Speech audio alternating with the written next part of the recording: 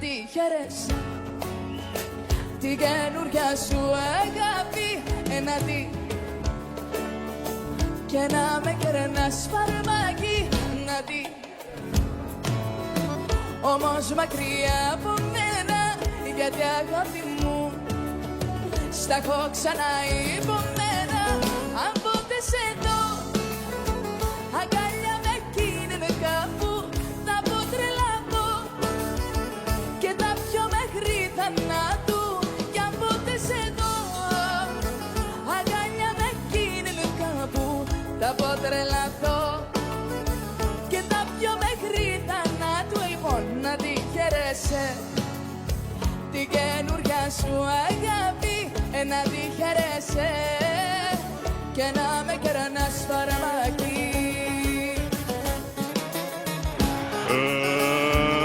Let's get ready to rumble!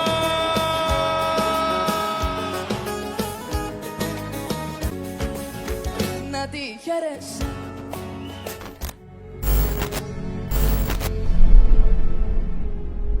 I don't understand. Can it refer to like when he comes back and then will die? No. Or Because it says Jesus died when he was 33 years old. So no. Matt is in the past. He died. So why is Allah saying to him the following ayah? Stay away, ya Muhammad, from idols. You're supposed to be a follower of Jesus, and you're using words like that. Well, And it's you not my expect people to words. believe it's sincere. It's not my words. It's the words of Allah. Are you embarrassed of Allah?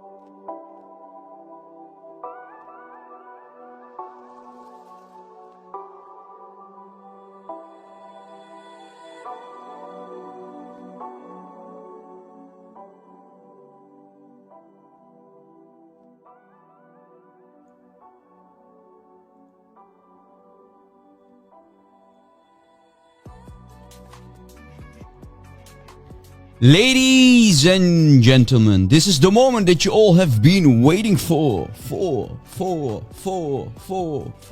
It's time! You're listening to the live broadcast of your friendly neighbor, stream doctor, and Christian polemicist. The warrior for Christ, an enemy of Allah and his messenger. This is your favorite YouTuber, now speaking from cave Hira. Rob Christian.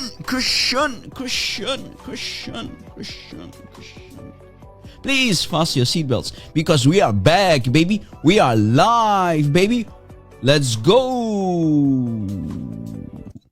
All right. Welcome everyone. God bless you. Thank you for being here.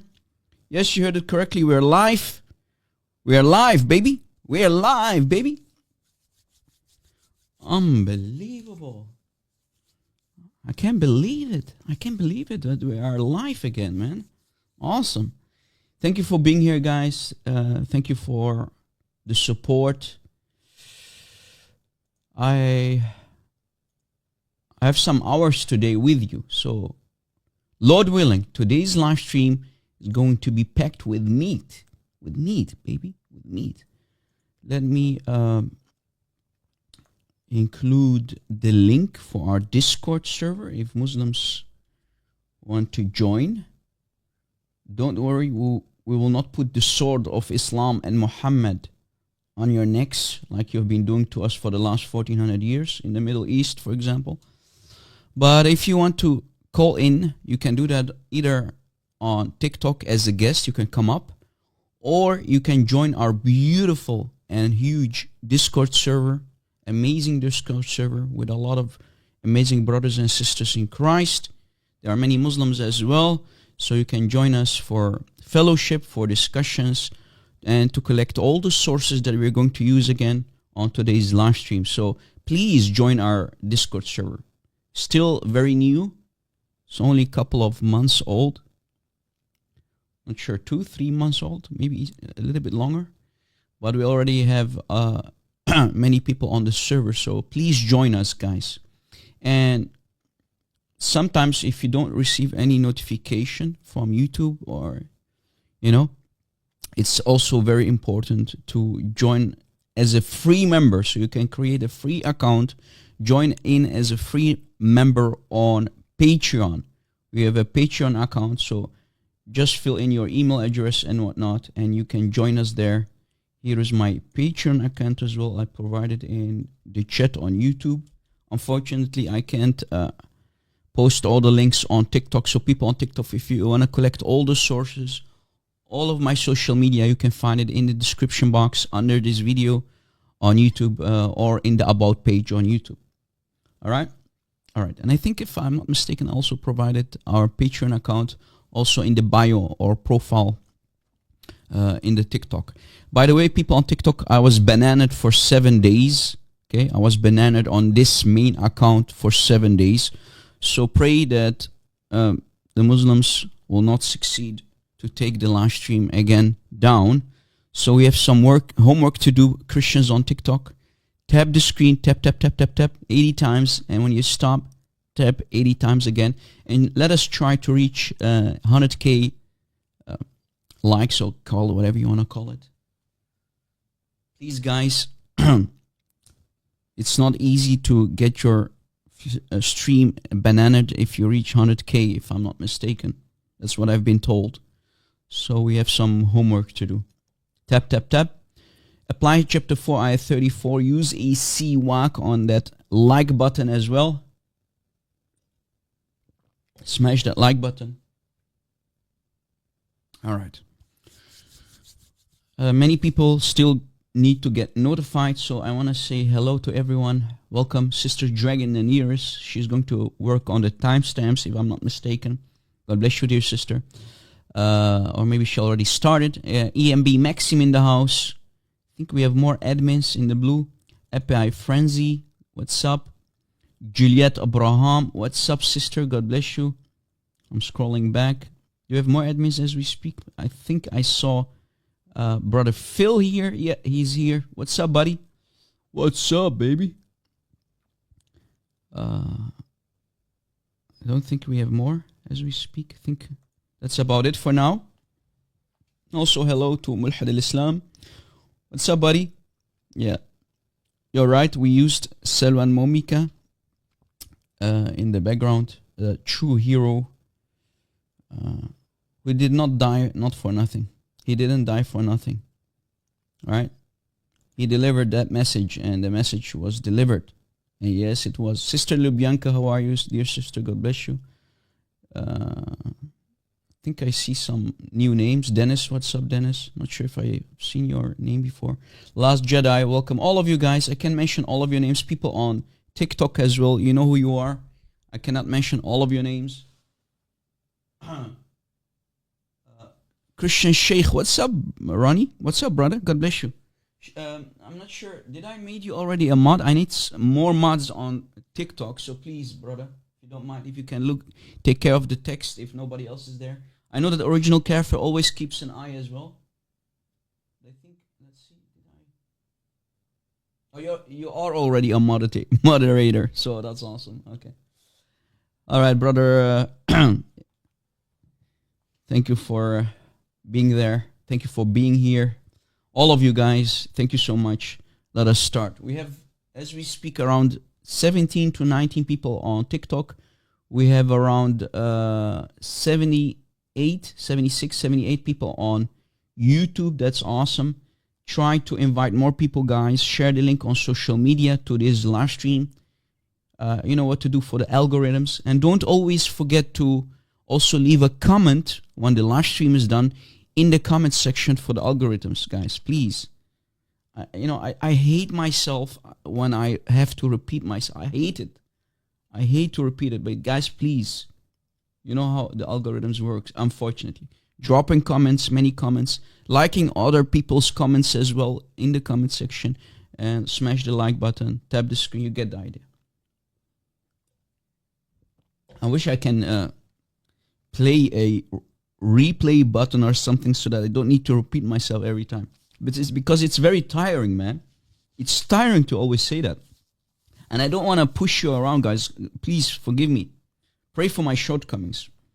But if you're going to do it for me, don't do it for me. Do it for the ignorant people out there who don't know what Islam is all about, who think that Islam is a very peaceful religion. This sugar-coated version of Islam, this image that the Muslims, the ignorant and deceptive Muslims have created here in the West to deceive. Unfortunately, there are many ignorant, especially these liberals who are so ignorant about Islam. These, I can't believe that so many people are still so blind about Islam.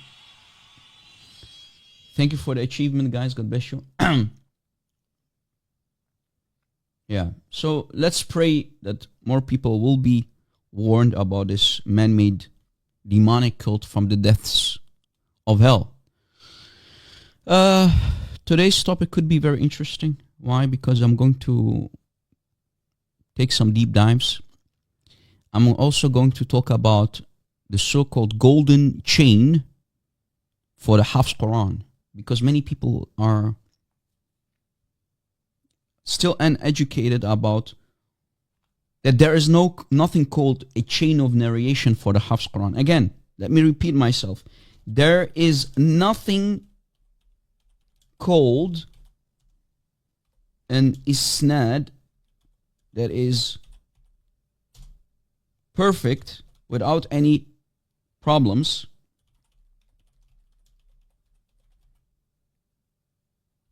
for the Hafs Quran, okay? I challenge, listen carefully, I challenge any Muslim, big Muslim, small Muslim, Muslim with a big beard, Muslims with a small beard, Muslims who can't even grow a beard, they have that pubic hair going on their faces, yeah. Big Muslim, big fish, big dog, small dog, whatever you call yourself, I challenge any Muslim on this planet to provide for me the unbroken chain of narration for the Hafs Quran that goes all the way back to Muhammad. Challenge. If you can't provide that challenge, if you can't deliver, if you can't provide for me a golden chain of narration for the Hafs Quran that goes all the way back to Muhammad, then you have nothing but a book that is worthy to be thrown in the garbage or burned, as you see in the background. Is that a good challenge, guys? Is that a fair challenge? If you can show me an unbroken chain of narration from Hafs himself, because the Quran is named after a person, Hafs, and they call it the Hafs recitation or the Hafs riwayah and Hafs, okay? This is according to Hafs. There's nothing called the Quran. They have something called according to Hafs, okay? The Hafs Quran. Challenge again, if you didn't hear me.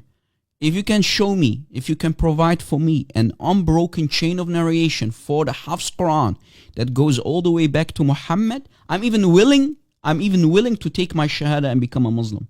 Because the only thing that you have is a 1924 Cairo edition that was created in 1924, and most of your grandpas and grandmothers, guys, are even older than the Quran of today. Okay? Most of you could have family members that are still alive that are older than the Quran that the Muslims have in their hands. Did you catch it? And of course, I'm already getting restrictions on TikTok. What's this, man? What is this, man? What did I say wrong to get a restriction already? That's crazy. I just got a notification from TikTok that I said something wrong or something, but clearly these are the Muslims who are falsely flagging the live stream. What did I say wrong? That's crazy. Hello? Yeah, hello? Yeah, I don't know. There are special people in the TikTok chat. Yeah. Someone said I was insulting someone when I never insulted anyone to begin with. So It's okay, I brother. don't know. Original Kafir. It's okay. And it has nothing to do with the text. The live stream itself is getting falsely flagged. I didn't say anything wrong, guys. I didn't mention anything wrong. This is how much we love the TikTok shop. Anyway, we'll see. If the live stream gets bananaed, guys, people on TikTok, I will restart on TikTok with my backup account. Okay? Don't worry. This is what it is. All right. Try to invite as many people as you can, because the algorithms are always against us, as you know. Before we actually start, guys, and the challenge still stands, before we actually start taking deep dives in the Islamic books, I ask you to first pray with me, guys. Let's pray first. Pray, because without the blessings of our Lord and Savior, the living, historical Jesus Christ, God in the flesh, who came and died on the cross and resurrected on the third day to take away the sins of mankind, we're nothing. We need Christ in our lives. Muslims, you, especially you need Christ in your lives. So let's pray, guys, first. Let us pray. بسم الاب والابن وروح القدس إله واحد آمين. سيما بواب روح قديش حاد الله شرير آمين. That's in the Arabic and Aramaic. And in English we always say, in the name of the Father and of the Son and of the Holy Spirit. 3 persons, 3 aqnuma, 3 aqanim. One God whom we worship, we pray. So brothers and sisters, let's pray. Lord, yes Lord, thank you for allowing us to gather today together on this very live stream on TikTok, on YouTube, and on Discord simultaneously to talk about the truth, nothing but the truth, al-haq, with our wonderful team of admins and our amazing audience and subscribers. Yes, Lord, bless this live stream, the internet connection, and everybody who's here listening and watching, including our Muslim friends, our brothers and sisters in humanity. Yes, Lord, keep our families, our loved ones and children safe, O Lord, and bless them and protect them, Father. Lord Jesus Christ, I pray to you and ask you, and I beg you to cleanse all of us with your holy blood and fill us with your Holy Spirit. Yes, Lord, use us. Use us on today's live stream. Please, Lord, use us to plant seeds in the hearts of many people. Lord, have mercy on us because we are nothing but sinners. Please, Lord, teach us how to forgive sin, to forgive other people who are falsely accusing us of things or trying to hurt us. Please, Lord, teach us how to forgive others first before we can ask for forgiveness, Lord. Please, Lord. Lord, we need you in our lives. Purify us and please guide this very live session. Lord, shine your holy light on all of us, including the Muslims, our brothers and sisters in humanity, who might be here, or might be here to listen to what we have to say. Please, Lord, I ask you to open their eyes and allow them to listen to what we have to say as well, instead of always trolling or mocking. Because, Lord, the truth should be thought about. If there's something called truth in Islam, allow the Muslims to come up to talk with us about it. Let us share their so-called truth with us. Please, Lord, allow them to open their eyes for the truth. Lord, shine your holy light on all of us, especially the Muslims. Open their eyes, Lord. Jesus Christ, draw these Muslims to your feet so they might know you, the real you. And everything we do is for your glory, O Son of God. You are the Father's heart. You are the love of the Spirit. Yes, Lord Jesus Christ. Yes, Lord. Fill me with your Holy Spirit and bless my throat and loosen my tongue today and guide me so I can speak the truth, al-haq, the truth. Nothing but the truth, without any error or any shame, O Lord. And give us wisdom and courage to do whatever needs to be done in your holy name, your name above all names, O King of Kings, O Lord of Lords. We pray. Amen. Amen. Welcome everybody. Speaking from Cave Hira. We are live. We are back, baby. Let's go. All right. I'm ready, baby. Are you ready, guys? Are you ready? Are you ready? Because I'm born ready. That means you have to be ready too. So let's go, guys. Islam is false. If there's a Muslim who disagrees, he's very welcome to join us and tell us why Islam is the truth. Any Muslim? Do you have any Muslims? Is there any Muslim? Okay. We have one at least. So let's bring him up. Hello? Yeah, hello, how you doing? Yeah, hold on. Just a second, okay? Let me do something here about the cable. I forgot to plug the cable. Hold on.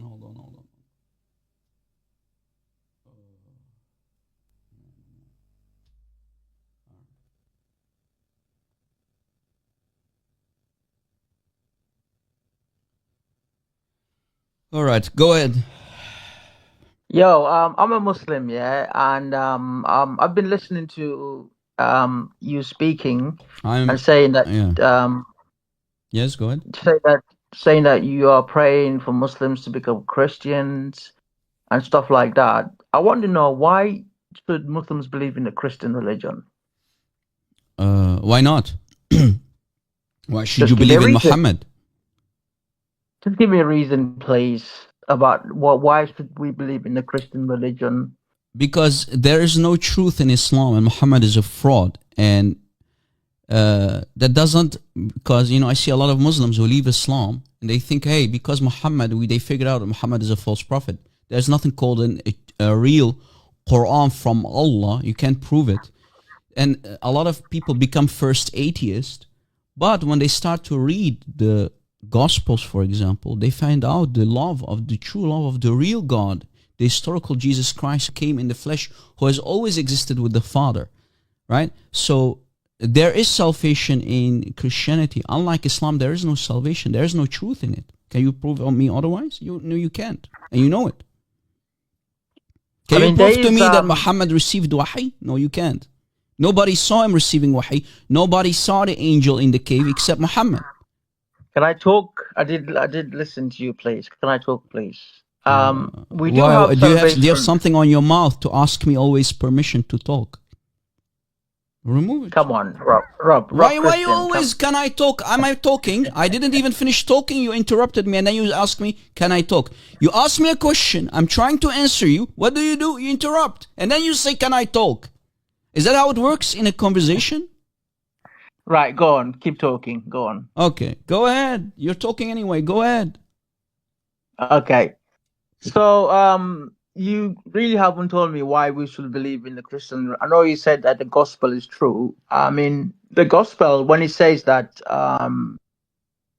that Jesus Christ is God, how can a human being be God when a human being, you guys claim that he came to this world and he was born of a woman, come out of a woman's private part, and then later on grew up, he was beaten naked and then got executed? Surely that is ungodly stuff, right? Okay, first of all, that's not my topic. I know you, like always, you Muslims want to shift the goalpost, and you always like to deflect because you cannot defend your religion. You need to attack the divinity of Christ. How Muslim of you? Okay. But it's okay. Hold on.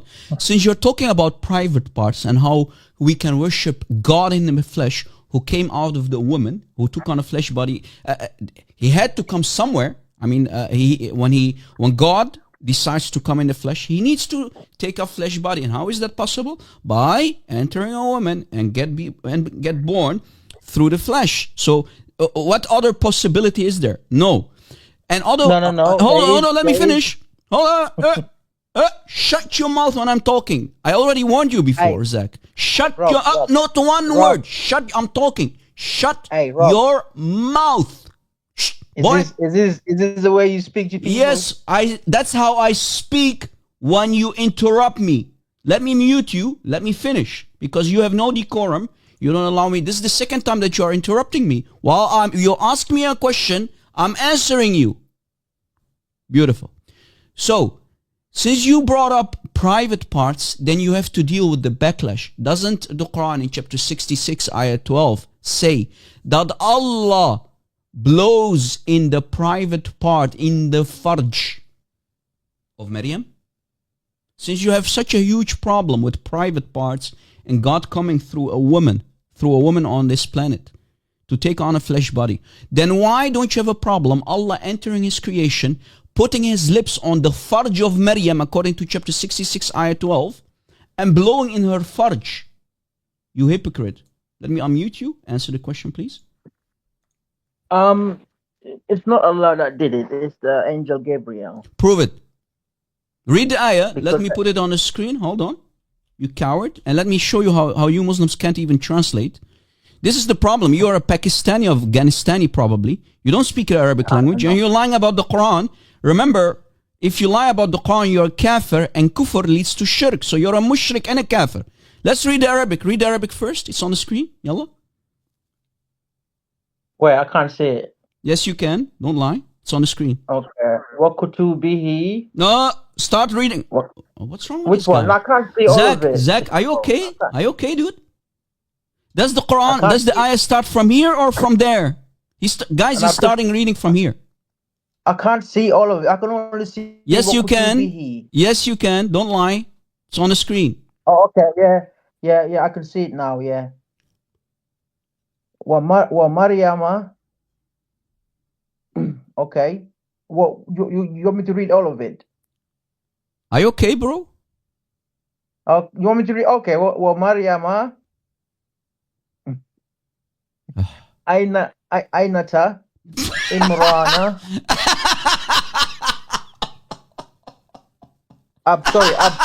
Abnata. Can't even read Arabic. Abnata. No, it's Abnata. Sorry, not Abnata? Ainata. Yeah, Abnata? Abnata. Yeah. Or Ibnata? Well, Ibnata. Yeah, Ibnata. Yes, Imrana. continue. It's a mistake. Don't be silly. People make Yeah, mistakes. continue reading. Imrana. Imrana. Well, Yes. bro, come on. Yeah, you can't even read Arabic. You think you can debate me, but continue. Everything Okay, let's every see. mistake you say will be used against you. Trust me on it. So continue reading. Okay. Lati ahsanat. Ahsanat. That's what I said. Yeah, continue reading. No, that's not what you said, but continue reading. Just relax. Let me read it. Yeah, read it. Farja. Okay, farjaha. Okay, what is the word farjaha? What is the word farjaha? Let me read it on my phone. Let me read it on my phone because your screen is Yeah, too okay. small, honestly. Hold on. Before you continue, what is the meaning of farjaha? Okay, let me read it because your screen is small. That's why I can't see it properly. My Let me screen read is from my this small? If this is small, Omar- then you have issues with your eyes. Yes, it's small. That's why I'm struggling. Yes. If this is Oh, small, then you really need to go to see an eye doctor. But let me continue. read it. Let me read it all. Yeah. Wa Maryama, okay, Abnata, okay. Ibnata. Okay, wa Maryama Ibnata, Imrana, Allati. Okay, bro. Allati ahsanat. Ahsanat. Bro, relax. I'm reading it. It doesn't have to be exactly like you. Okay? Yes. Farjaha. Yeah, Okay. stop. What is the meaning of farjaha? What does farjaha mean? It means chastity. Are you okay, Chastity. bro? Yes, that's what it means. Chastity. Farjaha means chastity? Yeah. They need to spank or at least fire that teacher who told you that farja means chastity. Pakistani boy. Since when farja means her chastity? Why are you lying? Okay. The translation here, which is Well, done by that Muslims put that who- translation. Wait. Put that translation in the bin. Well, relax. It's worthless relax. translation I because farja means her vajayjay, her Virginia. That's what farja means. So Okay. why are you lying? Let me explain it to you. Let me explain it to you. Yeah, explain. Allow- Go ahead. Allow me to talk. Yes, all right. yes. So the angel Gabriel obviously came to Maryam alayhi salam in Surah Maryam and Surah Imran. Yeah. So it is through him that he blew inside Mary for Mary to get pregnant. It is not actually Allah did it. Are you okay, bro? Where does it say the angel here in the ayah? Show me. Yeah, but who came to visit Maryam? Again, You can't prove it from the Quran. Show me from the Quran where it says that it was an angel who came to blow in her farj. Show me where. Okay, let's go to Show me where it says that. Hold on. The ayah is in front of us, word for word. Let's dissect the ayah word for word. Wa Maryama ibnata, the daughter of Imran, ibnata Imrana, allati ahsanat, the one who guarded her virginia. You see how chastity is a big fat lie? You Muslims, you lie. And this is why we always say translation is not Quran. This is false translation. Do you see what I did? And would you accept it if we change it to Amina? If we would say, and the example of Maryam, not Maryam, Amina, the mother of your prophet, who guarded her Virginia, would you accept that? I'm sure you would accept it. We therefore breathe into her فَنَفَخْنَا فِيهِ مِن رُوحِنَا, from our spirit. Right? Okay. So where does it say Jibreel? Where does it say an angel? Where? Why lying? Okay. Did the angel visit Maryam No. to give her good No, news? it's the spirit of Allah visited Maryam. Okay, but the Quran says that the spirit is the angel Gabriel. I challenge you to show me that. I Okay, no challenge you to problem. show me one ayah where it says that spirit is an angel. Go ahead. Okay, no problem. I'll show it to you. Okay, watch this, guys. One second. Watch this. I'll give you 10 years to show me. Not one day, not 1 hour, 10 years to show me. You won't find it. I'll show it to you now. Don't worry. He's going to show it to me right now. So, but don't forget about the farj. We're going to go back, because what kind of God blows in furuj, farj? And the problem is that you don't even know the meaning of farj, yet you think you have the audacity to come here and debate me. Since when chastity? Okay, Why are you lying? Are you going to hold on before we continue? Are you going to eat your words as a nice little dhimmi, because you're my dhimmi now? You just became my dhimmi for lying. Are you going to take the word? Hold on. Shh. Hold your tongue. Are you going to take your word back when you lied and said the meaning of farjaha means her chastity? Yes or no? Yes, that's what it means. Yeah. What means what? Chastity. Yes, I stand by the word. Yeah. You are a disgusting liar, just like your Allah. You filthy, disgusting deceiver. Okay. You want me to show you? Since when farj means her chastity? Since when? According to who? Are we gonna stick to one topic, or are you gonna keep This is the moving around? topic. Isn't the topic 6612 now? Okay, but the translation there. Yeah, translation, put it in your bum where it belongs. Put it there Bro, where the sun relax. doesn't shine, because it's a false translation. Relax. No, I'm not relaxed. No, I'm not relaxed, because you can shove it up yours. You and your false translation. Right. Rob, let's take it. I'm saying it as it is. You and your false translation shove it up like the jinn did it to your prophet during the night of the when they shoved it up his anus. Are you telling me that you understand Arabic language better than the people who translate? I don't respect liars. I don't respect liars like you. I don't. I I'm humiliate I'm and I telling love you the to translation. humiliate liars. That's what I do, because you don't deserve my So- respect. So Would you you're hold saying on? that- Would you be honest? Would you respect Rob, a are you liar who's gonna lying to your let me- face? Hold on, Zach. Would you respect Sorry? someone who's lying to you? Would you be honest? No, I wouldn't. So no. that's why I'm disrespecting you for lying to me and my audience, because the And I'm- word and I'm telling farj does not mean chastity; it means Virginia. And I'm telling you, yeah, Yes. that I've told you that because that's what the translation says, and I Yeah. trust that. Like I Why said, would put I- that translation why would up I- yours. Why would I Put trust the a Christian- translation up yours. Why would I trust a Christian like you who talks against Islam? Okay. If I can show you from the Quran that it means private part, what would you do? If you can prove it to me, yeah. Even that Okay. one. Are it's you not ready? a problem. Are you ready? Even that one is not a problem. Will Yeah, you go eat on. your words? Will you eat the chastity? Will you swallow it? Yes or no? Okay, let me respond. No, hold on. If You made a challenge. If I can show you, I keep laughing like a little girl because you are the biatch on this live stream today. 23:5. Let us go to 23:5. Let's see what the ayah says in chapter Al-Mu'minun, ayah 5. I challenge you to read it, and let's see if you're still going to okay, digest it or not. Hold hold on, gonna- hold on, I'm hold gonna on, read hold it on, my phone. No, hold let me- on, Let me read it on my phone. hold on. Shh. Shut your mouth. Read. 23:5. Read it. Yes, let me read it on my phone because your screen is small. That's why. 23:5. Read it. It's on the screen. Relax, Group Christian. I'm reading my phone now. Read it, you because liar. You disgusting liar. Read it. What does it say? Relax. Let me read it. Relax.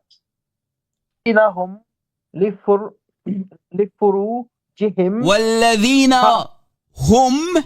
Yeah, reading it correctly. Read it correctly. I said والذين هم لفروجهم Li what? حافظون. Li That's what? what I said. Li what? حافظون. Yeah, read it. That's it. What is the word? What is the word? It says there. This one it says here chastity. Yeah. Read the word. Read the word. I just told you already. Read the word. What is the word? I already told you حافظون. Are you okay, bro? Is that not correct? حافظون. The ayah says حافظون. What a donkey. Here, let me play the recording. Hold on. Here is how to recite it. والذين هم لفروجهم How did لفروجهم became حافظون يا حمار ابن حمار? يا يعفور. You can't even read the Quran. Go down, man. I'm wasting my time here. Go down, Zach. Never ever join my live stream. This guy can't even recite the Quran. He just did tahrif. He corrupted the ayah. Unbelievable. He thinks that this word means hafizun. No. Li furujihim.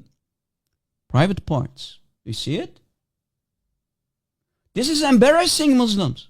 Why are you sending me these Pakistani boys who don't know how to read the Quran? How are you able to pray in the Arabic language, yet you don't even know how to recite the Quran? You think you can debate me? Unbelievable. I mean, original kafir, what is this, man? Not only need we to teach them their religion, but we need to teach them Arabic and how to recite the Quran correctly. Imagine a kafir is reciting the Quran better than a so-called mu'min. I told you, maybe you should start like a channel to teach people Arabic. Because at this point, yeah, it's So hold on. So we have to teach people the Quran. We have to teach people Islam. And on top of that, I need to teach people how to recite the Quran and learn Arabic too? From a kafir? That's unbelievable. Unbelievable, man. Guys, tap the screen. Apply chapter 5, 34 on the screen. Yes. Hello, Captain, brother. God bless you. Hello. Ibn Abdul Rahim. Welcome. Are you there? Ibn Abdul Rahim, are you there? By the way, this guy, his name is the son of Allah. The son of the slave of Allah. The son of the slave of Allah. Ibn Abdul Rahim, hello? Hello, cat ate your tongue? Mr. Son of the slave of Allah, of Ar-Rahim. You there? And by the way, Rahim is not Allah, by the way, it's Muhammad. But don't tell everywhere. Guys, for the people who don't know, Ar-Rahim in chapter 1, ayah 1 is Muhammad, not Allah.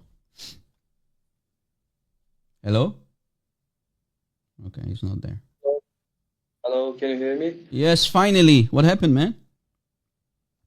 Yeah, I had a internet issue. Internet issue. Are you another Pakistani? Where are you? Afghanistani? Where are you from? I'm from India. You're from India? Yeah, Why would you be a Muslim and be from India? because Islam is the truth. And Okay, what is so truth true about everywhere. Islam? What is so true about Islam? Everything is truth. It tells you to worship only one God, not polytheism. Okay, not I know a lot of not false religions. I know a lot of false religions who claim to worship one God. That means they are the truth? No, they Know claim what? to worship. They claim to worship one God like you, but they don't worship one God. Yes, like they you do. There You are claim to many worship religions who are monotheistic. Does that mean they are the true? You see how Yeah, it what a doesn't kind mean of it. stupid. This is what you always Muslim do. We worship one God, as Okay, if so the Christians don't worship who is one like? God, as if the Okay. Jews don't worship one God. Are you okay, bro? Yeah, this is one Is reason. This is is not that the your whole. argument? Everybody claims to worship This one is God. one reason. This is only one reason of its truthness. Well, Yeah, Christian, why you worship Muhammad? we don't worship Muhammad. Are you sure? Why are you lying? Your name. Of course, What does your name mean? Ibn Abdul Rahim. What does your name mean? son of Abdul Rahim. Yeah, what does that mean? What does it mean? Yeah, Ibn Abdul Like, Rahim. What does that mean? Dissect for me I your am the name. son of. I am the son of the guy called Abdul Rahim. And who is the Rahim? Who's the Rahim in the The Quran? only true God, Allah. Who? Ar-Rahim is the only true God. Allah. Who is that only true God? Allah. Are you sure that Ar-Rahim. that's Allah? Are you sure that Ar-Rahim is Yeah, Allah? I'm sure. What if I can prove to you Of course that I'm sure. hold on, what if I can prove to you that you are a slave of Muhammad because your name is Abdul Rahim, Ibn Abdul Rahim? Oh, What if I can prove to okay, you from okay, your that's books? Hold on, listen carefully to me so you can understand what I'm telling you. Listen carefully before you talk. What if I can prove to you that Ar-Rahim here in chapter 1, ayah 1 of the Quran, that it's not Allah but actually Muhammad? What will you do? what would I do? I have never seen somebody saying Ar-Rahim is referring to Muhammad. But what if And it is if not I'm the referring to first guy ever in your entire miserable life? I'm the first guy who can prove it. What will you do? Yes? What would I do? Like you need to prove it first. If I Then can we prove can it, what will you do? You cannot prove it. You cannot prove it. How do you know if are you all knowing like Allah? Do you have a sphere, glass, or something that you can see the future in? Why can't you speak without insulting Allah? I'm not Why insulting. do you I'm insult asking you, him? how do you know if I can prove it or not? Do I you know can the also make future? Are you all problems for knowing? everybody, but I don't know. Hold on. Are Like, you this is a all problem for knowing? you guys. Yes. Hold on. Are you all knowing? Yes or no? No, I'm not all knowing. No. No. I So don't know how all- do you know that if I can prove it or not? Because I know what this Ar-Rahim is referring to. Okay. If I can prove to you that it's Muhammad, what will you do and not Allah? What would I do? What do you want me to do if you Will you then stop worshipping Muhammad if I can prove that Ar-Rahim is not Allah but actually Muhammad? Okay. Okay. Okay, Let's go what? with it. Okay, what? Will you change your name? Will you stop being a Muslim? Will you stop worshipping Muhammad as your God? I don't worship Muhammad first of all. What Who told what you if so? I can prove that you do?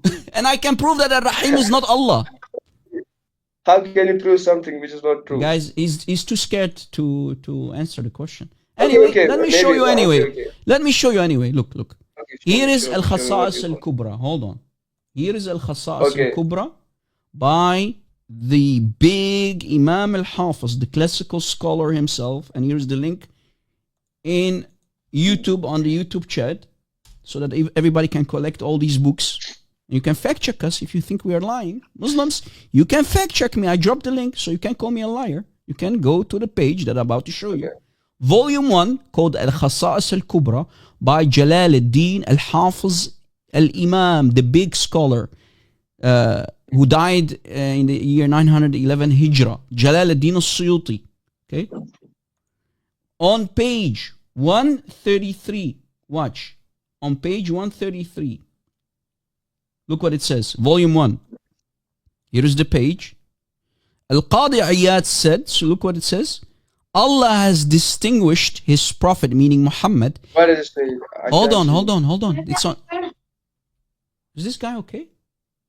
Why are you talking when I'm talking, man? Are you with me? Don't talk, bro. I'm reading. Respect your book. Look, Al-Qadi Iyad. So here in the Arabic, and I put the translation on top. Allah has distinguished his prophet that he named him, meaning Muhammad, around 30 of his own names. And they are Al-Kareem, Al-Awwal, Al-Akhir. And guess what? Look here. Wal-Ra'uf wa Ar-Rahim. Look at the green here. Do you see the green here? You have the blue Why on is it top. proof? Look, والرؤوف والرحيم. So who is الرحيم? Muhammad. So, okay. You know that for us Muslims, only Quran, Sunnah, and Ijma is the Hujjah, is the proof. This These is are your not proof. scholars, bro. You They are said you will bring explaining the the proof. ayah. What proof is this? What proof is this? The proof is Qala also in the al-Qadi Quran. ayat. What proof is He's this? referring to chapter 9, ayah 28. You want me to show it? Look. Come on, no. Come on, bro. You know, You're like, laughing you at are the from Quran, false. brother. Look. He's I'm laughing referring. at Hold you. on. You're talking too much. You're not understanding it. Look. Here is the proof. Look. What is this proof? Ra'uf, Okay, Qala Rahim. al-Qadi Who is ayat. Rahim? Hold on. In chapter 9, ayah Wait, 28. who is saying this? Who is saying this? Allah saying it. Allah. You know who Allah is? Your Show supposed me God? where Allah said it. 9:128. Look. Who is Ar-Rahim? Muhammad. The messenger of Allah is Ar-Rahim. Ra'uf Rahim is the name of Allah. According to you, but according to the Quran, it's Muhammad. Look. And one of the 30 names here, according to Al-Qadi Ayat, Ar-Rahim, Ar-Ra'uf Rahim. Look in the green. Look at the green here part. You see the green here in the middle? Ar-Ra'uf wal-Rahim. Rauf Rahim. I can call myself Rauf Rahim. What is it? Ar-Rahim. There's difference Look, between Rahim and Ar-Rahim. والرؤوف والرحيم, that's Muhammad. الأول والآخر is Muhammad. النور is Muhammad. Al-Aziz is Muhammad. So what you don't know is that Allah and Muhammad share the same names. Look, Okay, even Al-Ahad. Who is Al-Ahad in Islam? Who is Al-Ahad in Islam? Can I speak now? Hold on. Who is Al-Ahad in Islam? Who is Al-Ahad in Islam? Can I speak now? Answer Okay, the can I question. respond Who to is this? Al-Ahad in Islam?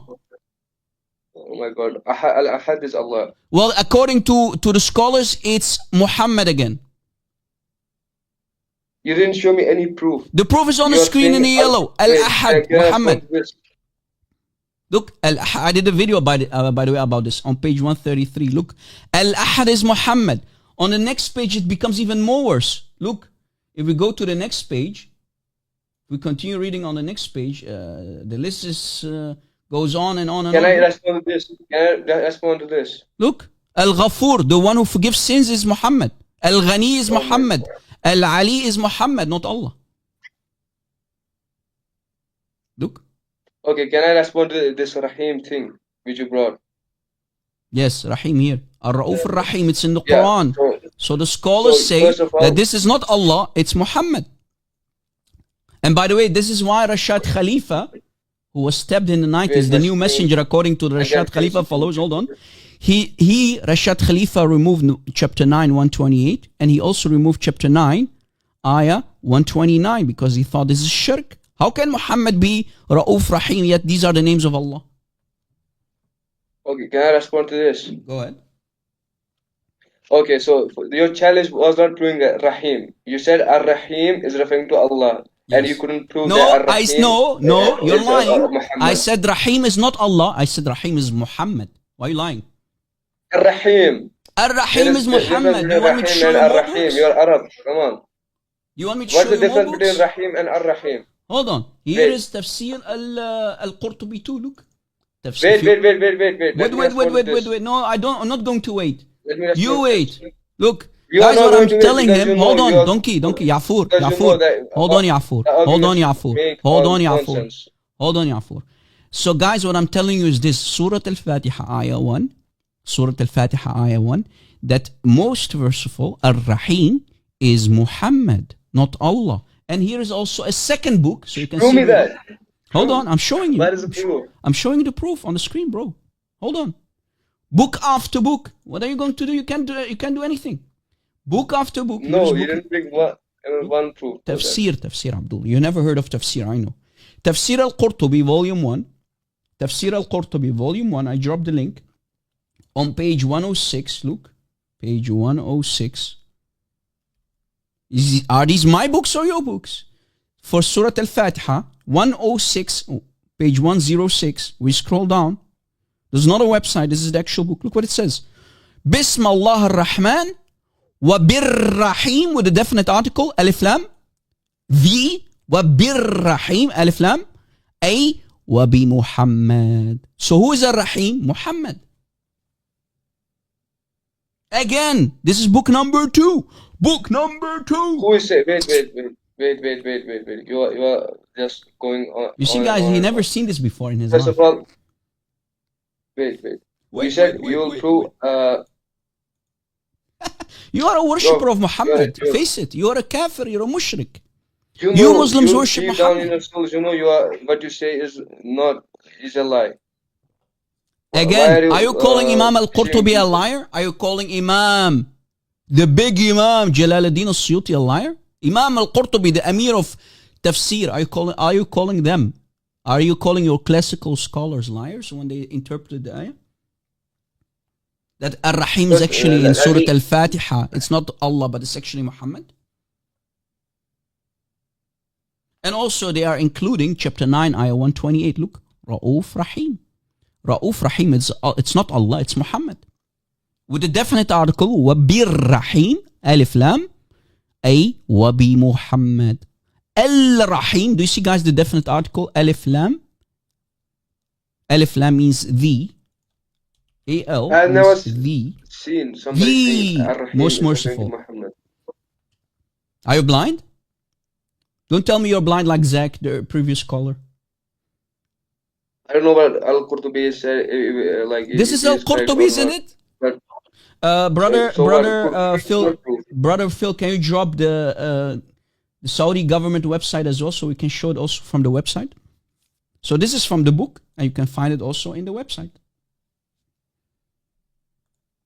Qurtubi is not proof. Qurtubi is not proof? Yeah. Hey, go down. Yalla. Talking to a little puppy who doesn't know what his religion is all about. If Qurtubi is not proof, if Jalaluddin al-Suyuti is not proof, what's left? What am I if all of these books are not proof, what do you want me to show you then?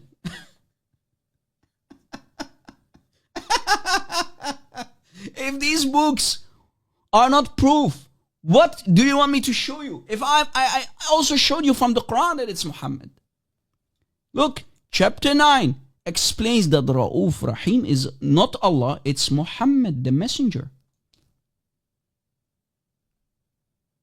He is the merciful. Do you see it? It's Muhammad. And that's why the scholars explain that Ar-Rahim in Surah Al-Fatiha, Surah Al-Fatiha is Muhammad and not Allah. Do you see it? Take a screenshot, everyone. Assalamu alaikum, guys. How you doing? Yes, welcome. Are you a Muslim? Alhamdulillah, I'm Muslim. Are you okay, bro? Is that the way you... do you talk normally like that? Why you talk I like... mean, I'm from Louisiana, by the way, so yeah, that's what I sound like. I reverted to Islam, alhamdulillah, only about 2 months ago. Why are you trying to talk Arabic? Don't do that, man. It's embarrassing. I mean, I'm trying to speak the pure language, the one that Allah subhanahu wa ta'ala... But you don't speak that. You don't speak it. It sounds off. It's cringy. Don't. Ana بتكلم Arabic, مش قوي كويس, brother. Rob Christian, I know this guy. He is not a Muslim. Let me This is kick him from the server. Yeah, kick him. I don't. You know, we already have to deal with the Muslims. We don't need trolls as well. Go play somewhere else. Yalla. Yes. I banned him. He's actually a troll, yeah. Christian, and he's coming here to troll. Okay. He's been on. Well, we should thank the Lord for such idiots. We need trolls as well. Okay. Thank you for wasting my time, Abdul. You're not a Christian. Christian doesn't act like that. Christian doesn't act like that. Christian who follows Christ, he doesn't act like that. So he's not a Christian. Not a Christian. Not everybody who claims to be a Christian, not everybody who says, Lord, Lord, will enter the kingdom of God. Anyway, is there any Muslim who can do a much better job and say that our books are not proof? I think we should throw Imam Suyuti under the bus. We should take a dump on his chest, on his coffin. We should take a dump on Al-Qurtubi, Imam Al-Qurtubi's coffin too, because these people are nothing. They are garbage. These people who gave you tafsir, these classical scholars, they are nothing. They are nobodies. Right, Muslims? Just reject what they said. If this is not proof, what do you mean there's... what are you left with? If you reject your own books, what are you left with, Muslims? Okay? So if the scholar said that Ar-Rahim is Muhammad, who are you to deny that? If Allah himself claims that Ra'uf Rahim is Muhammad, not Allah, who are you to deny that? And that's why Rashad Khalifa, look what Rashad Khalifa did. I know Sunnis reject him. They say he's a false prophet. I know that. But he has a point though. I understand why Rashad Khalifa removed the ayahs, because he said that these are satanic. They should have never been in the Quran to begin with. Look, Rashad Khalifa, guys. Look what Rashad Khalifa did. Rashad Khalifa removed these ayahs because he said that these ayahs are demonic. They are not from Allah, because that's corruption. Look, here is the book of... Hold on, my friend. وعليكم السلام ورحمة الله وبركاته اللي عندك هاتو. Look, Quran version, the final Quran testament by Rashad Khalifa. Look what Rashad Khalifa did, guys. When he wrote chapter 9, ayah 127, in his translation, look, ayah 127, he did not include 128 and 129. The last ayah in Surah 9, Surah At-Tawbah, is 127. That's the last ayah. And look what he said in the bottom, in the footnote. The idol worshippers, so demonic people, the idol worshippers were destined to corrupt, to tamper with the Quran by adding the last two false verses, namely chapter 9, 128 and 129. That's what Rashad Khalifa said. Look. So he removed the last two ayahs. What he did, guys, is he removed chapter 9, 128. He removed this one and removed this one from the Quran in his copy, because he knew that this proves that Muhammad is Allah and Allah is Muhammad. There you go. This is the Rashad Khalifa translation, not the Rob Christian translation.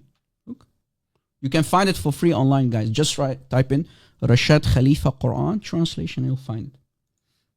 Or maybe, brother Phil, you can provide the link for this Quran that is missing the last two ayahs, namely chapter 9, 128 and 129, because it's shirk. How is it possible for Muhammad to use the same names of Allah? Yes, go ahead. Who just joined? Okay, hello, brother. Hello, my friend, welcome. You're a Muslim, you're a Sunni, you're Shia, what are you exactly? Shia. Shia, welcome. Welcome. Yeah. Nice to meet you, brother. Nice to meet you, welcome. I'm just trying to talk with you with respect, and we're gonna talk. No problem. No insult. Did we talk before? No, there's no need. When people don't lie to my face, when people don't disrespect, I will treat you with more respect. No problem. You know, we are not here to disrespect But if you were listening, the first caller, I told him, if you're going to lie, I will disrespect you and I will insult you, not only disrespect you. So when people talk, don't be dishonest, because I know Arabic and taqiyya is not working on me. I'm very immune for it. Okay, just to to say that. Yeah, then we're on the same level. So you're Shia? Are you a 12er? Are you Akhbari? What are you exactly? 12er. No, I'm a 12er Usuli. Okay, 12er Usuli. Welcome. Go ahead. Yeah, nice to meet you, brother.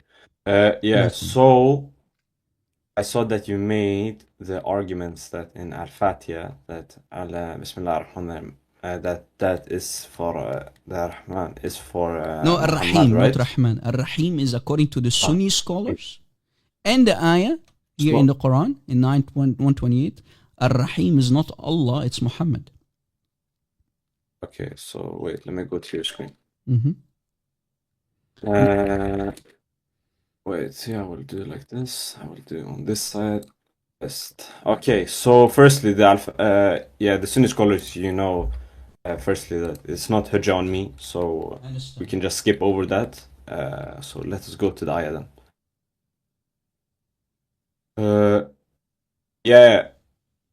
If you know Arabic, right? A little bit, not much. Okay, so yeah, I'm a native Arabic speaker. I know Arabic. Okay, good. I am Iranian, so We have the same words in a lot of things, so I will try to explain. Inshallah ta'ala, you know what I'm trying to say, okay? So this ayah is this is sifat, you know, description, not Names and ism. attributes, yes. Yeah, exactly. So Yes. Allah Azza wa Jal gives His name to His chosen by delegations, not by essence. So the Prophet is Rahim because Allah Azza wa Jal made him a vessel of mercy. But he is not Al-Rahim in the same way that Allah Azza wa Jal is. Quran confirms that Allah I cannot talk, flows from Allah Azza wa Jal. In ayah 7, Surah 7, ayah 156. And ayah 9, no, Surah 9 and Surah 2. I can give you the ayahs. The Question. Prophet is what did you say, brother? Yeah, question. So you what you're telling me is that Allah and Muhammad, according to you as Shia, you also confirm that Muhammad and Allah, and specifically Allah, shared his names and attributes with Muhammad, right? That's what you're telling me, right? Is that what you're telling me? I was muted. Say again, brother. I didn't hear. Say. You don't need to mute yourself. So according to what you just said, what I understood from you is that Allah shares his divine names and attributes with Muhammad, right? Yes, not by essence, only by idin. By permission, question. you know, and reflect. Okay, question. Yes, is the attribute of Allah, is it part of his essence? Or is it not part of him? Is it distinct? Wait, is the attribute of Allah being the most forgivable, Ar-Rahim, just like Muhammad, is that part of his essence or is it distinct from him? Are his attributes, are they Allah? Are they part of Allah or are they not Allah? Wait, bro, can you give me 1 second? I'm just gonna fix something with my mic because you're lagging for me. I'm just gonna do something quick, okay? No, it's from your side, unfortunately. Okay, give me 1 second, brother. Sorry. The question is simple, guys. Now that we established that Allah shares his attributes, his divine attributes with Muhammad, being the most merciful with Alif Lam, right? The merciful, Al-Rahim, Ar-Ra'uf, Al-Ahad, etc., etc. Question: are the attributes, are the divine attributes of Allah, are they part? Are they Allah? Are they part of Allah? Or are they separated from Allah? Are they Allah himself? Are his divine attributes, are they Allah or are they separated from Allah? Question is simple.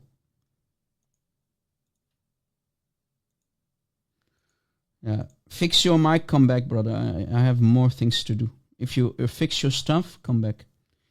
You see, guys, this question on itself buries the whole thing. Okay?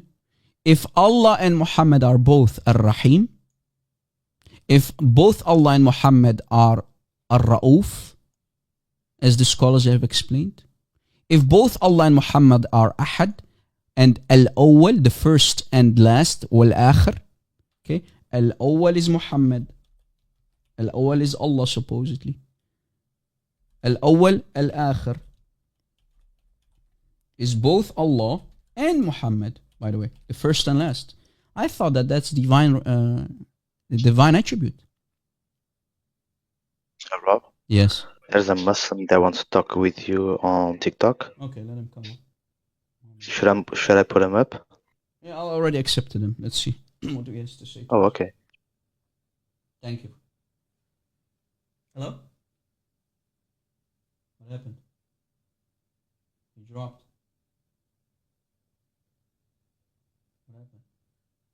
Request again, my friend. Request again. For the translation of this page? Yeah, sure. Look. Here. Take a screenshot. Hello? Yeah, Rob. Hello. Welcome. You're Sunni? So tell me how Jesus. Hold on. Right? We have a topic. Hold on. Yeah, I know you have a topic. It's about God giving his glory to another. Okay, hold on. Are you okay before you move to Jesus? Because I know you Muslims always love to go to the Christian side because you can't answer questions clearly. That's why you do. But wait, why you running though? You Hold brought on. up the Who's question. running? You or me? No, you running. I have a topic, and the current topic your is topic that. is Hold God on, given. bro. I really don't want to mute you. You're a guest. Behave, man. I don't like to mute anyone. But behave. But I'm giving you a platform. Hold on. I'm giving you a platform. Respect yourself. When you go to someone's or someone enters your house, would you be okay if he acts like you? Be honest. What is the akhlaq? Are you not following the akhlaq of your prophet supposedly? So behave, man. Yeah. So Let question, those I have a who topic. ears to hear, I have a let topic. them hear. I have a topic. Are you okay that both Allah and Muhammad share the same divine attributes? So then you're being a hypocrite then. Are you okay, bro? No, yeah, you're being a hypocrite. Am I the then. Muslim or you? Answer the question. No, because God shares his glory with Jesus. Go down, idiot. Before you can ask such a question, you need to know what the Trinity is all about. God does not share his essence with Jesus. God is Jesus. Ya Hmar ya Ya'fur. Ya Hmar ibn Hmar. God doesn't share his divine attribute with Jesus. Jesus is God. You see, guys, when they think that they have the audacity to come up, yet they don't even understand Christology, the basics of Christology. What's the point of talking about Christianity if you need to first to solve the garbage in your religion? You don't know your religion. You don't know that Allah and Muhammad share divine attributes. And you want to attack the divine or divinity of Christ? Are you okay? And here's page number 2. Page 134 of Imam Jalaluddin al-Suyuti's book. Okay. 134. And the list continues on.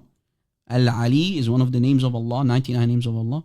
Al-Ghafur, the forgiver, with the definite. Oh, you see, guys, the definite articles. Alif Lam, right? Alif Lam, guys, means the. Definite article, the. Wal-Ghani, the rich, the forgiver, the one who is above all.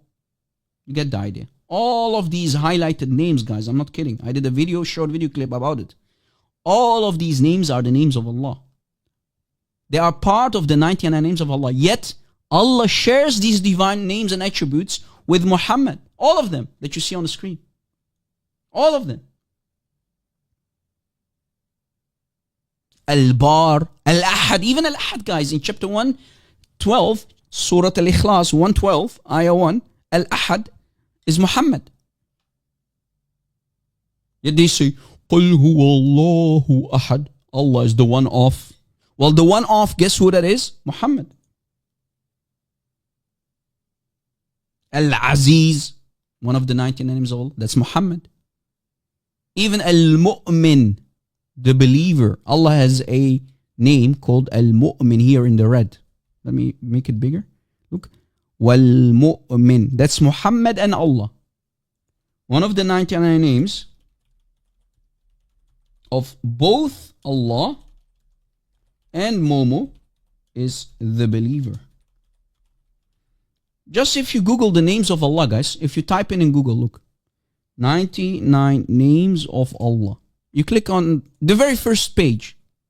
The very first page that appears in the search. Look, these are supposedly the names of Allah. Look. Look here. Al-Mu'min. Where is it? I just saw it moments ago.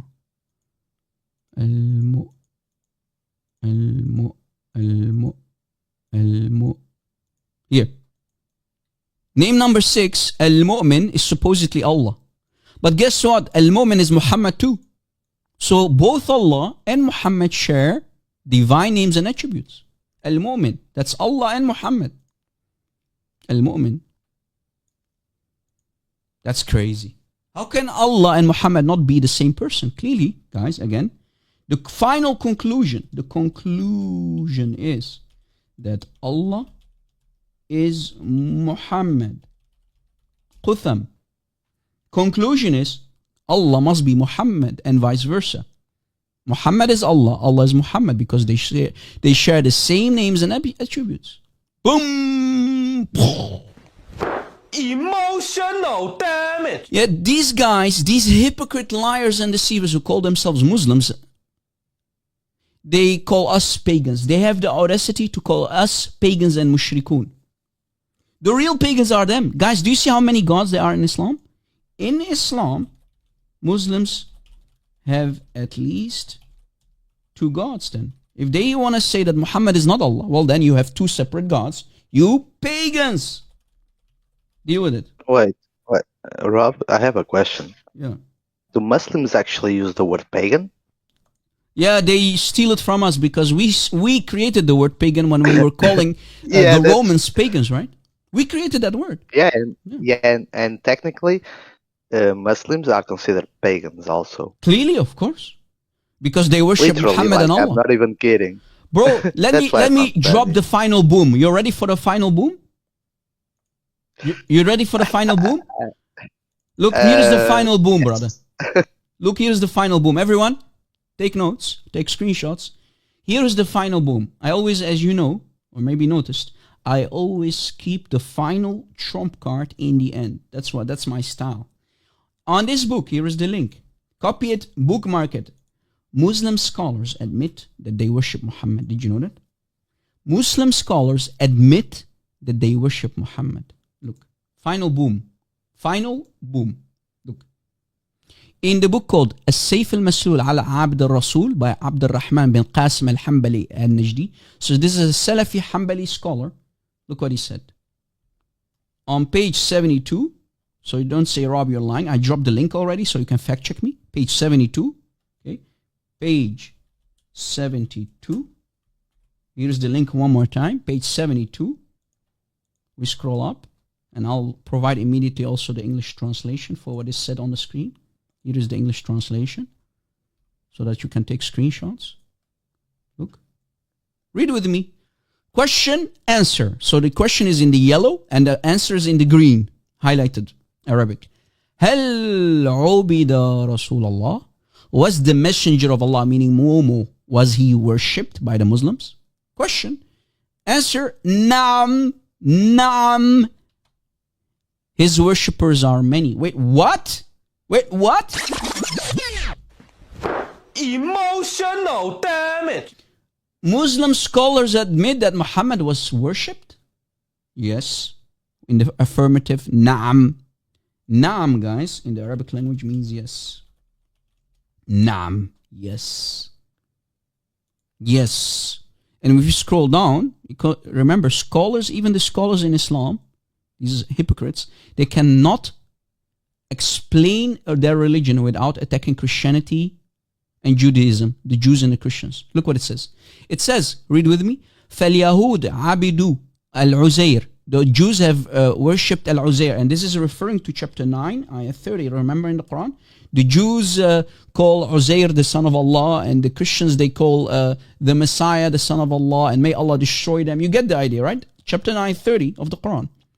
But look what it says. فَالْيَهُودَ عَبِدُوا الْعُزَيْرِ قَالُوا إِنَّهُ ابن Allah. They said that Al-Uzair is the son of Allah. وَالنَّصَارَ عَبِدُوا الْمَسِيحِ وَقَالُوا, and they said that, the Christians said that the Messiah, قَالُوا إِنَّهُ ابن Allah. They said he is the son of Allah. Who? The Messiah. وَقَالُوا, and they said, who Allah? And now here comes the boom. As I promised you, here comes the boom. Here comes the boom. Boom on your face, Muslims. Here comes the boom. وَعَبِدَتْ هَذِهِ الْأُمَّةِ رَسُولَ اللَّهِ. And this Islamic nation worship the messenger of Allah. So what's going on is, guys, the scholar of this book, the scholar here is refuting Jews, Christians, and Muslims. Supposedly. saying that not only the Jews and the Christians worshipped Al-Uzair and the Messiah, but also this Islamic nation worshipped the messenger. And they still do, by the way, but they will deny it. In front of us, they will deny it. But behind closed doors, they will admit it. Look, here is boom number 2. This is boom number 1 on page 72. Here is boom number 2. Boom number 2. Boom number 2. Watch. Finally, I found an honest sheikh from Egypt who finally came clean and he admitted that Muhammad is Allah himself. Watch. عليه الصلاة والسلام هو نور الله الذاتي. عليه الصلاة والسلام هو نور الله الذاتي.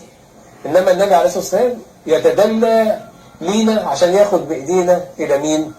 إلى الله سبحانه وتعالى. وعشان هو نور الله الذاتي فهو غير مخلوق. Boom!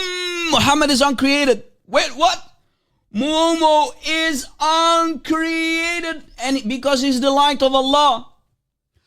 Boom! Emotional damage. Do you see guys behind closed doors? They are coming clean. They are coming clean.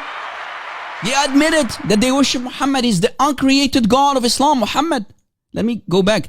And because Muhammad is the light of Allah, yes, Sheikh. This is a Sheikh from Al-Azhar.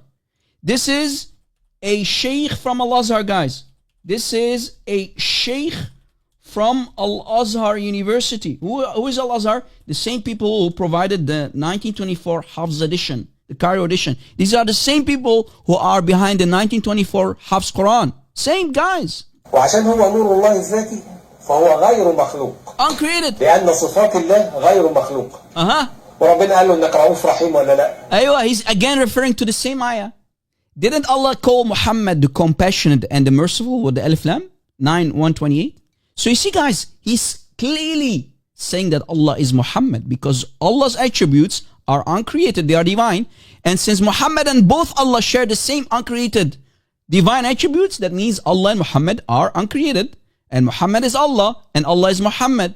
لأن صفات الله غير مخلوق. وربنا قال له إنك رؤوف رحيم ولا لا؟ صح ولا لا؟ وربنا رؤوف رحيم. وقال له وسماه محمد. مين اللي سماه محمد؟ ربنا. Now guys, let's see what the meaning of Muhammad is. According to this scholar, okay, Al-Azhari Sheikh. What does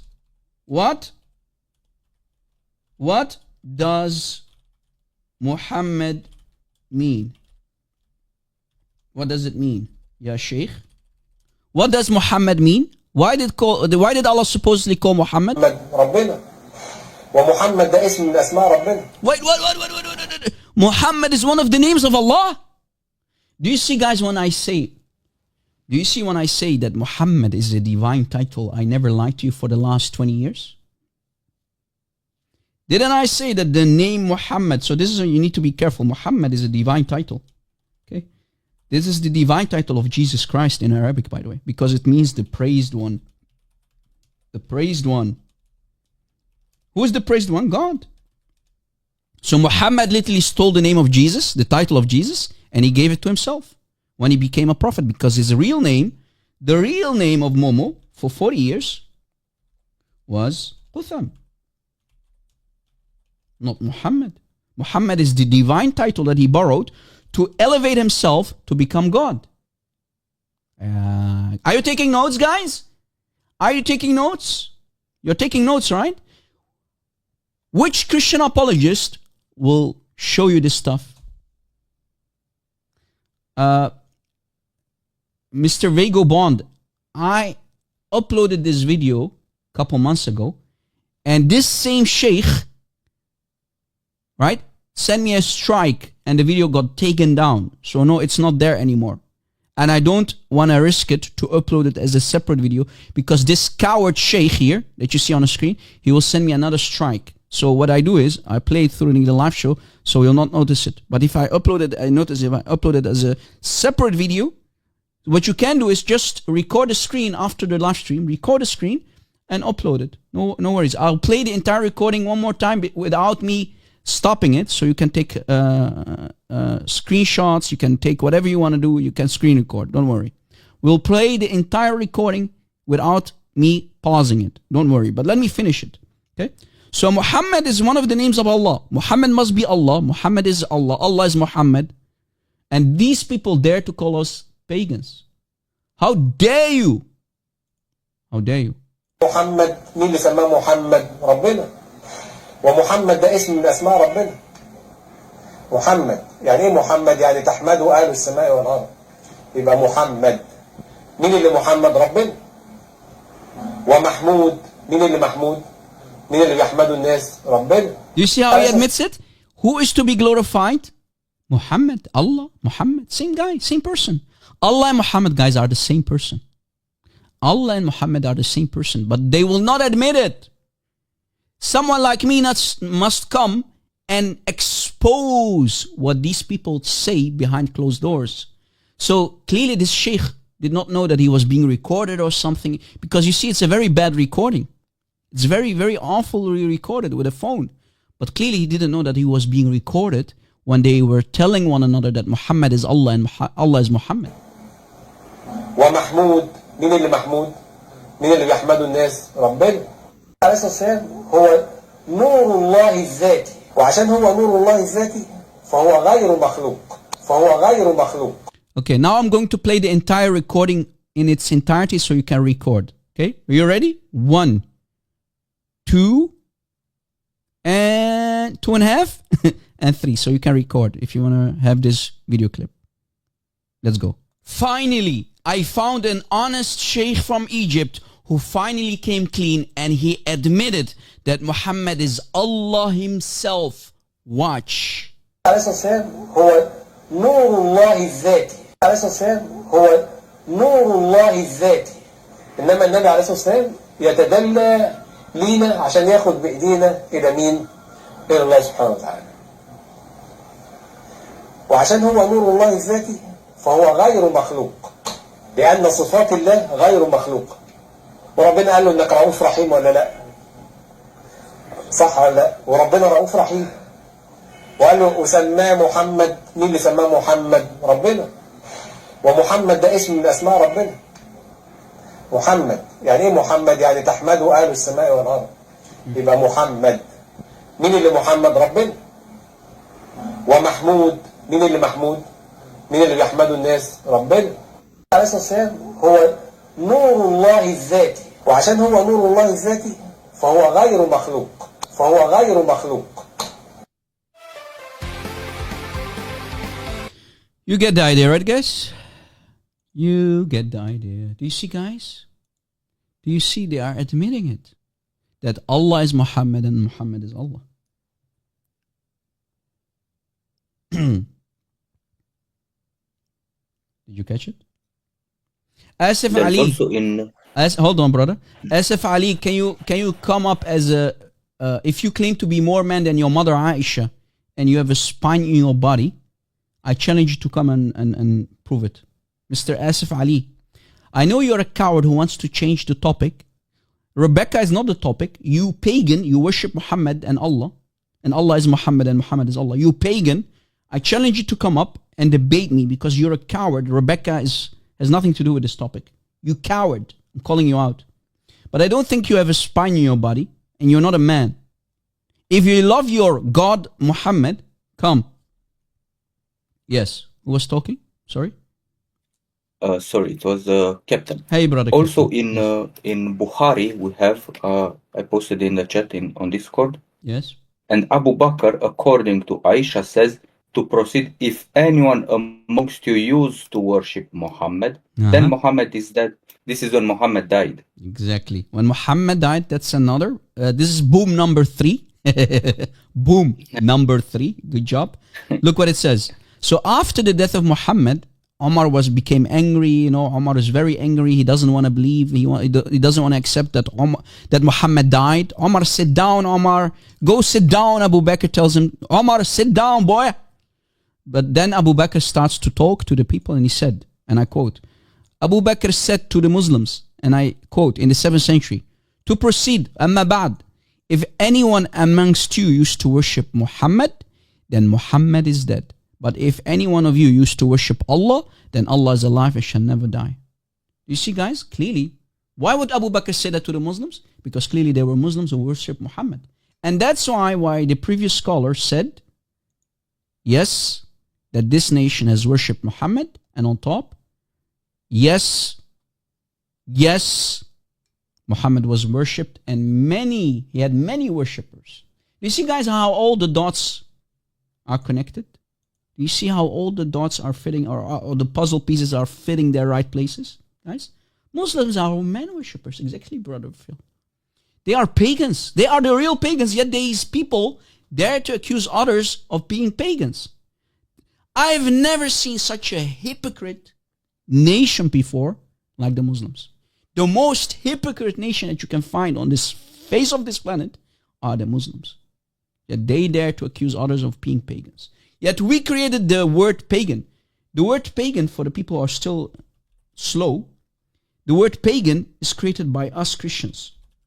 It's created by us Christians, this very word, to confront the pagan Romans in the 1st and 2nd century. Okay? We created the word, so how can you use it against us? You pagan, we are calling you pagans. Exactly, Alex. A pagan is a non-Christian. Okay? A pagan is non-Christian, created by us. So how can you use a word that we created against us? You hypocrites. Stop worshiping Muhammad, Muslims. Technically, like I can call Muslims pagans because that's actually the meaning of the word. Yes, of course. I mean, how much proof, guys, do you want me to show you that Muhammad is Allah and Allah is Muhammad? It's the same person. Allah does not exist. Whenever Muhammad needs Allah, out of nowhere, Allah as the divine sock puppet comes out to fulfill the sexual desires of Muhammad, for example. Whenever Muhammad needed divine help, Allah pops out of nowhere. It's me, Allah. Go ahead, sleep with Aisha. Go sleep with Aisha. Go sleep with Maria al-Qibtiyya. Go sleep with your daughter-in-law, Zainab bint Jahsh, the wife of your adopted son. Right? Chapter 33, ayah 50 of the Quran. Muhammad even slept with his own daughter-in-law. What kind of father-in-law sleeps with his own daughter-in-law? It's your daughter, for God's sakes. Only Muhammad, because he has all the privileges that no other man has, because he's clearly, Momo is clearly Allah. He's above the Quran. He's above everyone and everything. Muhammad used to have 9 up to 11 women, and I'm talking about the Muslim women, wives. No other Muslim had that privilege, only Muhammad. Because the Muslims tell us that they can only marry at the same time, simultaneously, maximum 4 wives. Muhammad had a higher privilege than any Muslim. Why? This proves, guys, whenever you find a cult leader, through the entire history of all the cult leaders combined, Joseph Smith, same. Joseph Smith had many wives. The false prophet Joseph Smith, guys, had many wives. And these are signs of false gods and false prophets. You know, when you see them, they come with a new message. They come with a new book, right? They will, in the beginning, they will act nicely and very peaceful. And then when they get the upper hand and they become more strong, they will have more power, you will see them that they will go after the women. You will see their sexual desires coming out, right? They want to have as many women in their bed. These are signs of a false cult leader, just like Muhammad. Guys, drop likes, destroy the like button, tap the screen. We have more than 300 people watching. That's amazing on YouTube. And we have around 38 people on TikTok. We can do a much better job. Let us reach 100K, guys. Come on, tap, tap, tap. Reach 100K, come on. Because I already got a warning before, in the very beginning, in the first 5 minutes of the live stream. I'm not kidding, guys. So let's do something about it and use the arrow key, guys. If you have many people in your follow list, invite them. By the way, guys, I didn't even start the stuff that I wanted to talk about today. By the way, I want to talk about something very interesting, guys. Here, Sunan Abi Dawud 105, and you can find this also in Sahih Muslim. Here is the link. Let's see how beautiful Islam is, guys. Look, Sunan Abi Dawud 105. Abu Hurairah reported, I heard the Messenger of Allah say, when any one of you wakes up from sleep, he should not put his hand in the utensil. What is a utensil, guys? A utensil is basically a water container, okay? A water container. So if you put your hand in the ablution water, in other words, until he washes 3 times. So you must wash your hand 3 times before you put your hand in the water container that is used for ablution before prayer. Okay. 4, Muhammad said, none of you knows where his hand remained during the night or where it went round. If we go to the explanation of this hadith, also Sahih Muslim, you can find, like I said, you can find this also in Sahih Muslim. Okay. You can find this in Sahih Muslim as well. And here is the link for Sahih Muslim too. Okay. Sahih Muslim 278a, back to back with this hadith. And of course, it's Sahih. The hadith is Sahih, not Da'if. Okay. Sahih. You see it? Sahih. Sahih. Shaykh al-Albani graded it. All right. So if we go to the explanation, book number 1. Rob, do you have the link? Oh, yes, I have the link. Here is the link for book number 1. Book number 1. The explanation, even hadiths have explanation, Rob? Yes. Even hadiths have explanation. In Fayd al-Qadir by Al-Munawi in volume 1, here is the book on the screen, page 359. You see we have books, not websites. I don't care about websites. Page 359. Page 359. Okay, 359. We scroll down. The explanation, look what it says. Let's read it, the explanation. Maybe you want to take a screenshot because these translations will never be provided. This is my translation. Let's read. And now he said in his Bustan, so Imam al-Nawawi, and I will show you his book too. Imam al-Nawawi wrote in his book called Bustan, from Muhammad ibn Fadl at-Taymi, in his commentary on Sahih Muslim, the hadith that we showed you earlier, Sahih Muslim 278a, that when one of the innovators heard this hadith, so he said mockingly, so someone, an innovator, a hypocrite, started to mock the sunnah, the teaching and tradition of Muhammad about this hadith that you need to wash your hands before you put your hands in the container. I know where my hand spent the night. Ya Rasulullah, I know where my hand was. It was in bed. It didn't go anywhere. So he woke up, the next morning he woke up and had inserted his hand into his anus up to his elbow. Emotional, damn it. His hand where it went? His hand went where? In his anus up to his elbow.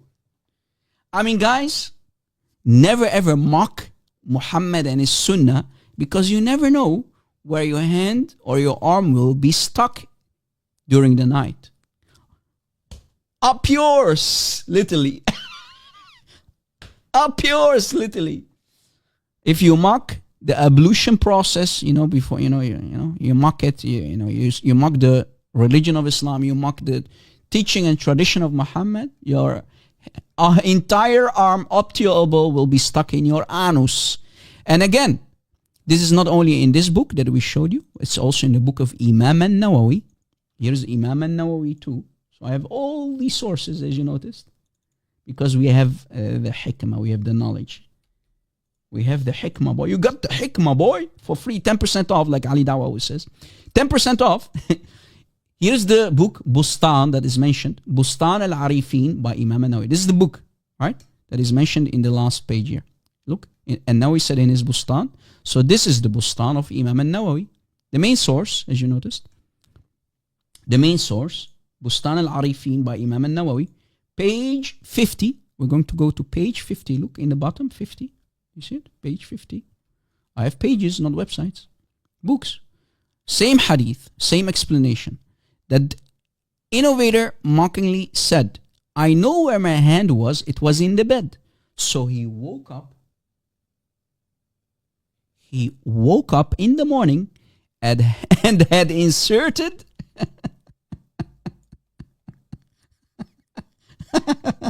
he inserted his hand where? In his anus up to his elbow. This is the beautiful religion. This is Islam, guys. Allah will cause you to put your entire hand, arm, up to your elbow in your anus if you mock Muhammad, his sunnah, and you mock Islam.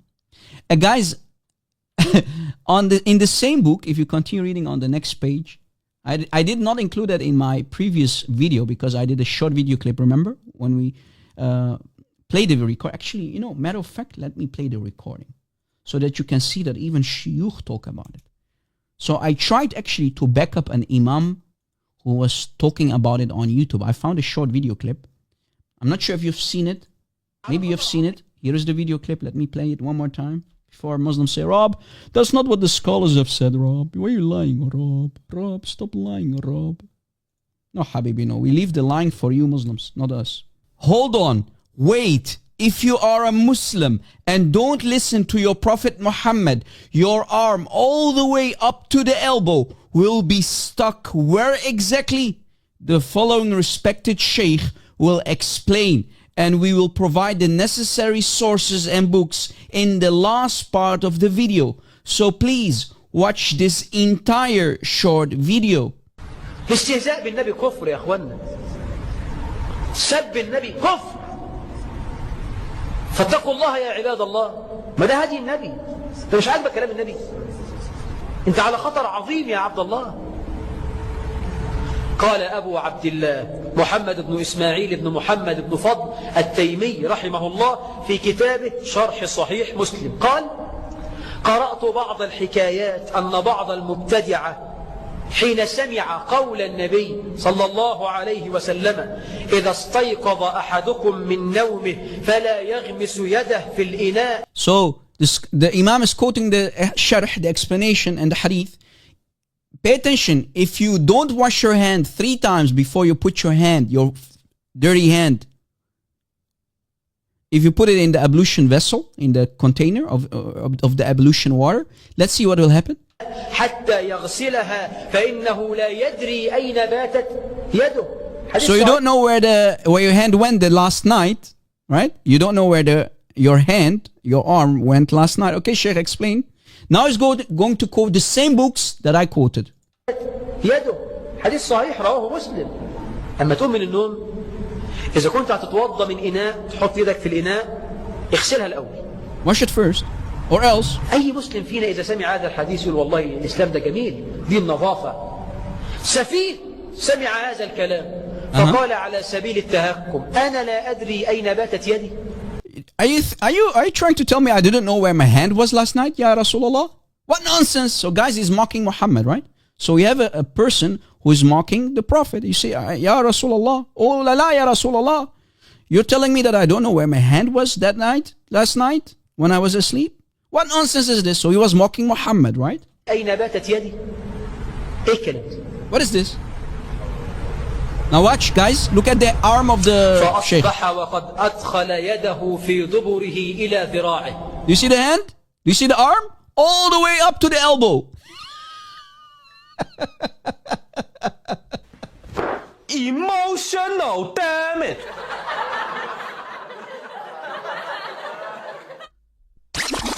Someone in the chat says this is da'if. Well, then Sahih Muslim is not Sahih anymore. It's da'if. Exactly. Sahih Muslim is da'if Muslim from now on. Okay? Thank you very much. I agree. All of your books are da'if, by the way, because your religion, your prophet is da'if. I agree. Look at his arm again one more time, guys. Look at the arm. Look at the arm. وقد أدخل يده في دبره إلى ذراعه. أيوة يا شيخ.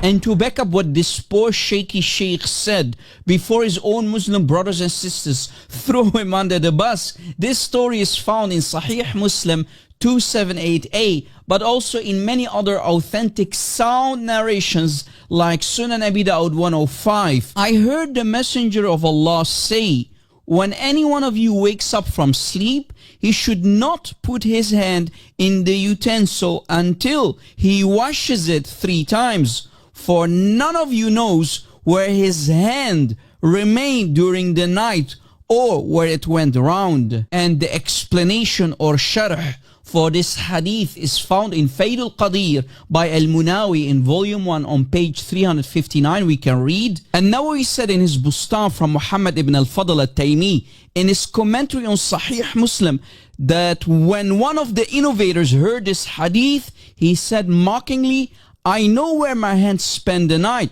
It was in the bed. So he woke up the next morning and had inserted his hand into his anus up to his elbow. Damn!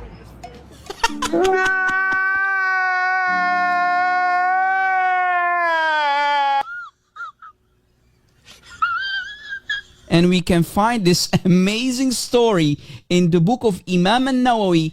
Guys, you have no idea. You have no idea how much I was laughing when I created this short video clip. Let me drop the link one more time. And all the sources are in the description box, okay guys? Also in the pinned up comment by Sister Dragon Daniers as well. I pinned up her comment. Guys, you have no idea how much I was laughing when I created this video, this short video clip. No idea. And we can find this amazing story in the book of Imam al-Nawawi in Bustan al-Arifin on page 50.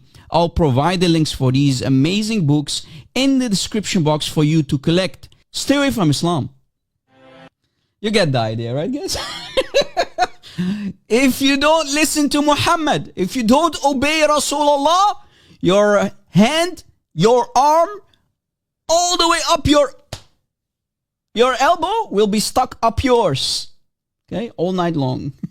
So it's not only the jinns who will be stuck in the anus of the Prophet during the night of the jinn, but your arm will be also up your elbow in your anus. So be careful, follow and obey the Prophet, okay?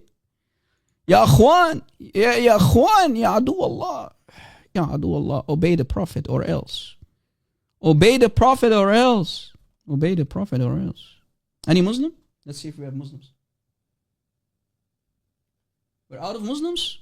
Is there any Muslim who wants to come up after what we just showed? Any Muslim who dares to say this is da'if? Any Abdul? Any Abdul who worships Muhammad and wants to follow the teaching and tradition of his God Muhammad, the praised one, to the dot? Any Muslim? Yalla ya akhwan.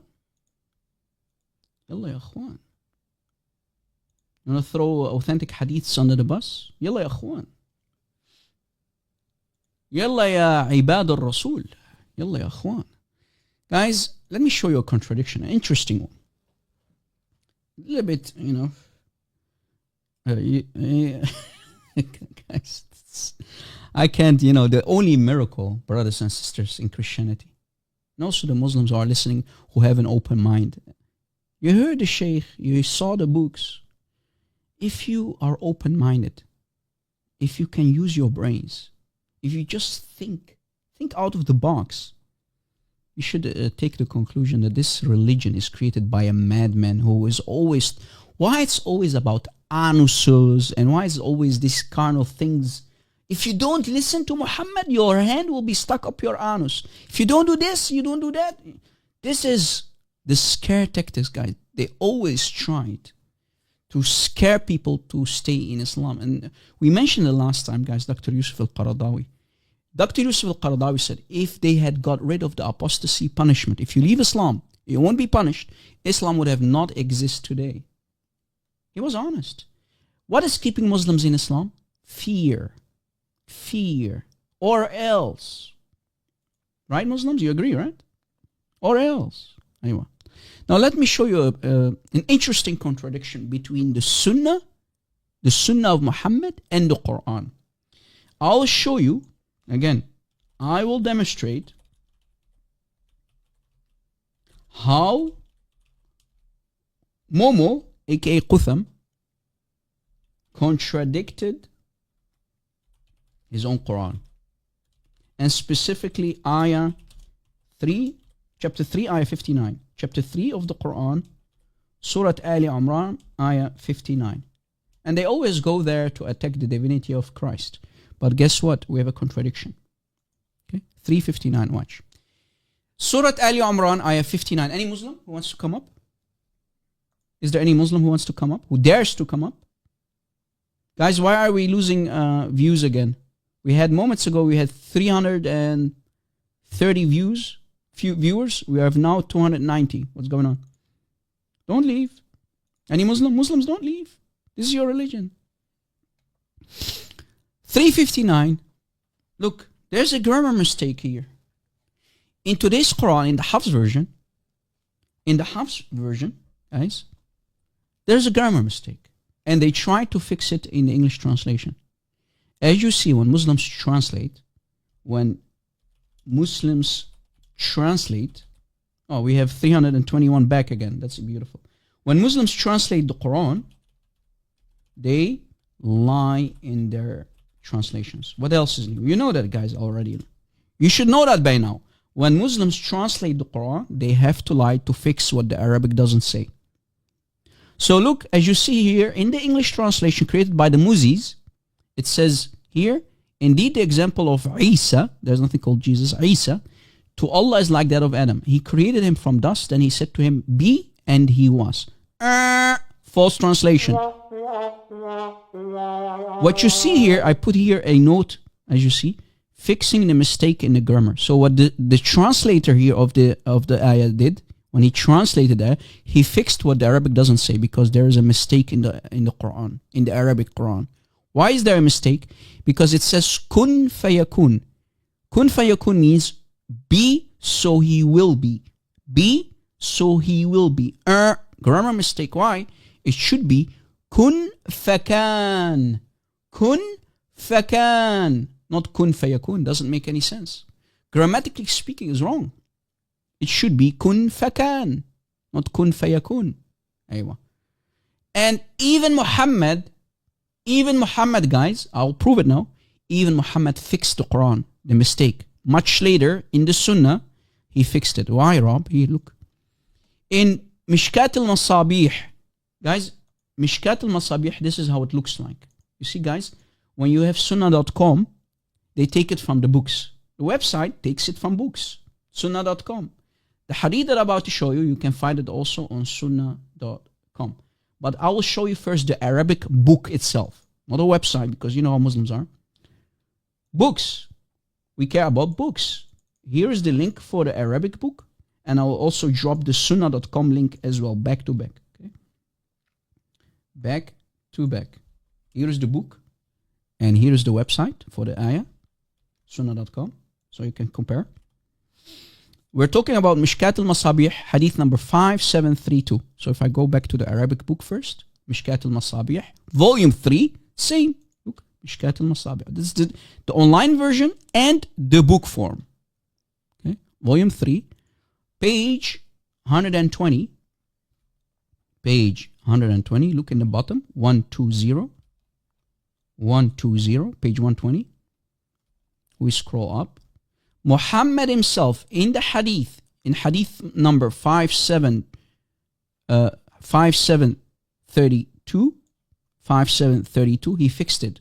Because here it says, kun fakan. Allah said, kun fakan. But in the Quran it says, kun fayakun.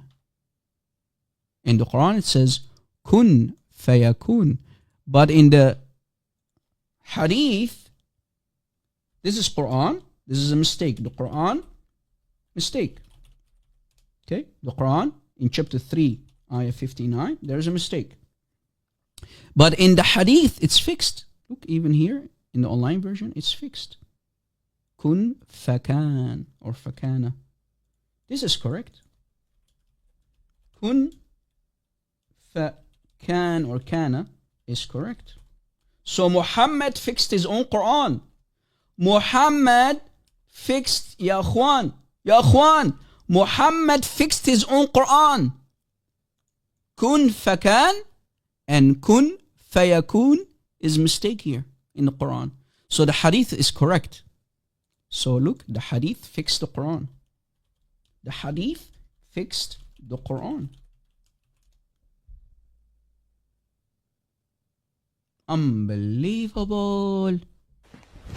Emotional, damn it. Unbelievable. How can Muhammad in the hadith fix the Quran, the grammar mistake in the Quran, when he's quoting the ayah itself?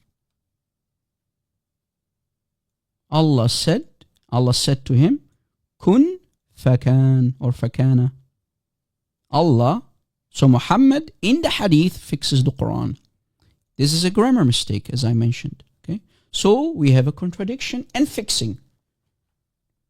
Muhammad fixed his Quran in the hadith, but nobody fixed the actual Quran.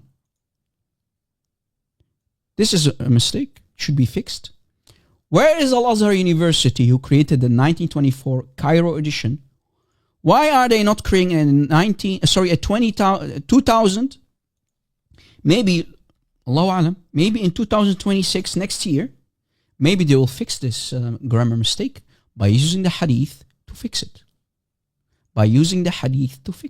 Kun fakan is correct. Use the hadith to fix the Quran, ya akhwan. Please use the hadith to fix the Quran, because the Quran, as we speak, contains a mistake. The Quran of today, the Hafs Quran, contains a grammar mistake. Any Muslim?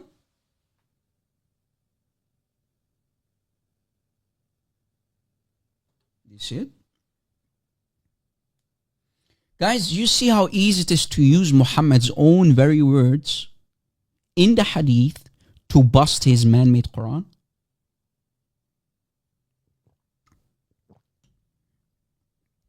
You see, guys, why it's so important to have an Arabic speaker? This is why it's so important. And without bragging, guys, God forbid, this is why it's so important for the people, specifically the people here in the West, to make sure to support the Arabic-speaking Christian apologists, because we are the solution for this man-made cult to be exposed, because we are immune.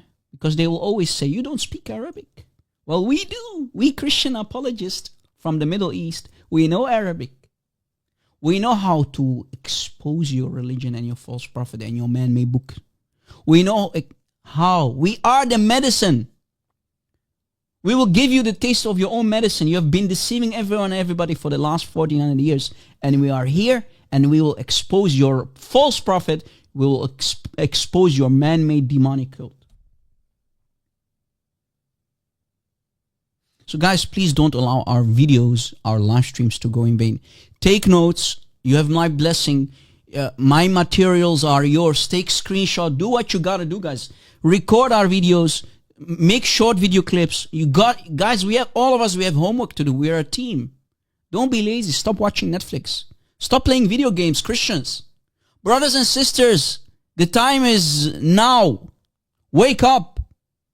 Stop wasting your time. Yes, brother. Did I hear someone from the admins? Oh, I thought I heard someone. Forgive me. Guys, have you seen my video about Muhammad hijab? Have you seen it? Have you seen my video? It pretty much went viral. I uploaded it like yesterday, if I'm not mistaken. I think it was yesterday. It went viral. It was a crazy video, to be honest with you. I never dreamt that it would go viral. It went pretty much viral. It's like it received like at least 10K views. 10K. That's awesome. So we busted Muhammad hijab. Let me play the recording one more time. I want you to take notes how these people, specifically these Sunnis, always lie when they talk about the qira'at and the haruf and whatnot. Watch. Enjoy the video clip, guys.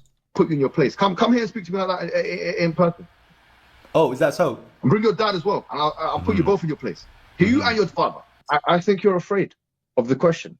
I'm afraid you're afraid to debate. Okay, rubbish, okay, right? no problem. I'm afraid. I'm a scared man. My question is, Okay, thank you for your honesty. my question is. In this video, we're going to review a discussion between a Quran alone Muslim who rejects hadith and Muhammad Hijab, who is a Sunni Muslim who accepts the hadith. They debated one another about the different qira'at or readings of the Quran, specifically about the differences or variants between qira'at Hafs an Asim versus qira'at Shu'ba an Asim. Remember, there is one teacher, Asim, and Asim has two students who learned the Quran from him, Hafs and Shu'ba. Since there's only one teacher, both students should have learned the same exact Quran from their teacher.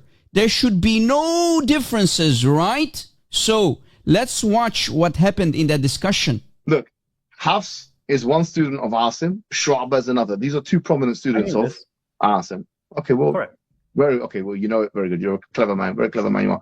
So you've got Hafs and you've got Shu'ba. Okay, so even if you remove Hafs from the equation completely, how many differences are there between Hafs and Shu'ba? In fact, in Farsh and in Qira'ah, for example, if you look at the things that change meaning, how many meanings? You don't have that many. In fact, you don't have any. You have 6 differences like da'f and da'f and these kind of things, and they don't change the meanings of the word. Muhammad Hijab is incorrect here. He has no clue, and he should have taken the courses of Dr. Yasser Qadi, and here is why.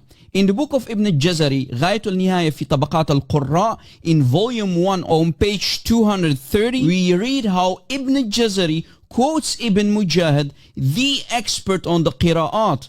Ibn Mujahid canonized the 7 canonical readings of the Quran.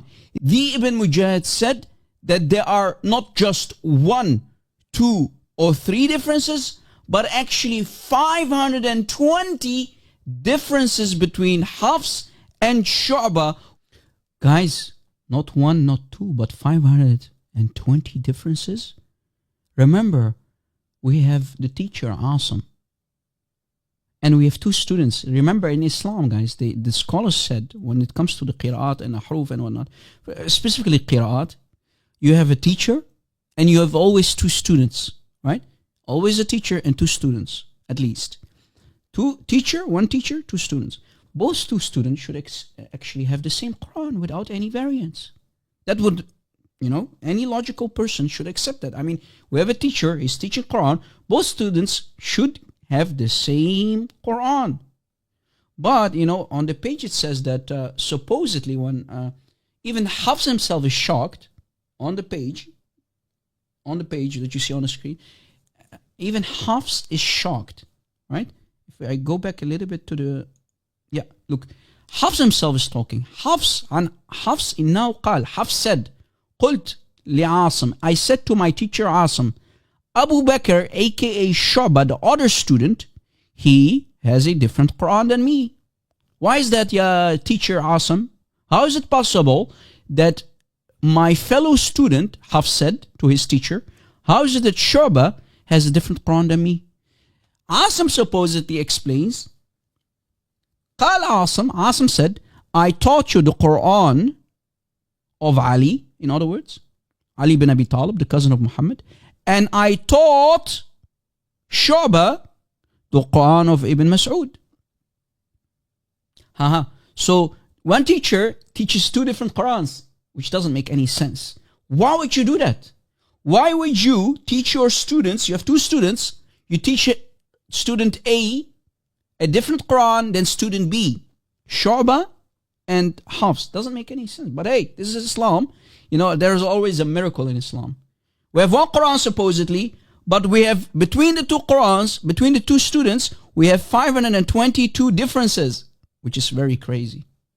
522 differences between the 2 students, 2 different Qurans. 3 differences, but actually 520 differences between Hafs and Shu'ba, who is also known as Abi Bakr. So what do you mean there are no differences between Shu'ba and Hafs? You clueless and shameless liar. Ya Muhammad hijab. And you already noticed, how can there be 520 differences if these two students had one teacher who taught them the Quran? Remember, Mimi Hijab said there are only around 6. I think Mimi Hijab doesn't know the difference between 520 and 6. He said 6, remember? He said 6. No, according to Ibn Mujahid, it's 520. This buries and destroys the claim, the lie called perfect Quranic preservation. And of course, we're going to show you some of these differences. How many differences are there between Hafs and Shu'bah? In fact, in Farsh and in Qira'ah, for example, if you look at the things that change meaning, how many meanings? You don't have that many. In fact, you don't have any. You don't have any? You don't have any? What happened to the 520 differences according to Ibn Mujahid? You have 6 differences. Like 6? First he says not any, and now it's 6. What about the 520? Da'f and Da'f and these kind of things. And they don't change the meanings of the words. That is another mistake from Muhammad Hijab regarding the Da'fin and Da'fin variant in chapter 30, ayah 54. The variant is not between Shu'bah and Hafs. They actually agree with one another. And here is the proof. But if Mimi Hijab paid... Hold on, guys. People on TikTok, I need to restart the live stream with a different account. Okay? I will restart the TikTok live stream with my backup account, RobChristian_6. RobChristian_6. Listen carefully. RobChristian_6. That's my backup account. So I have to restart because I'm getting all kind of false reports by Muslims. So let me restart with a different account. People on TikTok, come back. So go to my TikTok account, add me, RobChristian_6. I will end the live stream on TikTok only. Okay? Forgive me, guys. Come back. Hello, brother. Hello, brother. Hold on, my friend. Let me restart the live stream first with my backup account, RobChristian_6. Because you Muslims have no honor, you have no shame. You need to always create false flaggings, falsely report the live streams, because you have no answers and you're ashamed of your religion. That's why. Pathetic. Of course it's pathetic from them. But hey, that's the only thing they can do to silence us because they have no answers. Okay, let me go back. Yeah, I just started the live stream. Can I talk? Yes, who's talking? Yeah, this is me, Yusuf. Yusuf, welcome, Yusuf. Go ahead. Hello, brother. Hello. You're a Muslim? This is the first. Yes, yes. What to type talk of Muslim about- are you, Yusuf? What kind of Muslim are you? Are you Shia? Are you Sunni? What kind of Muslim are you? I believe in the Quran and Sunnah. So you're a Sunni. Okay, beautiful. Go ahead. What do you want to say?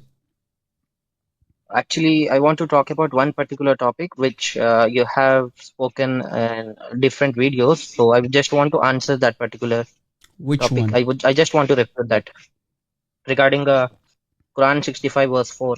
I want to talk about that verse. 65:4. Oh, I love that. I love that one. Go ahead. Let me put it first on the screen. Well, go ahead. 65:4. Yes. Go ahead. Okay, can you bring it on the screen? Yes. Yes. I'm working on it. Go ahead. Yes.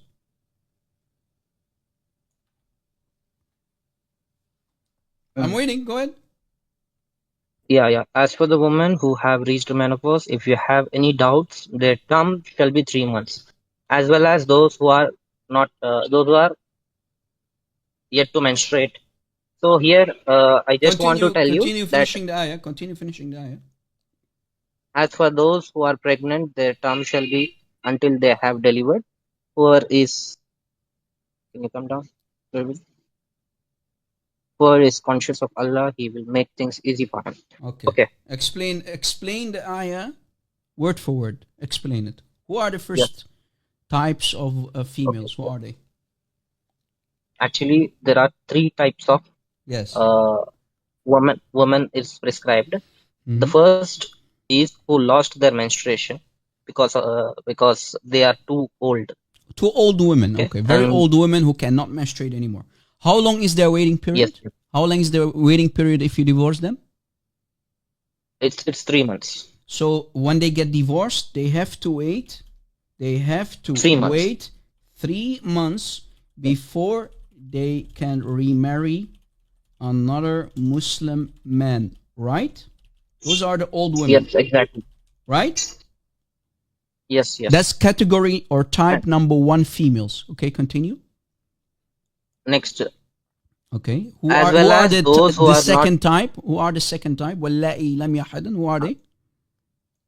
they are minors. They are basically Minors. Minors who did not menstruate yet, right? yes, they are minors. Okay. Do they also have to wait 3 months? Yes, I'm going to explain that only. Okay. Because the explanation for that is Quran chapter 4, Surah Nisa chapter 4 verse 6 clearly states that test the orphans until they reach marriageable age. Okay, here it is talking about marriageable age, and they should give the sound judgment. They should be Hold on, matured. hold on. And one more ayat. Hold on. Let me explain, and then you can talk. So واللائي لم يحضن is marriageable age. What does that mean, marriageable age? Define marriageable age. No. This is completely. This is discussing about minors. I am going to explain why waiting period is prescribed for minors. I'm going to explain that. Please, can you please let me answer why? You call them minors, right? Minors. You call them minors. So a minor, according to you, is ready for marriage? You can contract marriage before puberty, but the consummation happens when they reach puberty. Okay, I challenge you to prove that. You can arrange marriage. I challenge you to prove that. You can arrange that. We can find that in the hadith actions of the Prophet, and the Prophet said you cannot harm, you cannot reciprocate harm. Okay, beautiful question. You said hadith. You will now choke on the hadith. Let us go to Bukhari. You ready for Bukhari? Yes. Okay, let's put Bukhari on the screen and see who these little girls are. وَاللَّائِ لَمْ يَحِضْنَ. We're going to go to Bukhari. And then what I want you to do, prove to me when your Prophet mounted Aisha after marrying her at the age of 6 and he mounted her at the age of 9. I want you to prove then to me that she started to bleed between her thighs when Muhammad consummated the marriage with her at the age of 9. Here's Bukhari. Look. I'm proving it from the Quran itself. Yeah, Quran. Bukhari quotes the Quran. Look. Hold on. Volume 7. Sahih Bukhari, volume 7. Look. Bukhari, volume 7. So if you download the book, Bukhari, volume 7, and here's the PDF. Guys, here's the PDF for Bukhari, volume 7, for the people in the chat. Volume 7, Darus Salam edition. We go to page 200, was it 200? No, 57, forgive me, 57. Page 57. People on TikTok, I had to restart the live stream because Muslims falsely flagged the live stream earlier. Here is Bukhari, right on top of hadith number 5133, Bukhari 5133, where it says, narrated Aisha that the Prophet wrote the marriage contract with her when she was 6 years old, and he consummated his marriage with her when she was 9 years old, and then she remained with him for 9 years, meaning she was 18 years old when Muhammad died. Look what it says in the chapter. Giving one's young children in marriage is halal, permissible. And the iddah for the girl before puberty is 3 months.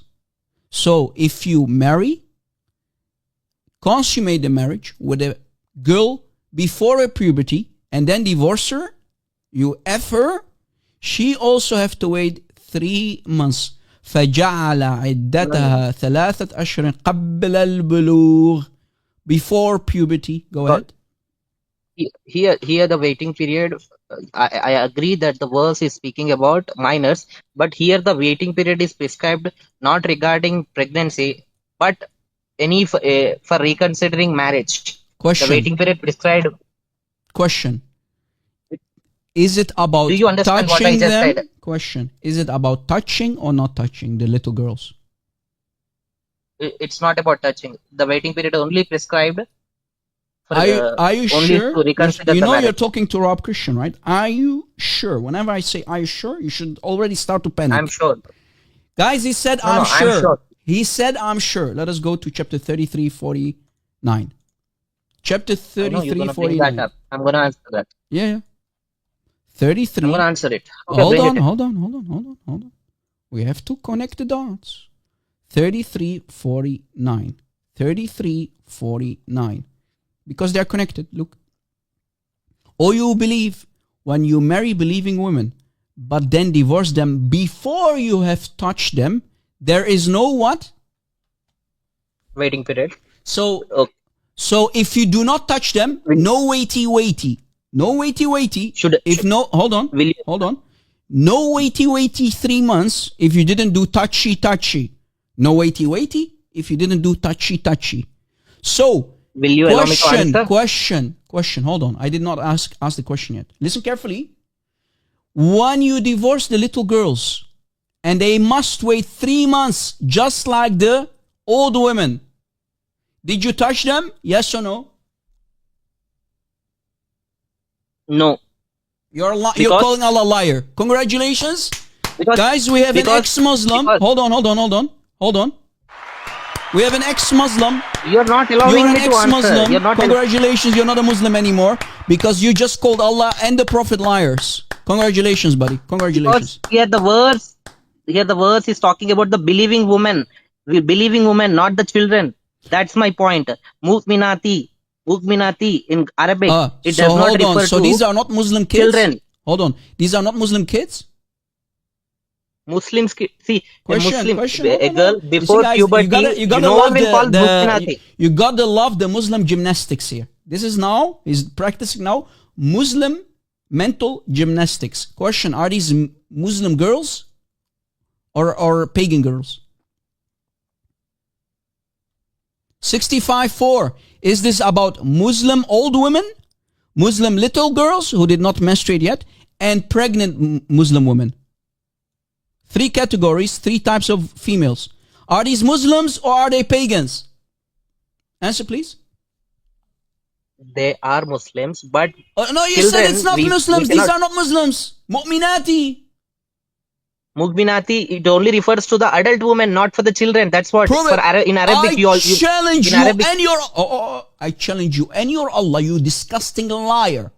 I'm calling you out, you disgusting liar. Prove to me that this is not about the Muslim children. Go ahead. Challenge. No. You did I not. I challenge you to give me one tafsir. Hold on.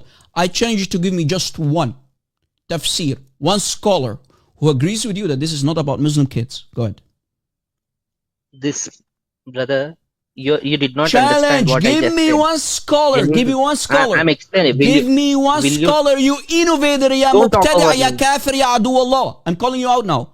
Ya kafir, ya adu Allah, ya zindiq, ya mubtada, ya ya'fur. Give me one scholar, one mufassir. Give me Ibn Kathir. Give me At-Tabari. Give me any scholar who agrees with you. Challenge. What I just said. Don't innovate, you kafir. Ya adu Allah, ya mushrik. Because remember, kufr, when you do kufr, kufr leads to shirk. So I challenge you to give me one scholar, one book, one classical scholar, one tafsir that agrees with you that this is not this. Hold on. I challenge you to provide me one source. Will you call a child Mu'minati? Will you call a child Mu'minati? Will you call these children non-Muslims? No, I'm telling so they what are you're Muslims, telling but me, they are not hold Mu'minati. on. You did not understand my question. Hold on. Is this child that you see on the screen, is she a Muslima or no?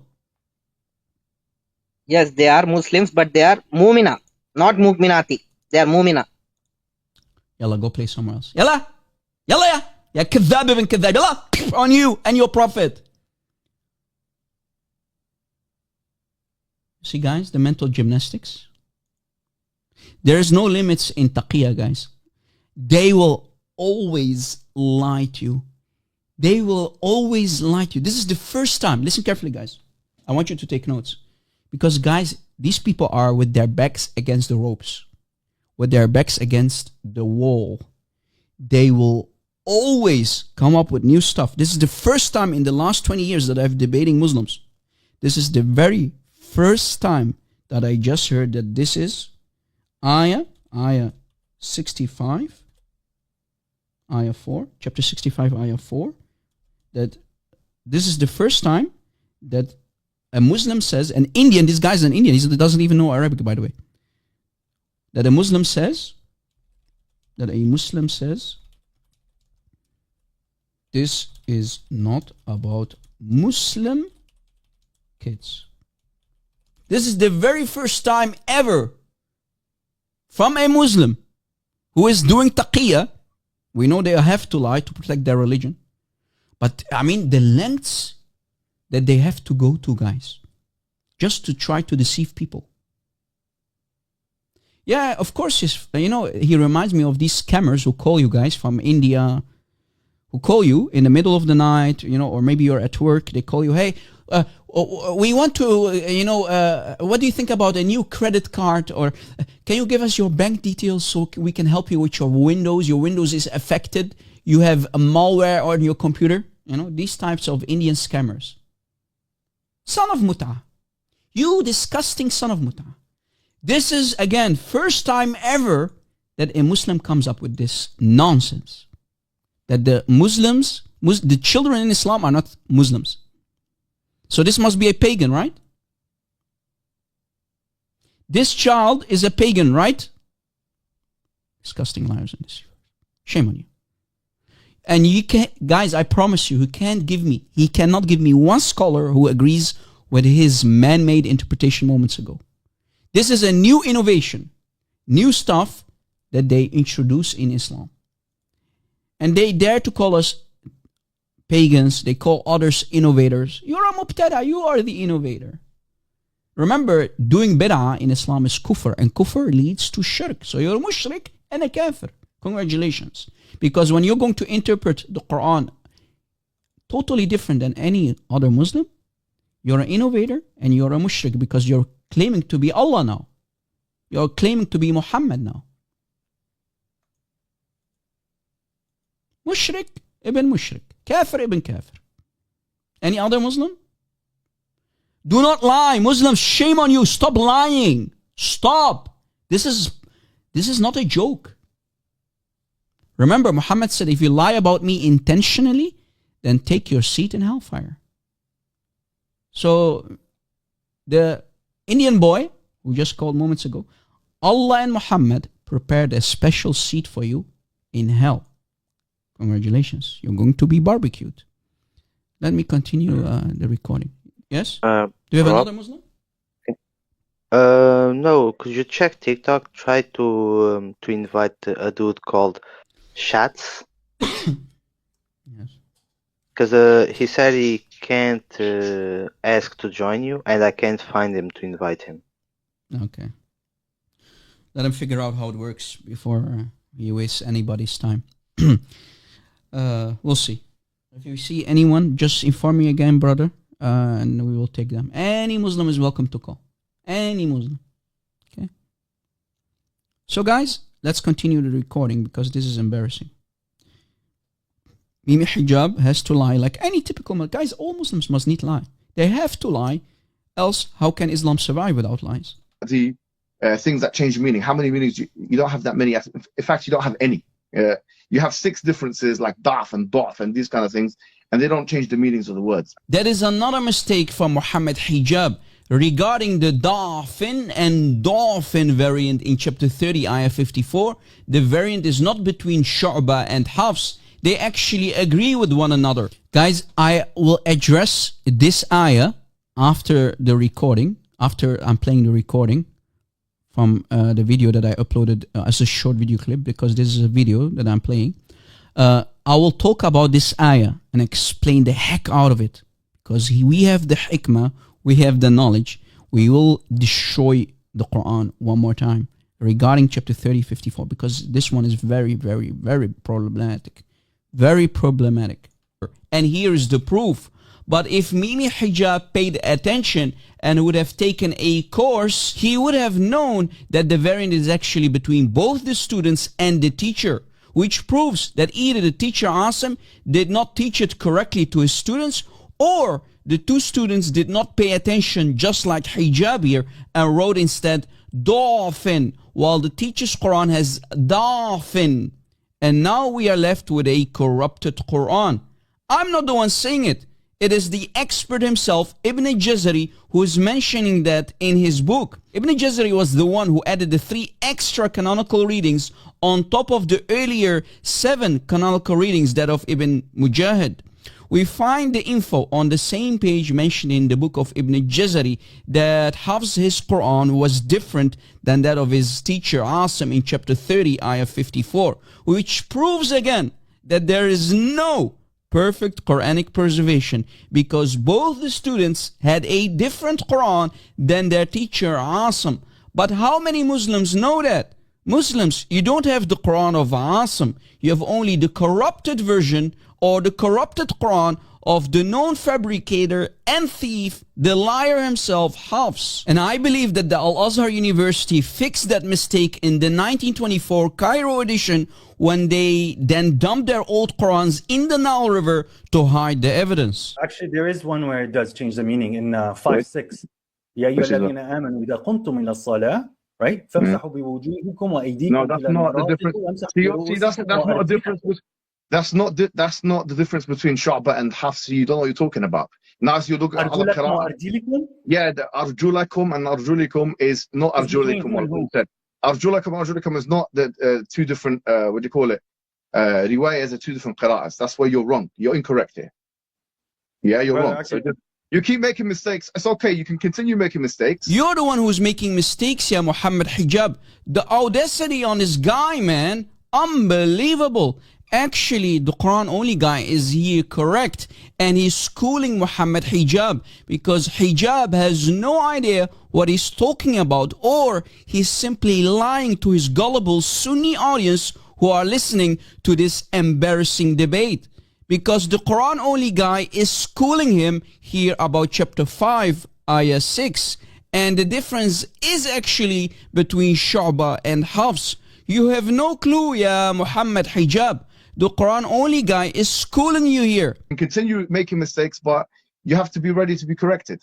These are 2 different qira'ahs. I'm talking to you about the difference between Hafs and Shu'bah, not between Asim and Nafi', for example, which is what you're bringing about.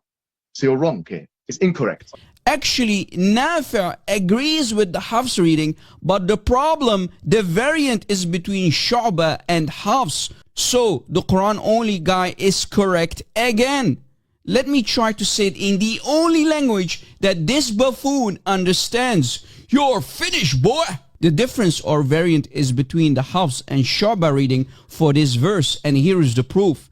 The Hafs reading says Arjulakum with the fatha on top of the letter lam, but Shu'bah reads it as Arjulikum with a kasra underneath the letter lam. The vowel changes the entire meaning of the verse. In the Hafs version, Allah commands the Muslims, wash your faces and your hands till your elbows, and wipe your heads and wash your feet till the ankles. But in the Quran of Shu'bah, Allah commands Muslims, wash your faces and your hands till your elbows, and wipe your heads and your feet till the ankles. So in Qira'at Shu'bah, you must wipe both your heads and your feet till the ankles. But in the Hafs version, you're commanded to only wipe your heads. Hold on. I just stopped the video. Guys, what did Allah from above the 7 heavens told Jibreel to take with him to Muhammad as divine revelation, supposedly? Did Jibreel say to Muhammad to tell the Muslims, to command the Muslims when they will do ablution, to wipe their heads only, according to the Quran of Hafs? Or to the other student of Asim, because both of them are the students, right? Student number 1 and student number 2, Hafs. and Shu'bah, the students of Asim, which Quran from the above the seven heavens did Allah send? To wipe your heads only during the ablution, or wipe your heads and feet till the ankles? Which one?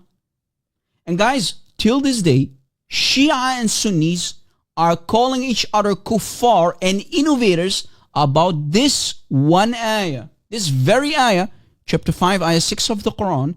They don't agree, and they are calling each other kuffar. They fight, and they will even call each other kuffar and innovators about it. Because this is huge. Guys, don't take this ayah lightly. Again, brothers and sisters and Muslims, do not take chapter 5, ayah 6 lightly. Because Muslims are calling each other kuffar and innovators about it. When you're going to do the ritual, the ablution ritual before prayer, are you going to wipe your heads only? Or are you going to wipe your heads and feet till the ankles? Because guys, this tiny vowel, do you see the word وَأَرْجُلِكُمْ or وَأَرْجُلِكُمْ or وَأَرْجُلَكُمْ with an A, alif on top. It becomes alif. Like an alif basically. A-E. A-E. So this tiny vowel changes the entire meaning of the verse. Which one is it? Which one is it? Both are students of one teacher. This is a disaster. This is a disaster, guys. By the way, Shia and Sunni still fight over this huge variant till this day. What a mess. So as you see, Muslims like Mimi Hijab are clueless. So what do you mean you have only one Quran with no different meanings between the many different Arabic qira'at? And how can Shu'bah have a Mr. Dark Perfect? Wallahi, religion of cleanness has to teach how to wash each part. Abdul, if your prophet didn't copy the Jews and the Christians, and specifically the Jews, you would have used 3 stones till now. So thank the Jews and the Christians for teaching Muhammad how to wash his anus. Else you would have used 3 stones like your prophet. What are you talking about? You have no clue. Your prophet used only 3 stones. What's wrong with you?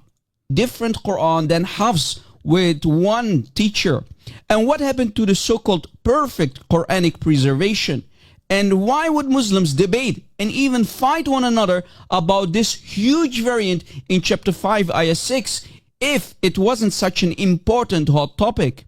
Muslims even do takfir on one another and call each other innovators because they do the ablution ritual differently because of this very verse. So how and which body parts are you as a Muslim supposedly to wash or wipe to follow the sunnah of the Prophet to the dot? I would be very confused if I was a Muslim. Who's going to fix this verse and give us the correct meaning in 2025? Maybe Allah can send another messenger after Muhammad with a new Quran to help the confused Muslims. What a mess. And in many other verses you can find how Shu'bah and Hafs are totally different, yet they have one teacher. For example, chapter 5, ayah 67, in the Hafs reading it says, Risalatah, which means his message. But in the Shu'bah reading, it says Risalatih, which means his messages. Hafs is in the singular form, his message. But Shu'bah is in the plural form, his messages. This changes the meaning of the verse again. How many messages did the messenger of Allah had to deliver? One message or multiple messages to his people? What a mess. And we only mentioned 2 out of the 52 variants which Ibn Mujahid talked about. Guys, remember, Ibn Mujahid said, the expert, right, who provided the 7 early canonical readings of the Quran, the 7 different Arabic Qurans, he said that there are 520 differences. And these are only 2 examples, guys. Chapter 5:6 and chapter 5:67. These are only 2 examples that we provided out of the 520 different ahruf or qira'at, call them whatever you want to call them. Variants, call them whatever you want to call them. What did Allah send from above?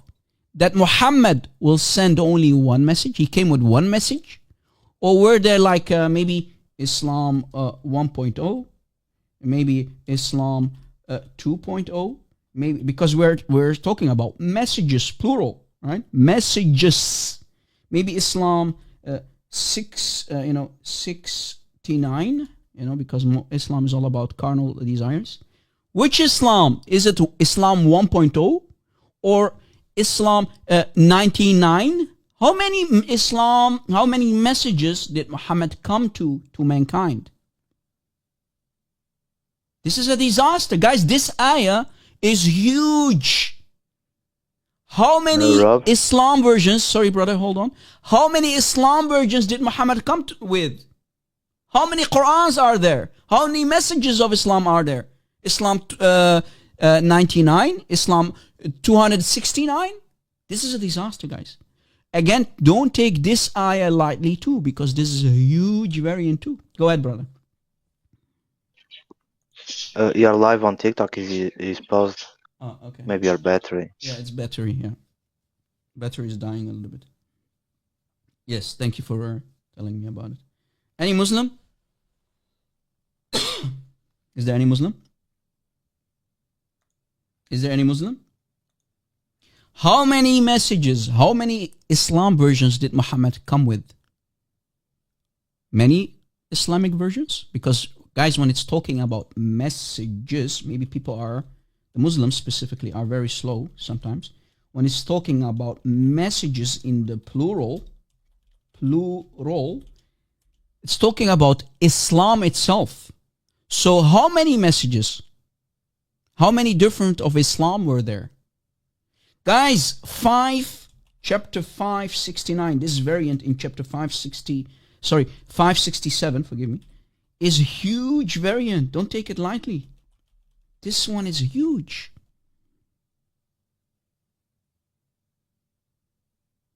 Is it risalat or risalat? Which one is it? How can they be perfect Qur'ans? And how can one teacher, because these are two students of one teacher, Shu'ba is student number 1 and Hafs is student number 2 of the same teacher.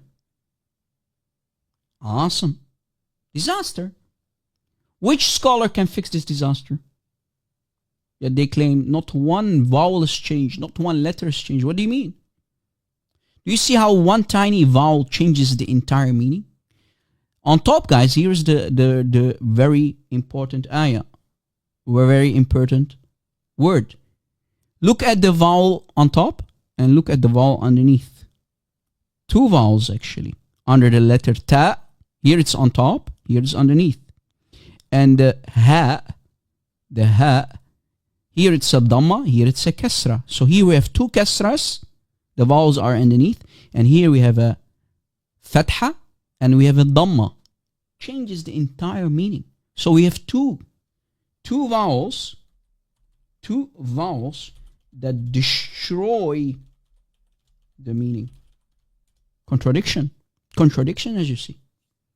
Did Muhammad come with Islam 1.0 or did he come with Islam 2.0, 3.0, 4.0, or maybe 69? I don't know. Pick your cherries, Muslims. This one is disaster, guys. And I challenge any Muslim to solve this problem. Challenge until kingdom come. Challenge until judgment day. Any Muslim who can solve this puzzle? Any Muslim? Again, guys, please take notes. Do not take this one lightly. This one is a huge variant.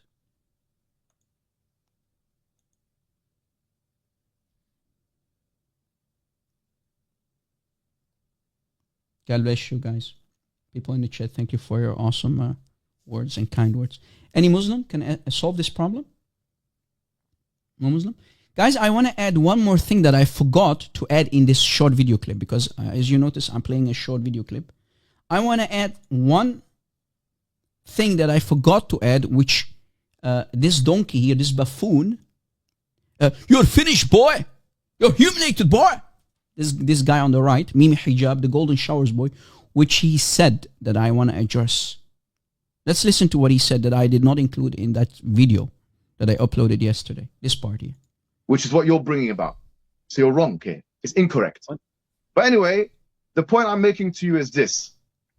The point I'm making to you is Hafs learnt it, or let's say Shu'bah learnt it from who? From Asim, correct? Okay, Asim, who did he learn it from? Abu Abdurrahman al-Sulami, for example. Who did he learn it from? He learnt it from Ibn Mas'ud. Who did he learn it from? He learnt it from Rasulullah sallallahu alayhi wa sallam. Okay. So guys, we have multiple chains of narrations. I want to add something, guys. I want to explain a little bit. It could be a little bit academic for even Muslims would not follow it, but I will try to dump it down as I can. Okay. You already noticed, guys, we are academic researchers. I don't want to waste time with layman Muslims because I'm an academic researcher, as you noticed. I go deep in the material. We have the Arabic books to read from. So this is, guys, for the people who don't seem to understand, the qira'at and ahruf is one of the most difficult topics that you can talk about in Islam. Remember what Dr. Yasir Qadi said. The qira'at and ahruf is the most difficult topic that you can think of about Islam. To try to answer. And remember what he said? They are struggling. Yasir Qadi said they are struggling to answer these pressing questions. That's what Yasir Qadi said during that famous interview with Muhammad Hijab. It was that same buffoon here on the screen who invited Mr. Holes, Dr. Yasir Qadi. Remember this recording? When you do a deep dive, I'm a scuba diver. When you do a deep dive, I'm a scuba diver. Things get very, very awkward. Remember this one? When you do a deep dive, I'm a scuba diver. When you do a deep dive, I'm a scuba diver. Things get very, very awkward and difficult. I'm more than happy to go diving anywhere. If I were to give you a blank mushaf, That's not. I'm a scuba diver. I'm more than happy to go diving anywhere. if I were to give you a blank mushaf, That's not. You're pushing me. You're pushing me. Diver. I'm more than happy to go diving anywhere. if I were to give you a blank mushaf, The standard narrative has holes in it. That's what. The standard narrative has holes in it. That interview, the interview of the standard narrative has holes in it. That's the same Mimi Hijab and the same Dr. Yasir Qadi. Because of them, many Muslims became apostates and they had no other option but to delete the interview from their YouTube channels. The video got abrogated. Remember? Allah abrogated that video from their YouTube channels. Just like he abrogates his own speech in the Quran. Right, Muslims? Why did they delete the video? Why, oh why did they delete the video? What happened? Was it abrogated? Was it abrogated like the Quran, ya Yasir Qadi and ya Muhammad Hijab? What happened to it? You deleted it, huh? Maybe Allah abrogated it from the above the seven heavens. The video was abrogated, brother. The video got abrogated, right? Them deleting the video was basically an abrogation from above, brothers and sisters.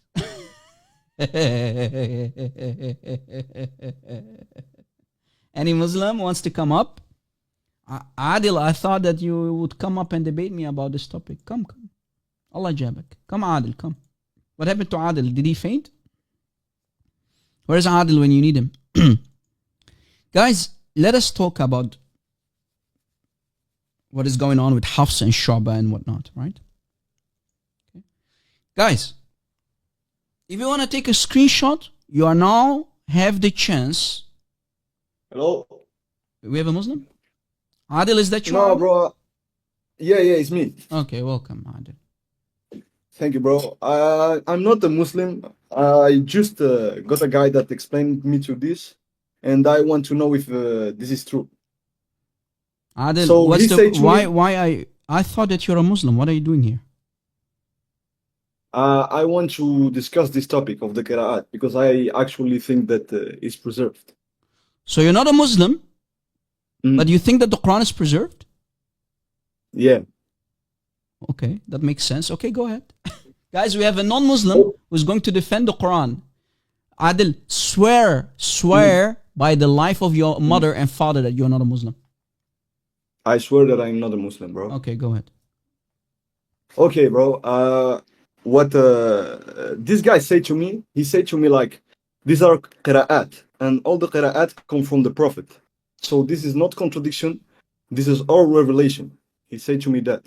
Well, he can lie about his mother and father and prophet. Still doesn't make it correct because the qira'at are nothing but contradictions, and we proved it. Ask him when you do ablution. Adil, write down. Ask him when you do ablution. Do you wipe your head? Do you wipe your head with your hand without water? So only using the hand? Or do you wipe your head, you know, the head above, and you wipe your feet till your ankles? Yeah, I get what you're saying.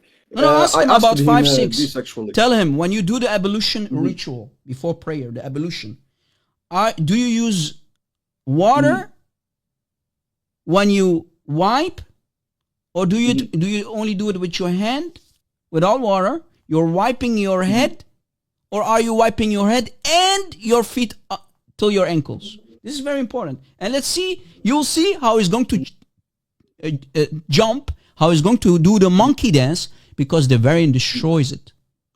Chapter 5, 6. What he said to me, bro, is like, I get your point. I asked him for something like give to eat the poor and give to eat the poor. And he said to me like, Adil, why is he sending you? Why are you being used as his messenger boy? Are you his lapdog? No, bro. Why is asking you to call in? Hold on, you said you're not a Muslim. Are you a messenger boy? Be honest. Are you a messenger boy? No, I'm not a messenger, bro. Then why is he sending you? And why do you call yourself Adil? No, he didn't send me, bro. Why do you call yourself Adil if you're not a Muslim? Because it's my name, bro. I was born a Muslim, bro. Or you left Islam? Yeah. You left Islam. Okay, why is he sending you? Why is he not calling himself so I can humiliate him in front of you? Is he there? Is he there? Is he listening? He's not. No, is he there with you? Bro. Hold on. Is he there with you? No, I just know him from Discord. You know him from Discord. Ask him if you have a spine. Tell him if he claims to be a man. Tell him if you are truly the son of your mother, and if you claim to be a man with a spine in your body, call Rob Christian. And you need to watch when he's calling, so I can humiliate him and muzzle him in front of a large audience, all for the glory of Christ. Tell him if he's a man, let him call me. Okay, I will tell him. Okay, Adil. What do you, so anyone can make his claims, right? I can say, this and that and that, but we need to provide evidence, right, Adil? Because you see what you have seen. Like a hadith. If you can see, if you have been watching for the last, let's say, half hour at least, you have seen me destroying the so-called Quranic perfect preservation. There's nothing called Quranic preservation. It's a lie. It's a lie from hell. It's nothing but a claim. Because you see, I have here a flowchart that I created, and when I created this flowchart, I did not create it out of my own imagination. I used the Islamic books and the scholars to tell us what the chain of narration for the Hafs Quran is. But as you see here, you see the chain of narration here? You see the chain? It's broken, isn't it? It's broken, right? Ali 661, 692. No, look at the chain. Look at the chain. You see the illustration that I put here on top? It's broken. Why? Because Muslims say that they have the Quran of Uthman. But if you look at the chain of narration, we have Hafs. Asim is the teacher. Then we have a Sulami. But a Sulami did not learn from Uthman. The Sulami learned from Ali. And Ali got it from Muhammad. So they don't have the Quran of Uthman. Uthman has nothing to do with the Quran. Yet they say we have the Quran of Uthman. What do you mean Quran of Uthman? They don't. And look, the people in the middle, like a Sulami, he did not take from Uthman. And Asim, he had issue with his memory. He was not a Hafiz, and according to the scholars, and he made many errors in the Hadith, and he's not trustworthy.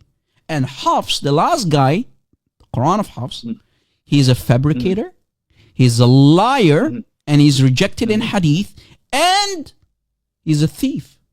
Why a thief? Because he used to borrow books of people, claiming that he wrote those books, copyright. We should give Hafs a copyright strike, because he's a thief.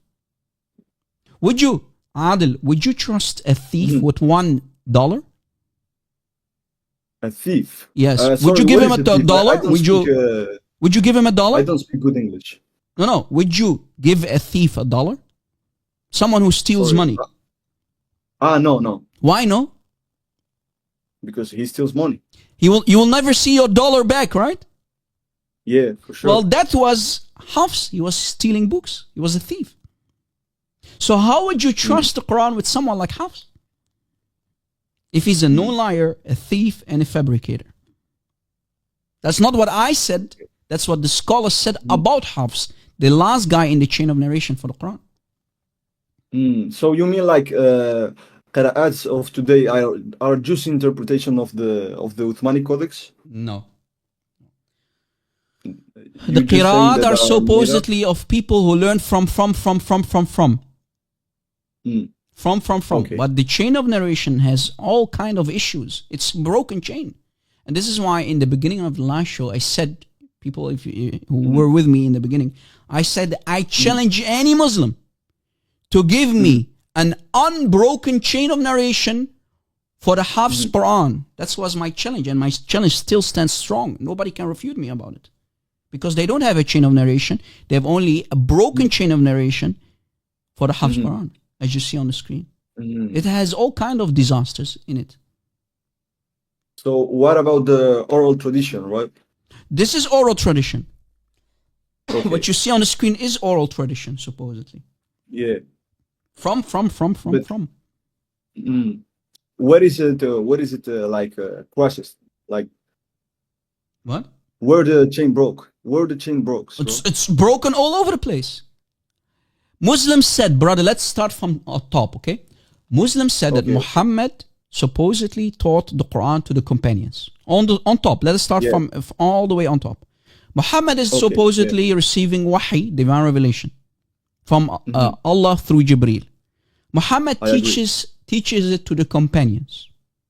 When Uthman came into power, he decided to create 5 perfect copies and burn all the existing manuscripts, all the material that used to be written on animal skin, wood, even bones of big animals, let's say the shoulder or the hip bone, whatever, the big bones in the body of animals, to write it on top of. Because remember, material to write stuff on it was very expensive. So whatever you can find, you grab something, a big stone, let's say a tablet, whatever.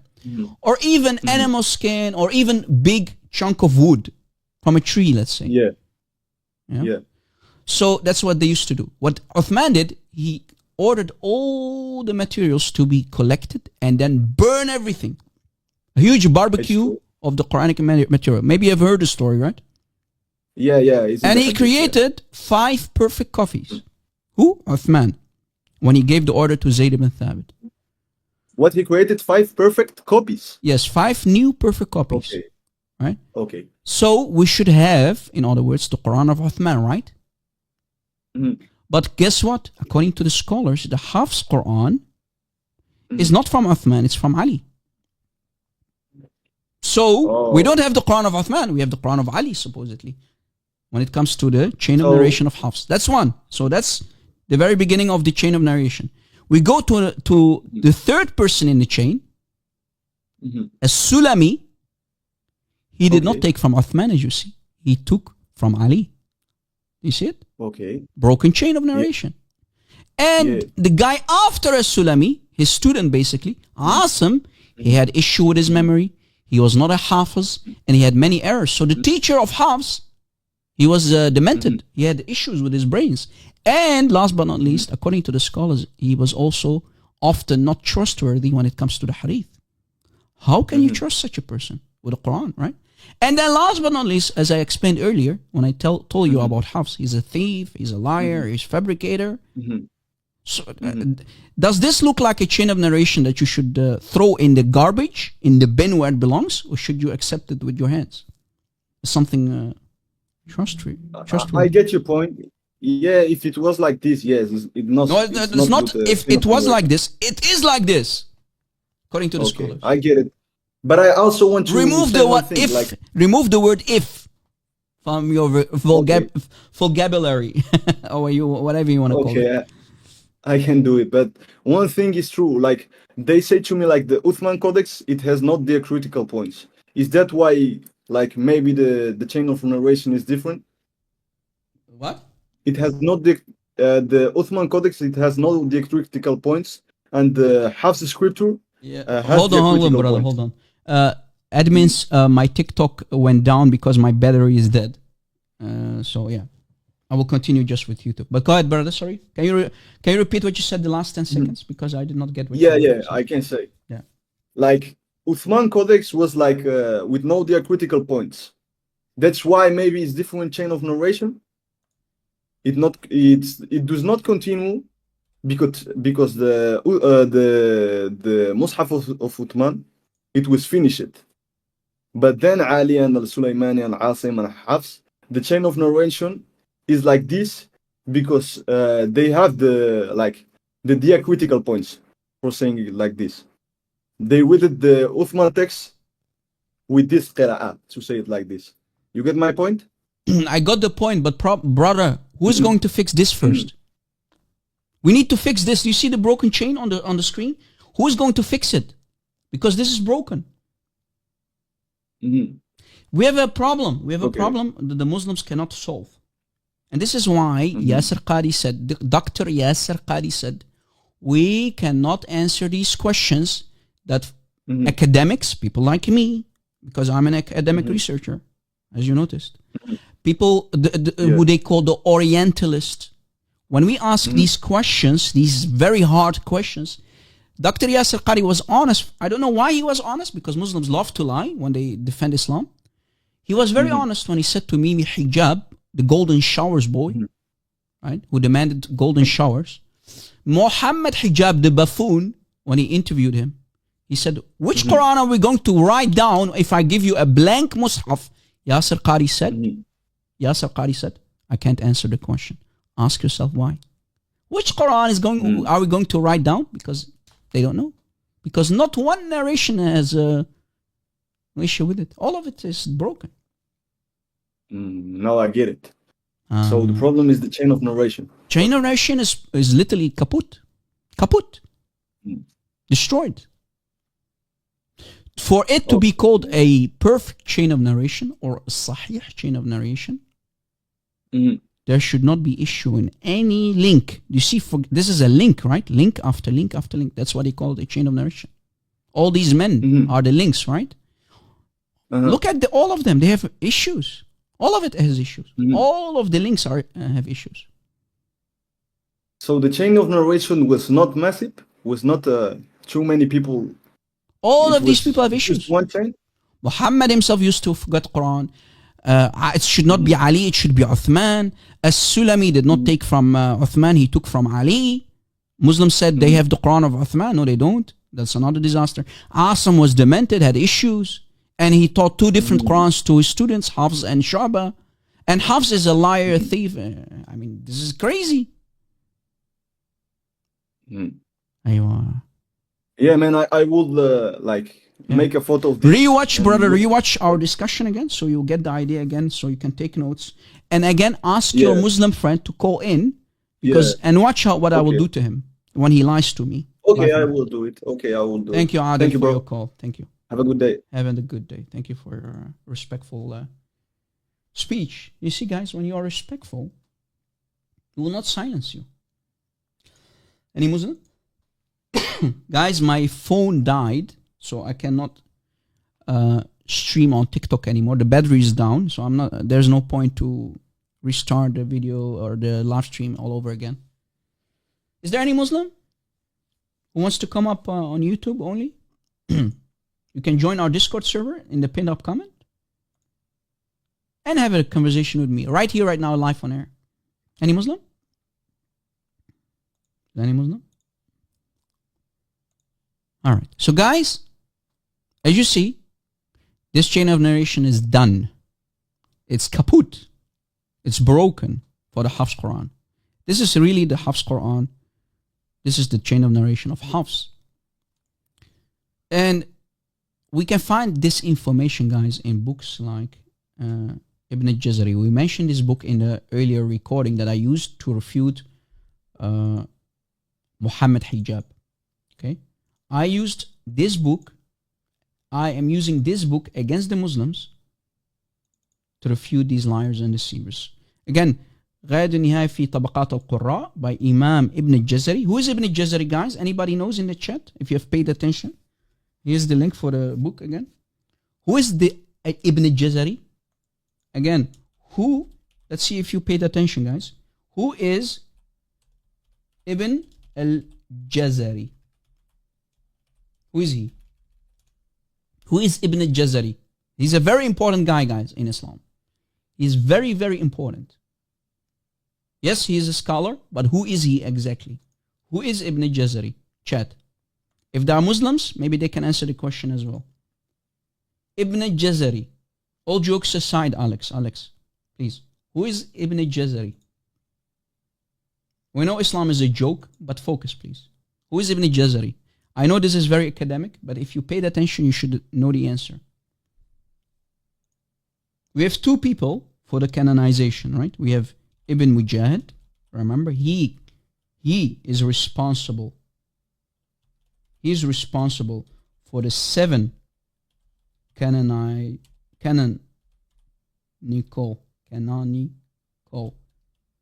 readings. That's Ibn Mujahid, who came earlier. Ibn al-Jazari, the guy who wrote the book on the screen, Ibn al-Jazari is responsible. He is sorry for my French if I make typos, guys, for the extra 3 readings. So they become 10 in total. Okay. So he added, in other words, Ibn al-Jazari added 3 extra readings above the 7 canonical readings that Ibn Mujahid created, that he canonized. Okay.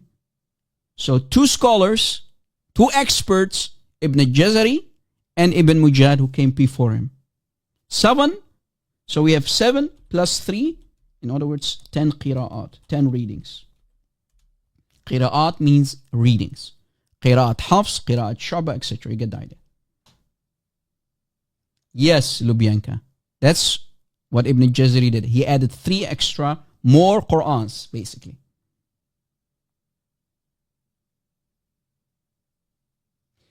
Selena, if the Lord wants, if the Lord wills, and we can do this full-time, because I'm not in full-time ministry yet.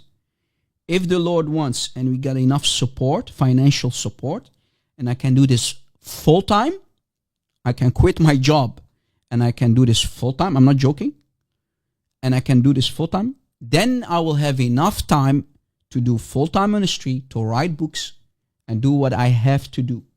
But as long as I'm not in full-time, I have family, children, we have to earn money, then we cannot do what we wish to do. But if it's the plan of God for me to do full-time, just like Brother Christian Prince, Brother Sam Shamoun, who are in full-time, and I can do this full-time too, and I have enough financial support, then yes, I can write books, can write all kind of things for you to use. But I don't have time. Too busy. Okay? All right. So if we open this book, I gave you the link. Here is the link one more time. Volume 1 by Ibn al-Jazari, غاية النهاية في طبقات القراء, on page 230. Page 230. Unfortunately, guys, our TikTok live stream went down because my battery died. On page 230, look what it's being said. Hafs himself talking, guys. We have a report from Hafs. Imagine Hafs, the liar himself. And people trust him, as you noticed. Ibn al-Jazari trusts him. Ibn Mujahid trusts them because they are using his Quran, right? Hafs himself said in the book of Ibn al-Jazari, as you see, Hafs says, and I quote, I asked my teacher, Asim, عن حفص إنه قال, he said, قلت لعاصم, I said to my teacher Asim, Abu Bakr, aka Shu'ba, the fellow student. So Hafs is basically saying, oh teacher, i.e. Asim. So he's talking to his teacher, he's asking him a question. Oh teacher, my fellow student, i.e. Shu'ba, has a different Quran than I do. He noticed, hey, how is it possible you're teaching us a Quran, you, our teacher, you are teaching us Qurans, but my Quran that you taught me is different than the other student. You're teaching him different Quran than me. I would be shocked too. So he's shocked. Even Hafs is shocked. Hafs himself is shocked. Notice, he says, teacher, Ustaz, yeah, teacher, why do I have a different Quran than my fellow student? Shu'bah. Remember, every teacher has two students. So he's shocked.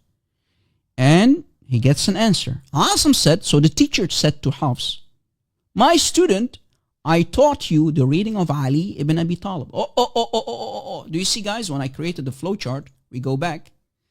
Asim says, I taught you the Quran of Ali. I didn't teach you the Quran of Uthman. I taught you the Quran of Ali. Do you see, guys? Muslims say they have the Quran of Uthman. You see now why I said this is broken chain. We have a broken chain. So Asim taught him the Quran of Ali, not the Quran of Uthman. Did you catch it? Asim said to Hafs, I taught you the reading of Ali bin Abi Talib. Muslim told us that they have the Quran of Uthman. Where's the Quran of Uthman? There is nothing called Quran of Uthman. We just destroyed the claim. We just destroyed one of their big claims. Did you guys, are you still following?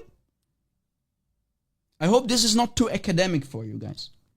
Rob Christian, I hope I'm not making it too hard on you. Are you still following? So actually, Hafs should have gotten the Quran of Uthman. What happened to the Quran of Uthman? But instead, he gets the Quran of Ali bin Abi Talib. This is a disaster. On top of that, and then he continues, Asim himself, the teacher, continues and says, and I taught Shu'bah, the other student number 2, the Quran of Ibn Mas'ud. So we have, in other words, guys, Hafs learned the Quran of Ali, and Shu'bah, the other student, learned from Asim the Quran, I hope you're taking notes, of Ibn Mas'ud, the other companion. What happened to the Quran of Uthman? Where is it? No Quran of Uthman. Yet people like Sheikh Ibn Fibn, Ibn Farouk, Ibn Ketchup, who put ketchup on his shirt claiming that someone stabbed him, he said, we have the Quran of Uthman. What do you mean Quran of Uthman? What happened to it? Hey, King Sil, what's up, buddy? God bless you, brother. Do you see what I just did, guys? I just destroy one of their huge claims that they have the Quran of Uthman. No, they don't. It has always been a big, fat lie. Big, fat lie. They don't have the Quran of Uthman. That's one. And then it continues, as I mentioned in the video. It says that Ibn Mujahid said, Qala Ibn Mujahid, between Abi Bakr, aka Shu'bah, so Ibn Mujahid, the guy who is responsible for the 7 canonical readings, Ibn Mujahid said, and I quote, between Shu'bah, aka Abu Bakr, and Hafs, there are 520 different ahruf. What? 520 different ahruf? This is a disaster. So they don't only have 2 different Qurans. One got the Quran of Ali. He learned the Quran of Ali from his teacher Asim. And the other student learned the Quran of Ibn Mas'ud. But on top of that, they have 520 different conflicts, variants. Any Muslim? Not one, not two, not three, but 520 differences? Yes. This is not me saying it. This is Ibn Mujahid himself who created the 7 canonical readings, who basically is responsible for the canonization of the 7 early qira'at. Any Muslim who can answer these pressing questions, as Dr. Yasir Qari said. Guys, when Yasir Qari said, don't push me, I cannot answer these questions. These are the questions. These are the questions that Yasir Qari was referring to, that he could not answer. These are the questions. How is it possible? 520 differences. And one of them is the dolphin and dolphin. Dolphin and dolphin. Look what it says here. وَذَكَرَ حَفْص, and Hafs said, guys, on top of, so we have Shu'ba. To continue, we have Shu'ba. Between Shu'ba and Hafs, there are 520 differences. Okay? Between Hafs and Shu'ba, there are 520 differences. 520. 520 differences. But on top of that, Hafs himself has a different Quran than his teacher Asim. Wait, what? Emotional, damn it! Again, Hafs doesn't only have 522 differences between the other student, but he has one difference at least between him and Asim. Where? In chapter 30, ayah 54 of the Quran. The Quran of Asim, the teacher, says dafin. But the Quran of Hafs says in chapter 30, ayah 54, dafin. The teacher's Quran is dafin, and the student, Hafs, his Quran is dafin in chapter 30, ayah 54. So we have disasters on top of disasters on top of disasters of pressing questions that the Muslims cannot answer.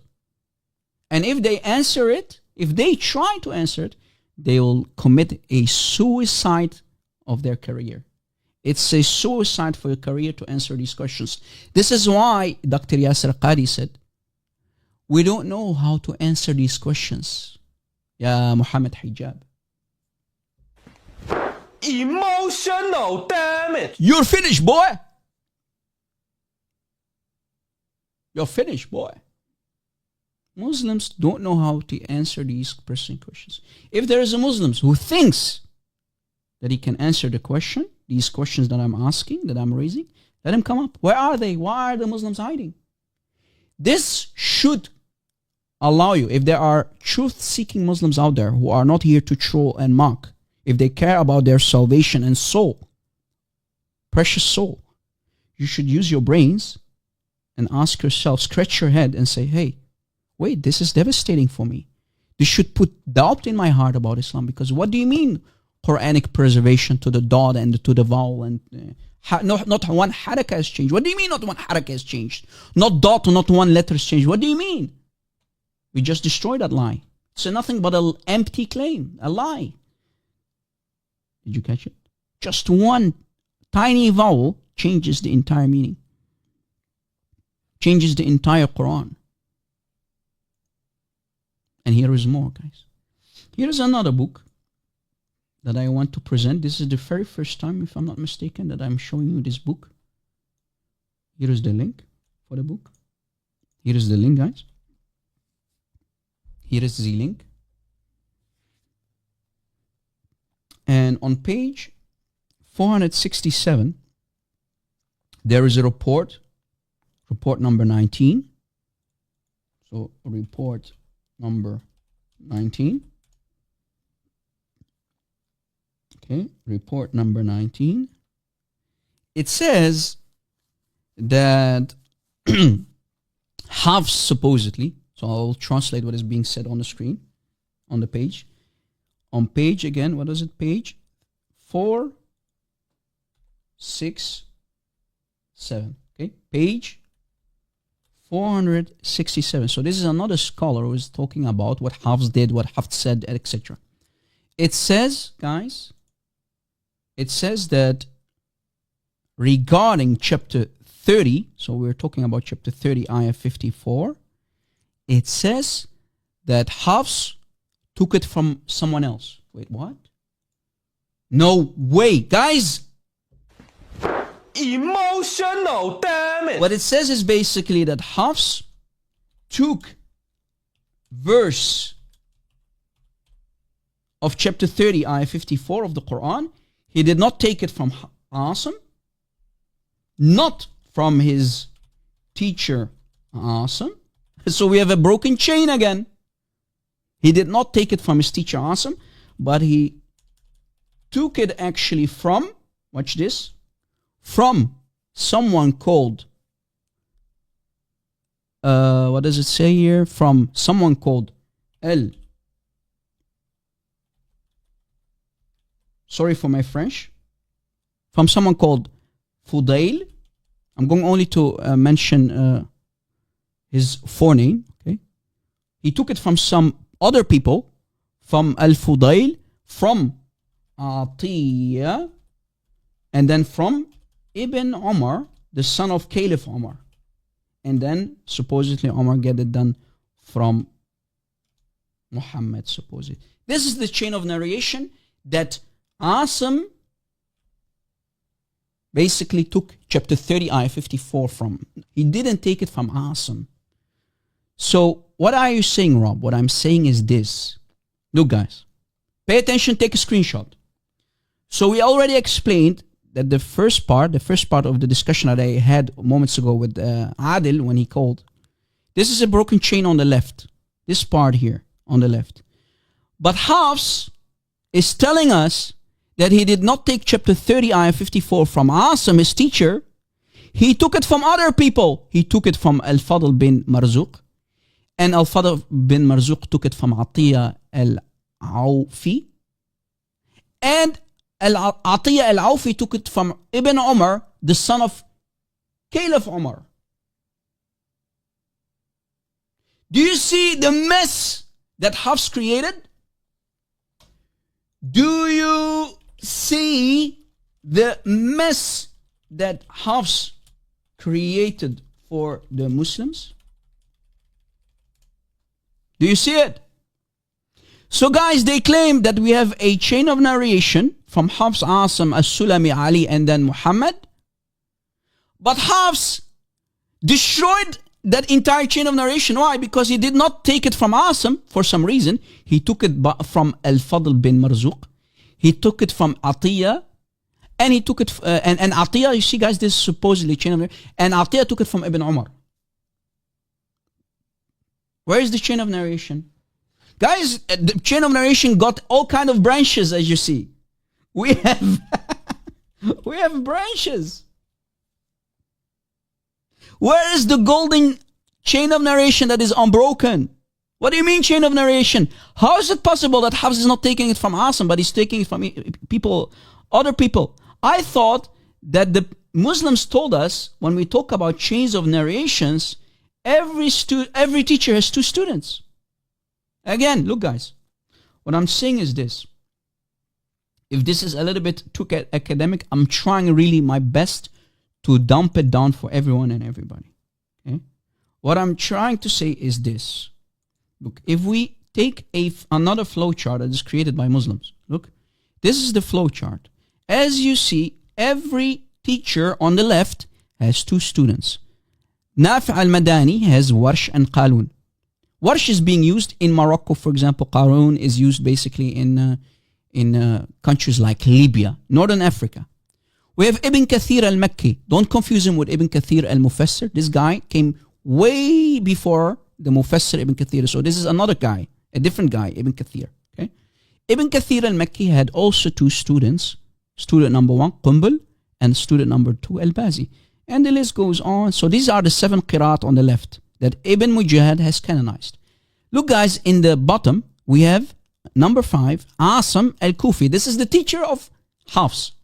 Asim has two students, Hafs and Shu'bah, as you noticed. that I was talking about all this time. Asim, the teacher, and 2 students, Shaba Hafs. What did Hafs do? The idiot Hafs went to other people. He went in this case, he went to Al-Fadl bin Marzuq, who taught him a different Quran for chapter 30, ayah 54. It's a disaster. Suddenly, the chain of narration has all kind of branches growing out of nowhere. If this was supposedly a tree, let's say, or a chain of narration, the chain has branches, guys. Suddenly, the chain has branches. What is this mess? Muslims, can you answer this pressing question that Dr. Yasir Qari was talking about? What is this kind of tree? Guys, the tree is, I don't know what happened to it. The chain of narration has suddenly branches out of nowhere.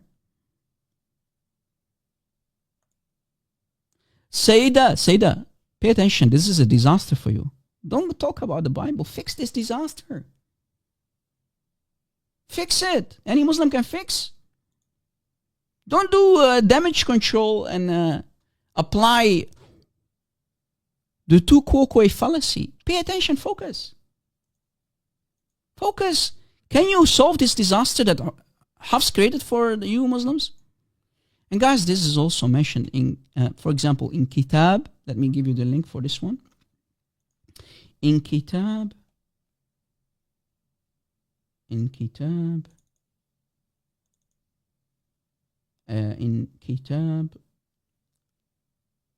what was this book again?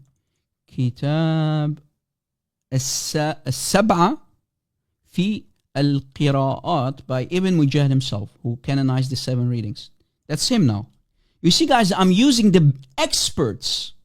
I'm not using clowns. I'm not using whatever you want to call them. I'm going to the experts. Ibn Mujahid, guys, again, if you didn't follow yet, Ibn Mujahid is the guy who created the 7 canonical readings. He's responsible, let's say. Okay? He's responsible for it.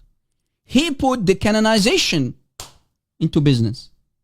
The expert, exactly, Carol. He is the expert. So I'm going to the experts. In his book, here is the link one more time, of the book that you see on the screen, by the expert himself, who is responsible for the 7 early qira'at. Which qira'at, Rob? This one here. Do you see it?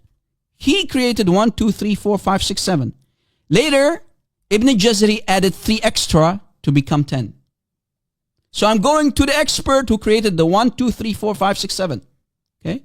That expert. This guy here, Ibn Mujahid. Okay? You're getting it, right, guys? Slowly, everybody's understanding what I'm trying to tell you here.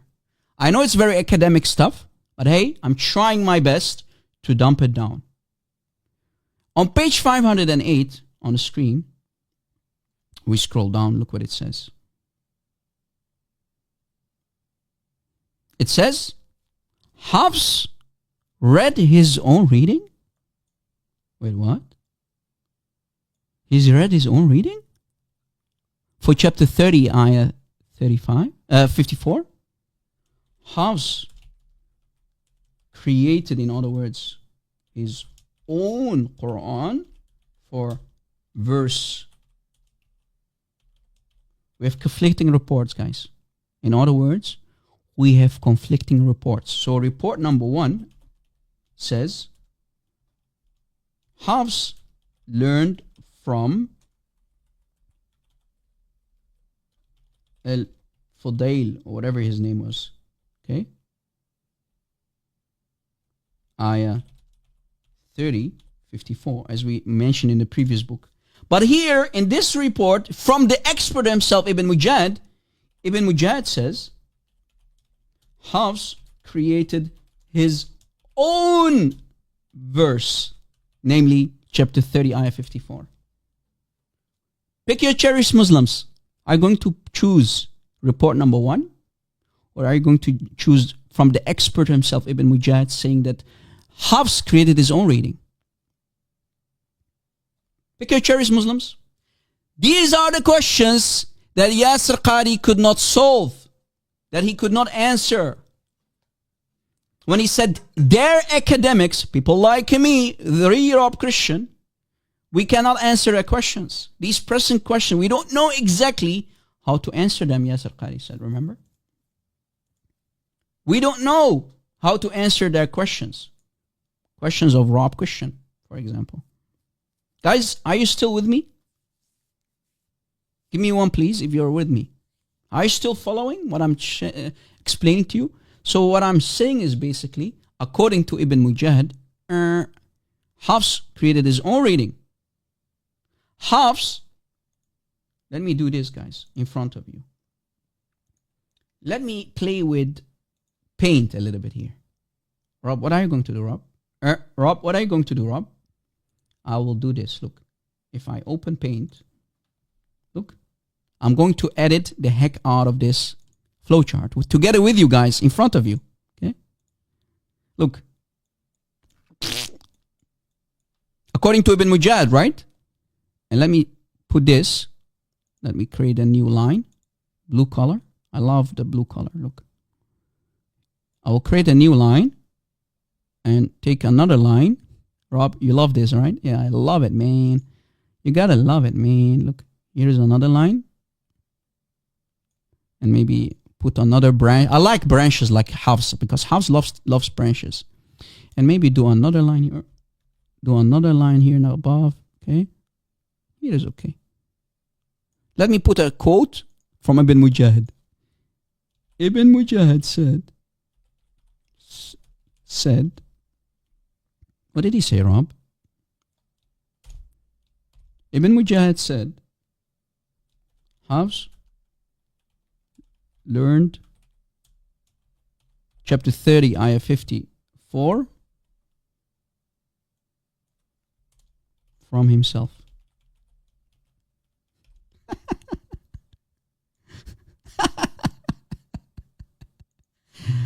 Look, guys, this is too much fun for me, guys. This is too much fun. Let me make it black like this. So, if we save it, refresh, Rob. Rob, refresh, Rob. Where did I put that flowchart? Was it a different one? Hold on. What's the flowchart, Rob? Oh, wait, I have to open it again here. Maybe I gave it a wrong name or so. Here. So this is the flowchart that we now finally have, guys. We have claim after claim. We have one report saying that Hafs took it from Al-Fadl bin Marzuq. And then we have also a report from Mujahid saying that Hafs learned chapter 30, ayah 54 from himself. Guys, are you following? It's not that hard, to be honest with you. If you do some investigation. I know it took me 20 years. It took me 20 years to come to this level. I'm not kidding, guys. It took me 20 years to come to the knowledge level that I now have about this man-made cult, as you noticed. Man-made cult.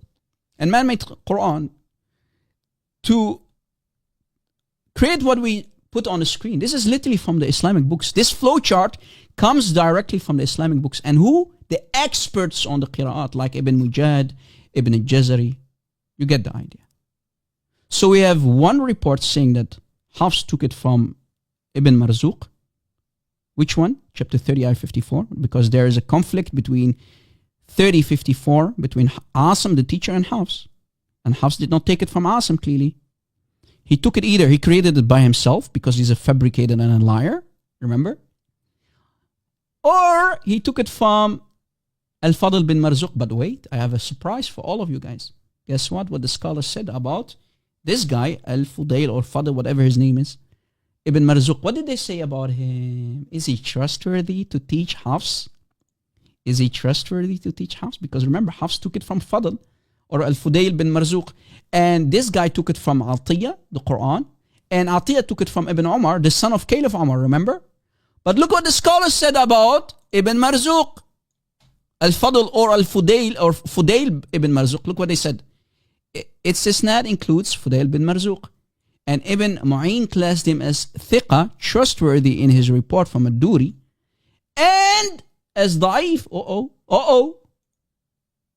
in another report. So, guys, we have conflicting reports about who this guy is. Is he trustworthy? Is not? And look, another scholar on Ilm al-Rijal or Jarh wa Ta'dil, the famous Ibn Abi Hatim, said in his book called Jarh wa Ta'dil, volume 7, page 75, he said, I asked my father about Fudail bin Marzuq, and he said, he is honest and his narration is fine, but he makes many mistakes when writing his hadith. I said, can he be quoted as evidence? He said, no. He said, what? He said, no. What? He's not to be taken as evidence? And he makes many mistakes? And look, another scholar on expert of the men inside chains of narration, because these scholars, guys, that I'm highlighting, these names that you see, for example, Ibn Hibban, Ibn Abi Hatim, all of these, Ibn Mu'in, these are the expert on the men who are inside chains of narrations. Ibn Hibban said in Al-Majruhin, the people who are untrustworthy, in volume 2 of his book, page 209, the hadith of Ibn Marzuq, the guy in the chain of narration, the guy who Hafs learned the ayah from, his hadith is munkar jiddan, very da'if, very rejected. You cannot take his hadith. So he's a liar. He's not trustworthy. He was one of those who made mistakes. If we go back to the flowchart, this is the guy. Hafs took from a guy who is not trustworthy and who makes mistakes. And when you come, guys, if you study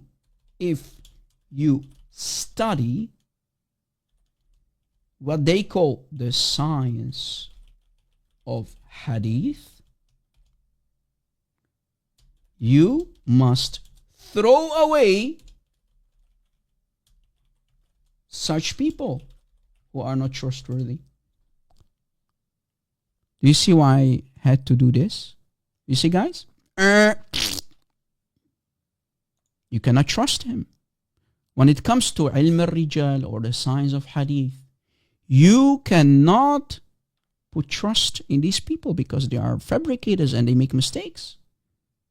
So in other words, guys, just like the emoticons that you see on the screen, throw the Quran of Hafs in the bin where it belongs. That's the final conclusion that we can take.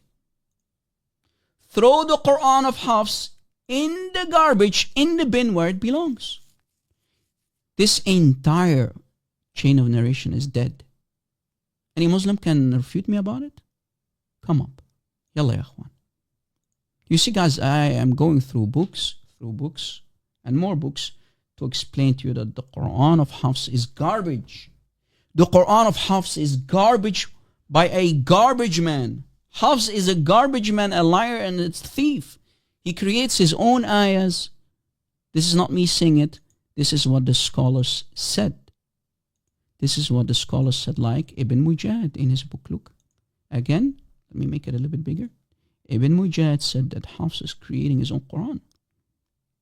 Yet Muslims made his Quran the number one Quran on this planet. Yet he created literally his own verse, his own reading, his own Quran. That's one of the reports. The other report says that he got the qira'ah from Ibn Marzuq. But Ibn Marzuq is weak. He's very weak. He's very weak. Remember, the Quran is a hadith, right? Since the Quran is a hadith, since the Quran is a hadith, and the Quran itself has a chain of narration, we have to apply the science of hadith on the Quran as well. And when we apply the conditions for science of hadith, for something to be authentic without any problems in the chain of narration, we have to throw all of these liars and people who are not trustworthy under the bus. Well, who cares, Paul? Who cares? The Quran can make all kind of mistakes. The Quran can make all kind of claims. But the people who are responsible for the Quran are not trustworthy. Paul, use your brains, Paul. I'm not sure if you're Muslim or not Muslim. I don't care what you are. Paul, use your brains. The Quran can claim all kind of things. But the people who gave you the Quran are not trustworthy people. The Quran is provided by non-trustworthy people, and the chain of narration for that Quran is broken, and it has all kind of branches, and it has all kind of people in the chain of narration that are not trustworthy and are liars and have mistakes and are bad in memory, and they don't have the Quran of Uthman.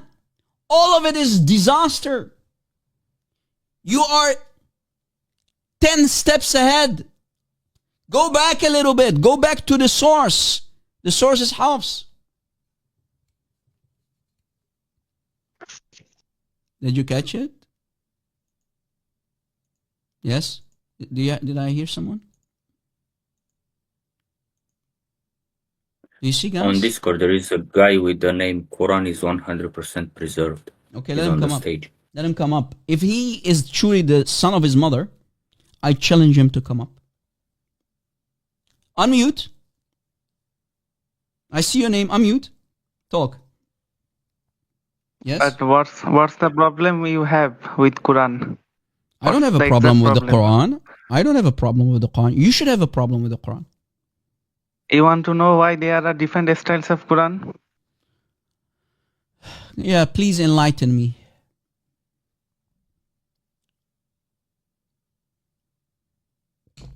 What happened? Are you listening? Yeah, I'm listening. Are you slow? The existence of different styles of the Quran does not mean that the core Arabic language of the Quran was different at the time of revelation. Well, yeah, according to your Instead- scholars, there are multiple different Arabic Qurans that contradict one another. Instead, its variations primarily relate to script. You're a Muslim, recitation- right? You're a Muslim, right? Yes. Okay, question. Recitation. Okay. And minor, Hold on. minor differences. Hold on. What do you mean minor differences? Hold on. Question. Can you read for me chapter 5, ayah 6? Read for me. But chapter 5, ayah 6. Let's see how minor it is. Read for me chapter 5, ayah 6. Read it for me, please. It's not difference of Arabic. It's how people Hold on. recite at the Recite for me, for example, chapter 5, ayah 6. And let's see how minor these differences are. Recite it for me. Yalla.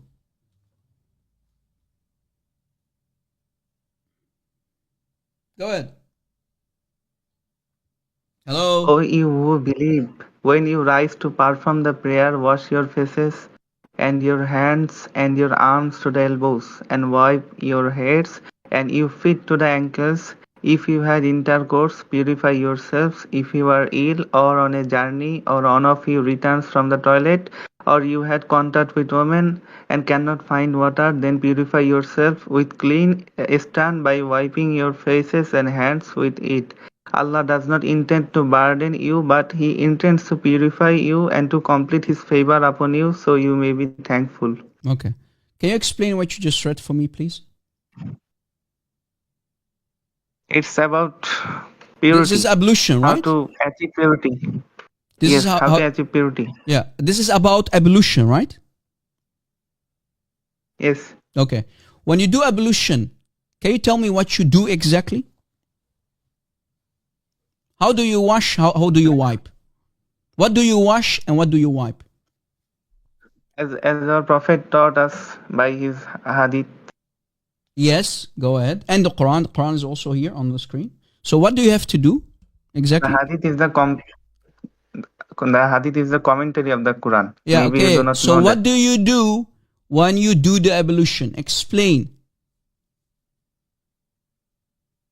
We wash our hands, we wash our feet, we wash our face in this way. Okay. Question. Do you wipe your head only, or do you wipe your head and your feet to the ankles? I'm wiping. Listen carefully. One more time. When you wipe, do you wipe your head only, or do you wipe your head and your feet till the ankles? We just give a little, or we just give water in our Abdul, hairs, in our hair. please listen carefully. When you wipe, I'm talking about wiping. Listen carefully. When you wipe, do you wipe your head only, or do you wipe your head and your feet till your ankles?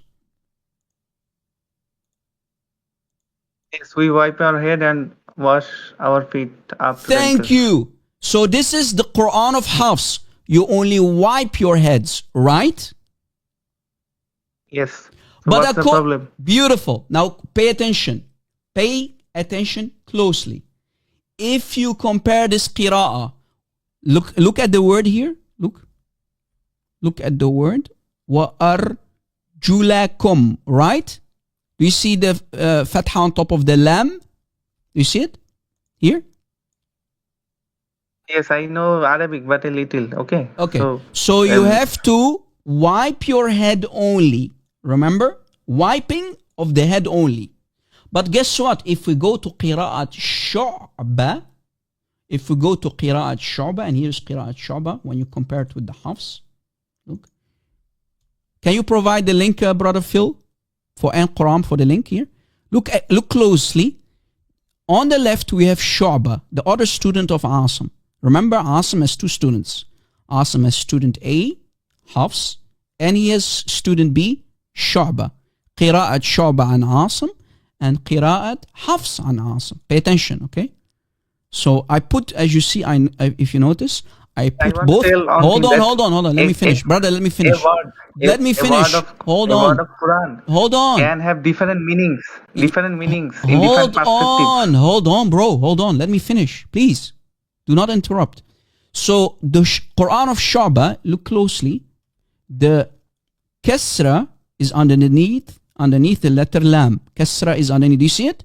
Here. Do you see it? This is Shu'ba. But Hafs, if you go to the right, there is a fatha on top of the lam, which changes the meaning. Question: what is here changed? What is exactly changed? If you know Arabic, what is changed? Arabic a little, not much. Okay, not much. you know what it says? You know what it says? And I'm not. Well, that's the problem. You're Indian. That's the problem. You're Indian or Pakistani or Afghani. That's your problem, not mine. The problem is that Qira'at Shu'ba says you have to wipe not only your heads, but you have to wipe your head and your feet till your ankle. So we have a contradiction. The contradiction is That's this. Not a contradiction. Yes, That's it the is. Arabic language. So question. Which okay. So what did Allah... Your... Okay, I'll go with you. If it's not a contradiction, what did Allah send down from above the seven heavens with Jibreel to Muhammad? Did he command you to wipe your heads? Hold on. Did Allah command you to wipe your heads? To wipe your heads only? Or did Allah say, wipe your heads and your feet to the ankles? What did Allah say? Is it وَأَرْجُلِكُمْ or is it وَأَرْجُلَكُمْ with the fatha on top? You see how one tiny little vowel changes the meaning? Which one is it? Are you using the international translation or a translation of any... Are you okay? Are you okay? Quran, Mr. Quran, are you okay? I'm not using translation, Ya Ahmar. Ahmar, Yafur, I'm not using translation. I'm using the Arabic because I'm a native Arabic speaker. I don't need translations. I'm talking about the Arabic. Look at the screen. Do you see translations? No. I'm asking you. There is a conflict. There is a contradiction between Shaba, Qira'at Shaba, and Qira'at Hafs. As I said to you that I'm not a scholar in this kind of. Don't you ever call me again. I need a scholar. Don't you ever call me again because you are not knowledgeable about this topic. Why are you calling me, Yahmar? Why do you want me to humiliate you in front of a large audience? Why are you calling if you're not a scholar, if you don't have knowledge? Because we have a contradiction. The contradiction again is between Hafs and Shaba, as you see on the screen, we have a conflict, we have a contradiction. Hafs says, wipe your heads only. Okay? Hafs says, wipe your heads only. Qira'at Shaba says, wipe your heads and your feet to the ankles. For the people who want to understand what's going on, let me make it even more easier. Here is a flow chart which we created for you.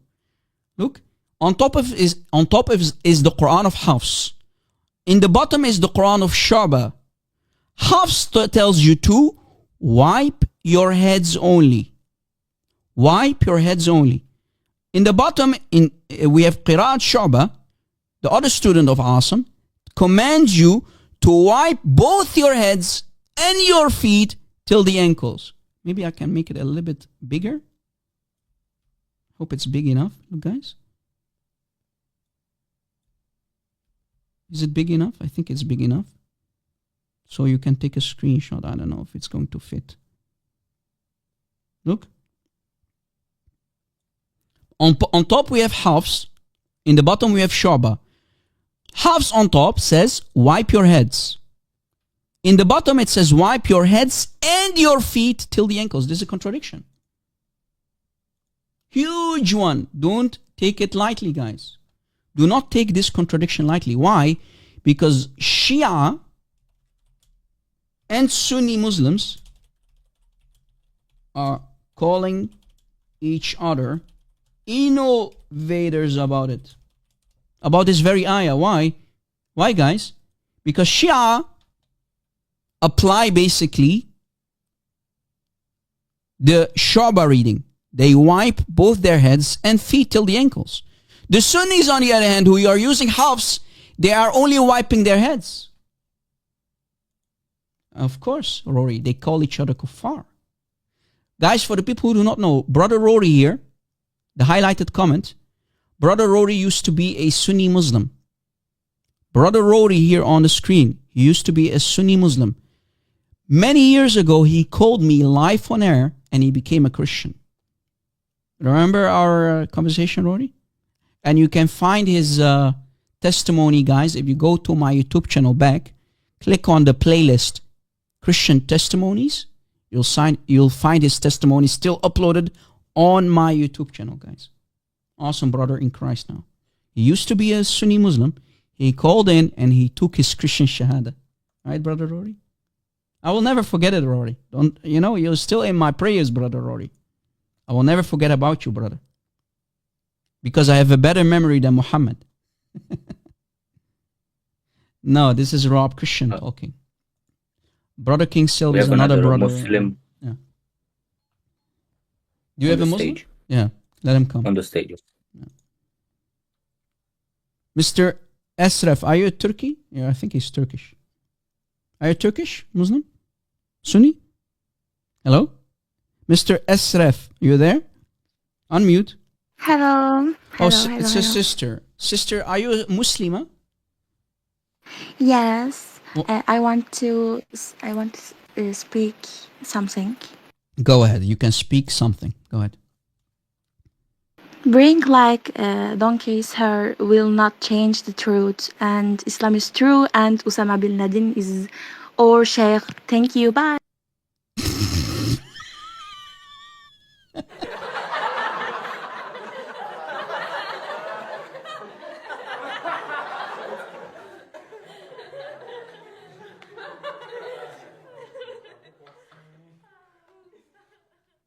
What the heck just happened? You see, guys, she is a schmerorist. We have a female schmerorist, a terrorist, who is supporting bin Laden and who thinks that Islam is the truth. Well, I'm happy for you if you have that half brain that your prophet talked about. You're not only half brain according to your prophet, exactly, but you're a terrorist who's supporting another terrorist in the form of bin Laden. And guys, couple days ago, I watched that documentary that they created about bin Laden, how they captured him and how they unalived him. You get the idea, right? The famous documentary is now circling all over social media and whatnot. I watched it, and man, they did not go easy on him. So yeah, support the terrorists. Maybe it will help. You see, guys, in the end, they're all terrorists. When Muslims, they have no way out. They have to support a terrorist. And because Islam is a terrorist religion, that's what it is. She just confirmed it. Well, still that doesn't solve the many different Qur'ans, because that's our topic now. Can you solve these Qur'an problems? Is it arjulakum or arjulikum? Is it only wiping your heads, or is it wiping your heads and your feet till the ankles? You Muslims call each other kuffar about it. Please solve this disaster, Muslims. Solve it. You can't solve it, right? Even Allah cannot solve it. Because Allah then has to send a new Quran with a new messenger to solve these disasters. Because Allah failed miserably. The Muslims want to convince us that Allah failed the first time with the Torah. Then Allah had to send Isa because Moses failed with the Torah. And Isa failed with the Injil. And now Muhammad, the final messenger, failed with the Qurans because Muslims are confused. They don't know what to do. Should we wipe only our heads, or should we wipe both our heads and our feet till the ankles? Well, yeah, of course, Rory. That's why you became an ex-Muslim and you had no other option to become a Christian, right, Rory? Exactly. And you're not the first and not the last, brother Rory. You can mock, you can play games, you can do the mental gymnastic, Muslims. I'm not your enemy here. I'm only showing you what kind of messy Quran you have. And you don't have a Quran chain of narration. You don't. You have nothing but broken chains of narrations. That's what you have. The whole chain of narration is broken for the Quran. It has nothing but branches, and it has all kind of disasters in it. The whole chain of narration is... You see the X's? It's all covered with X's. It's covered with X's everywhere, broken chains. I remember, Rory. I know, brother. God bless you. Stay safe, brother Rory. Any Muslim? Wow, we had a good crowd for today, huh, guys? You see, and we're live for a couple of hours now. And not one Muslim could refute us. Why is that? Now Muslims will do response videos about me because they are too cowardice to call live on air. They are going to do many response videos about me because these people don't debate, they only respond. We are the ummah of responding only. We don't debate because we don't have knowledge. They are watching though. They are sitting in the back of the bus, but they don't know how to answer these pressing questions like Yasser Qadi said. When you do a deep dive, I'm a scuba diver. When you do a deep dive, I'm a scuba diver. Things get very, very awkward and difficult. When you do a deep dive, I'm a scuba diver. When you do a deep dive, I'm a scuba diver. Things get very, very awkward and difficult. I'm more than happy to go diving anywhere. If I were to give you a blank mushaf, let's not. I'm a scuba diver. I'm more than happy to go diving anywhere. If I were to give you a blank mushaf, let's not. You're pushing me. I'm a scuba diver. I'm more than happy to go diving anywhere. If I were to give you a blank mushaf, the standard narrative has holes in it. That's what I'm gonna say. The standard holes have many holes in it. That's the only thing I can say. Yes, Rory, it's on the screen, right? He was a big, fat liar and a thief. Not according to Rob Christian, but according to the scholars. I have nothing to do with this, guys. I'm only quoting what the scholars said about him. Do you have any Muslim? Look, Rory. For example, here's a screenshot of a hadith that I took from a book. Look what they say about Hafs. And on top it says, إِسْنَادَهُ ضَعِيفٌ جِدًّا. The chain of narration, let me translate. It says on top, all the way on top, after the number 1267, that's the hadith number. It says, the chain of narration is very weak. Why the chain of narration for this particular hadith is very weak? Because Hafs is in it. Because Hafs is in the chain of narration. That's Why don't we let Elliot tell us? What? He's on the stage. Yeah. Elliot is on the stage, Muslim. Hello, Elliot. Welcome. Allah jabak. Welcome. What do you want to tell us? Can you show me the contradiction between? Can you show me the contradiction between these two verses? Which verses exactly? Which verse you want me to show you contradiction? That you showed. 5? You mean chapter 5, ayah 6? Yes. Okay, I showed it earlier. Let me show you one more time. Look, we have the Quran on the left. We have the Quran of Shu'bah. Shu'bah and Asim. Do you see it? On the left here. We have two different qira'ats beside one another. Look, on the left is Shu'bah. On the right is Hafs. You see it? Where is the contradiction? Okay. The contradiction is in the word وَأَرْجُلِكُمْ. That's Qira'at Shu'bah, the Quran of Shu'bah. And the Quran of Hafs says وَأَرْجُلَكُمْ. What did Allah send down from from above the seven heavens? Did Allah say وَأَرْجُ? Hold on. Did Allah say in chapter 5, ayah 6, Surah Al-Ma'idah, ayah 6, did Allah say وَأَرْجُلِكُمْ with the kasra underneath the letter lam?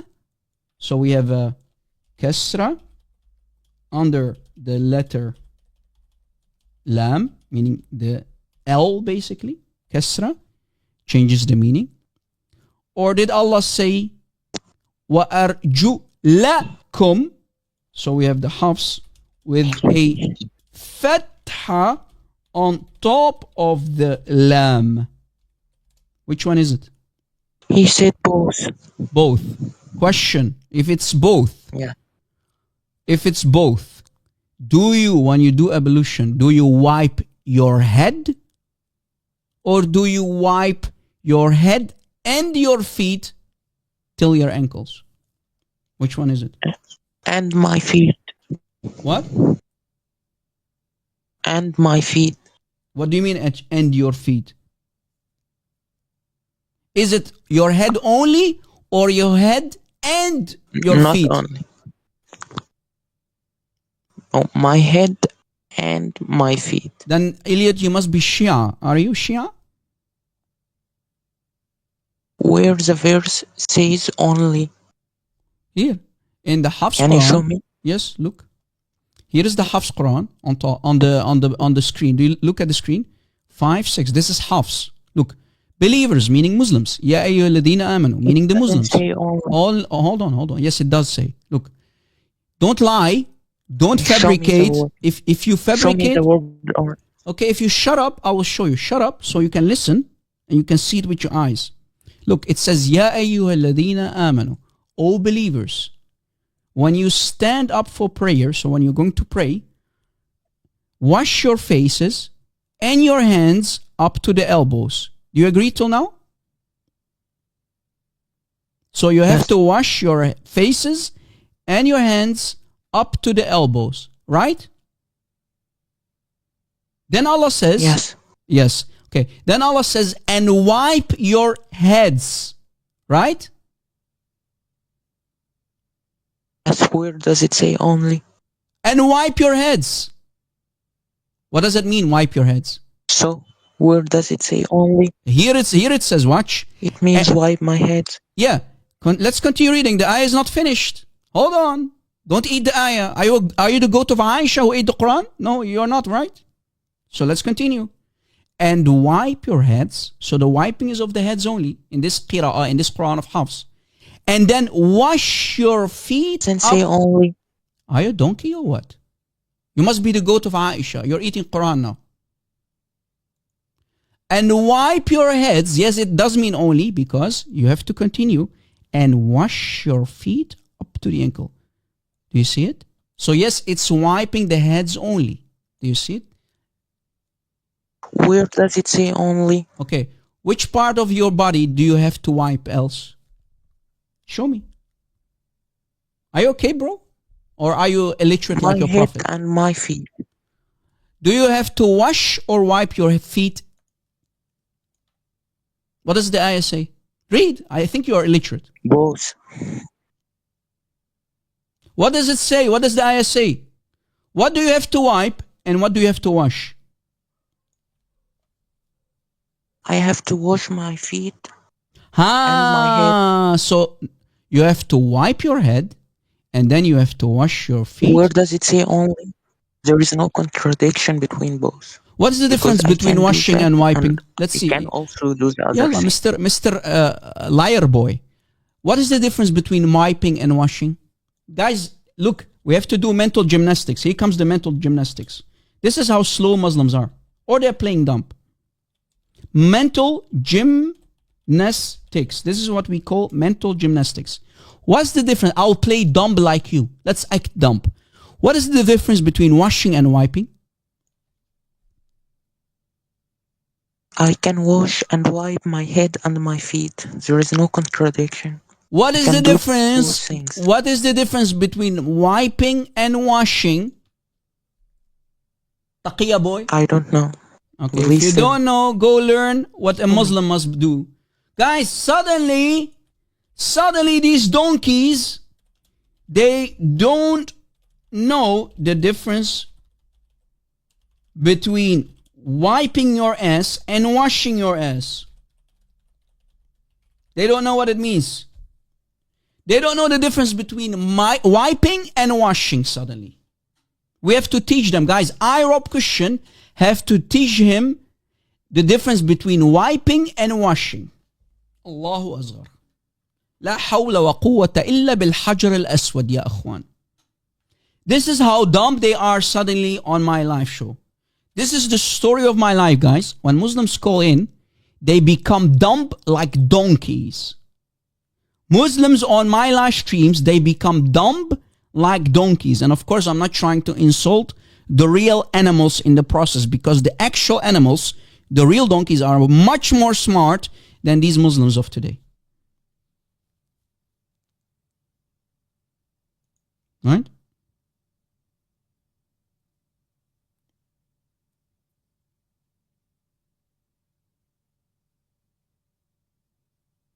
Exactly, Paul. That's what they don't get. Did you catch it? There is a huge difference between washing and wiping. That's why we have a contradiction. Oh, that's why we have a contradiction. Where did I put the slide? Here. That's why we have a contradiction between Shu'bah and Hafs. Hafs on top says to wash, to wipe your heads only, wipe your heads only, and to wash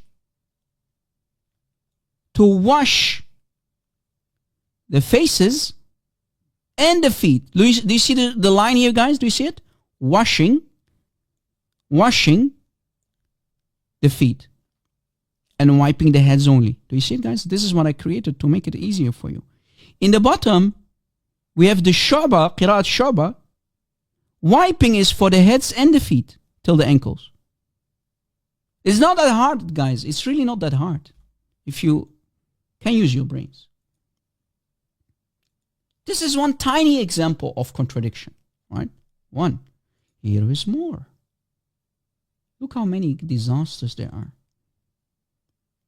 Look how many disasters there are. We already mentioned that. One of these disasters in the Qira'at. Look. Here is again the Hafs version. Hafs for chapter 567. This one says that Muhammad came with a message. What is that message? Islam. Okay. So the Hafs version says in chapter 567, chapter 567, Momo was sent with one message. With a message. Okay. Notice one message. His message. But the fellow student of Hafs, we have two students of Asim. Asim is the teacher, Hafs is the student, and Shu'bah is the student. Shu'bah, the other student, has a different Quran. Plural of messages. So how many Islams are there? One message or multiple messages? How many messages did Muhammad carry from Allah? Muhammad al-Afridi, how many messages did the Prophet bring? How many types of Islam? One Islam or multiple Islams? One message or three or more or two, whatever.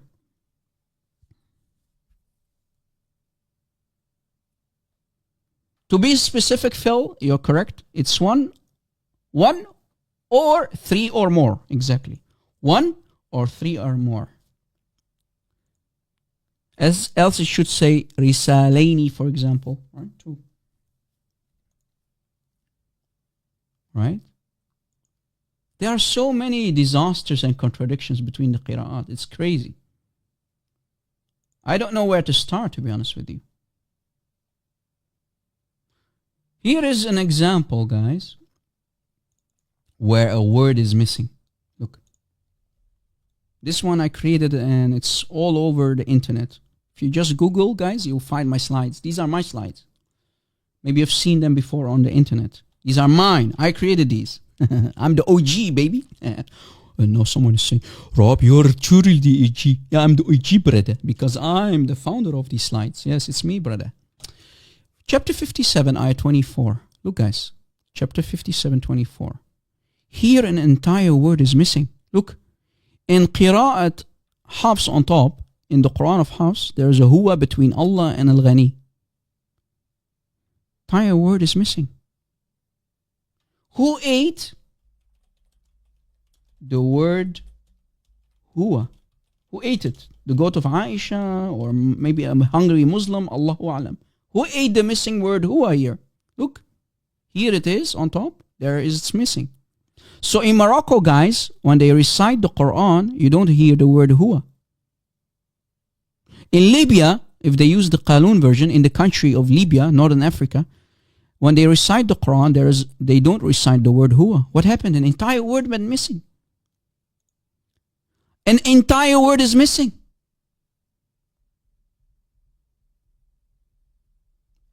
Complete word is gone. Pfft, disappeared in thin air. Muhammad Afridi, can you find us the word huwa? It's gone. Someone ate it. Let me make it a little bit bigger so you can take a screenshot. Look. Complete word missing, brother. Gone with the wind. It's missing. What happened to the word huwa? Between Allah and Al-Ghani. So guys, we have Hafs, so to dumb it down for the Muslims, because remember, Muslims are very slow people. In the Hafs reading, it says, Allah, He is the rich. Huwa. He is means huwa. Okay. In in the Quran of Warsh and Qalun, it says Allah rich. The word huwa is not there. Compare it, guys. One says, the Hafs version on top says Allah, He is the rich. The two in the bottom, Qira'at Warsh and Qalun, only says Allah rich. Allah rich? What happened to the word huwa? Which one is the Quran of Allah? What happened to the word huwa? Allahu A'lam. Maybe the goat ate it, maybe ants ate it. According to Groofy, maybe the ants ate it. Allahu A'lam. Maybe it went on vacation. According to Phil, maybe it went on to Hajj. Allahu A'lam what happened. Maybe it got legs and it started to talk. Durgan, durgan, durgan, durgan, durgan. It started to run. Rory, that's not the point. That's not the point. I know it's almost similar. But brother, the Muslims told us, what the Muslims has said, Muslims always told us, have always said, and I quote, not one vowel is changed, not one letter is changed. That's what they always said. But now we see complete words that are missing. What I'm showing you is that in the rasm, the skeleton text, we call it the skeleton text, the rasm, that's what we call in Arabic. There is differences, as you see. Right? If you remove the dots, you remove the vowels. The skeleton text, look at the skeleton text without the dotting, without the vowels, we have differences in the skeleton. Muslims always said there is no differences in the rasm, in the skeleton. Rory, did you catch it?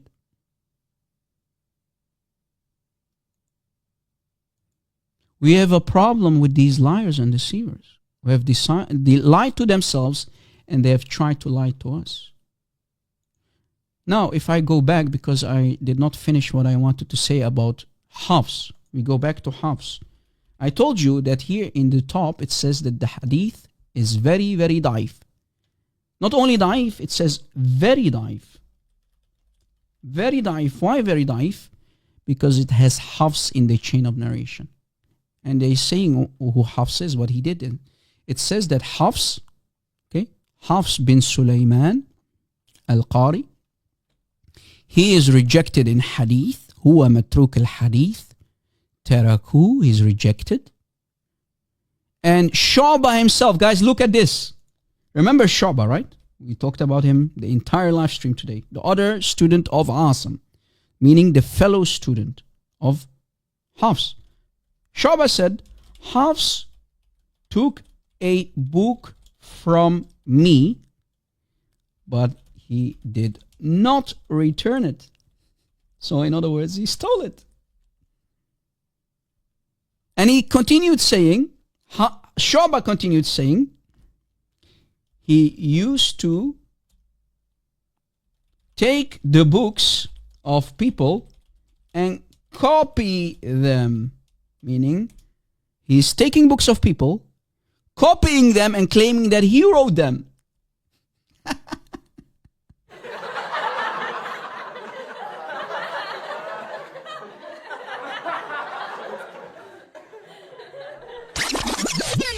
So, he's a thief, he's a liar, he's rejected in hadith, he's a fabricator, and he used to copy people's books and claiming that he wrote these books. Imagine. Imagine, guys. Disaster. Yet they say this guy, we took his Quran, we use his Quran. So you're taking the Quran of a known liar, a thief, someone who is rejected in hadith, a thief, for God's sakes, someone who is plagiarizing people's works. He's plagiarizing. You know what they do in the West, guys? When you plagiarize people's books, they will sue you. You have to appear in front of a court. They will sue your ass. Right, guys? Yeah. Islam is the only fabricated cult, Amr. You know, maybe you can repeat it 10 times, it will help. Maybe if you repeat it 100 times, maybe it will put you better asleep. Come up and debate me about it then. Exactly, Rory. Not only Sunnis, the Shia use his Quran too. Not only the Sunnis, Rory. Shia use the Quran of Hafs too. Both of them are stupid. Both Shia and Sunnis are stupid.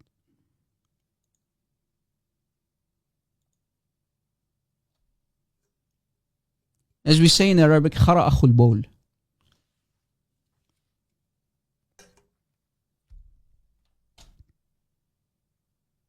Khara akhul bowl. Shia, Sunni, it's all the same. They use the same Quran, same garbage, garbage in, garbage out. As brother CP always says, garbage in, garbage out.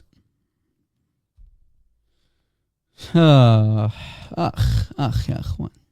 عشنا وشفنا.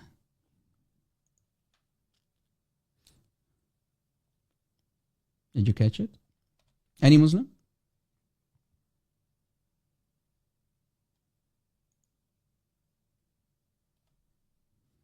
I understand, Rory.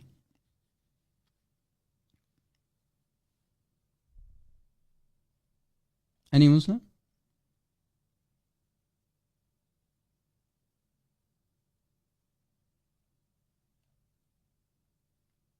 Are there questions in the chat, guys, that we can answer? Are there questions in the chat that we can answer? I'll take one, maximum 2 questions, guys, and then we will wrap things up. Is there a question?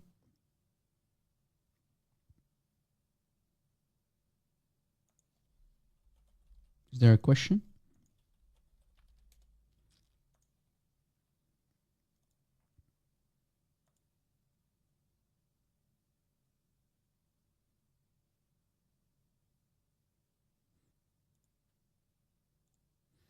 What does Quran 12:2 say?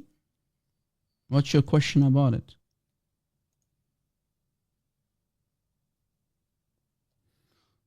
Supposedly, Allah in His prophet is saying that they send down. We have revealed a recitation, a Quran, Qur'anan Arabiyan, لعلكم تعقلون, so that you understand. What's your question about it?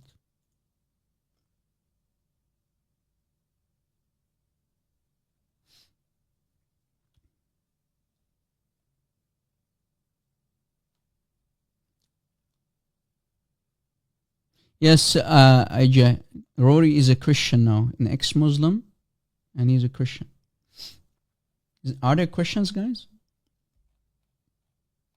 The ayah is clear, Rory. You don't need to think about it too much. Allah supposedly sent down a Quran in Arabic. But the problem is, the Quran is not only in Arabic. The Quran has Aramaic. The Quran has Persian.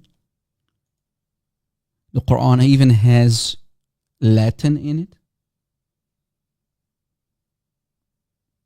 it. Shakir Quran is a translation. Just logic, I don't need translations. Okay? What you're talking about is a translation. Let me tell you something, guys. Let me tell you something. All the translations, all of them, English, Swahili, are not Quran. Again, all the translations, English, Chinese, German, Swahili, Korean, whatever language, they are not Quran. Did you catch it? Any translation for the Quran is not a Quran. This is what they do, guys, when you go to a mosque.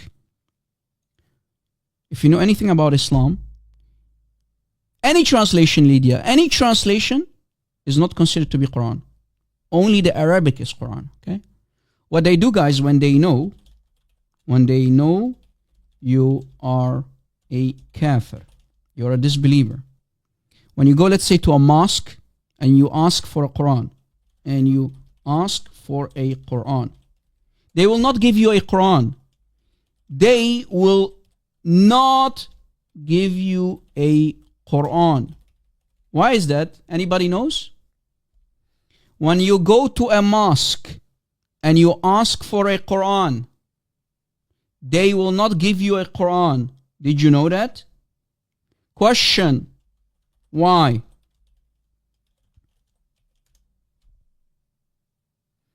Phil, they will not give you that. But why they will not give you an Arabic Quran? Why? As a kafir. Question is why? No, Dragon Daenerys. Almost, but you're not correct. You're wrong. Why?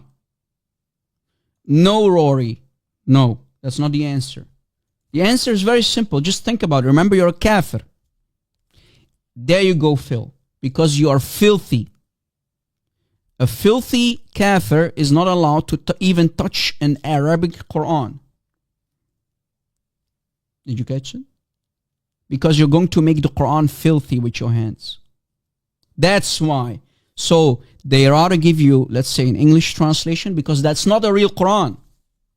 So whenever you see a Muslim who doesn't speak Arabic and he's using an English translation, any English translation, any Hindu translation, he's not using a real Quran.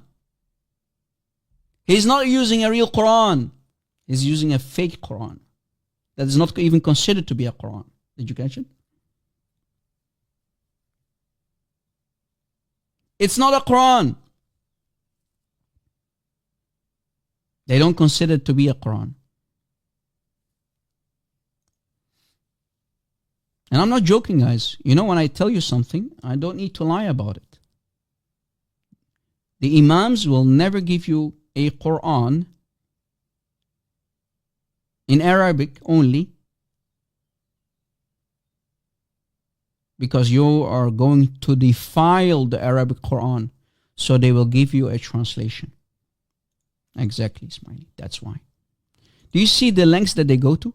They don't think that you are a human being. So when you're filthy, you're not a human being in their eyes. You are a third-class citizen. You are a cattle for them. And that's why people like Shafi'i said, if you can grab an apostate, if you have an apostate, and there is no food, not even a pig to eat, grab an apostate and eat that apostate raw, because he is your cattle, eating a human being alive. Cut him into pieces and eat him. Did you catch it? Wait, what, Rob? Eating human beings? Yes. Imam al-Shafi'i was very clear. No, Rob, you're kidding, right? No, I'm not kidding, Habibi. Here is the proof. Watch. Eating apostates, Rob? Yes. You sure, Rob? Yes. I'm very, very, very sure. You didn't know that, guys? That you can eat human beings in Islam? Hello.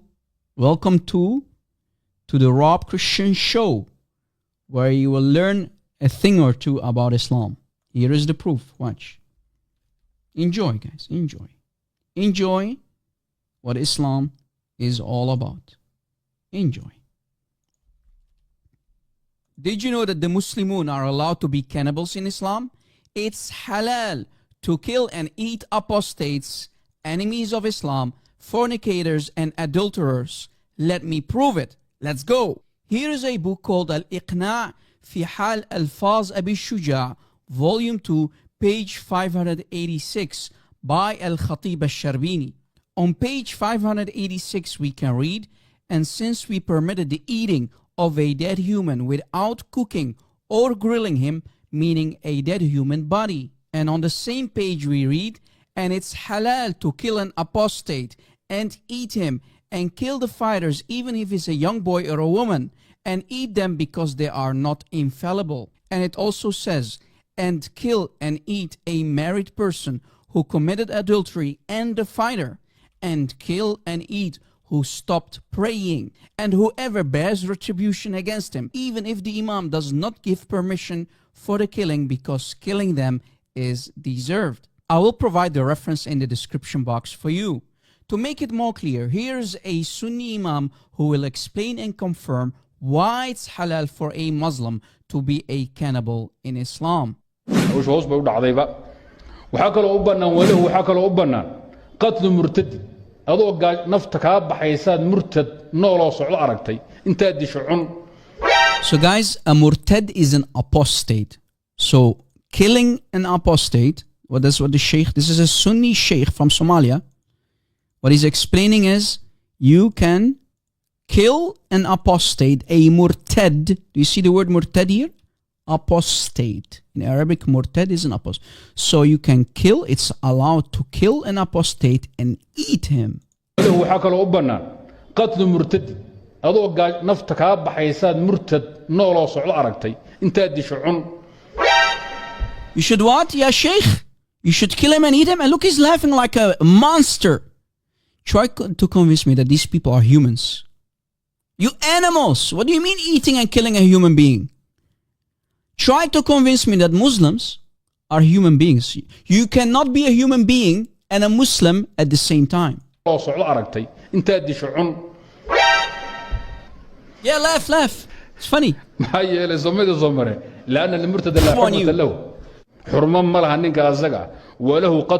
I spit on you and I spit on your prophet, left, right, and center. And I pee every day on your prophet's head and his beard.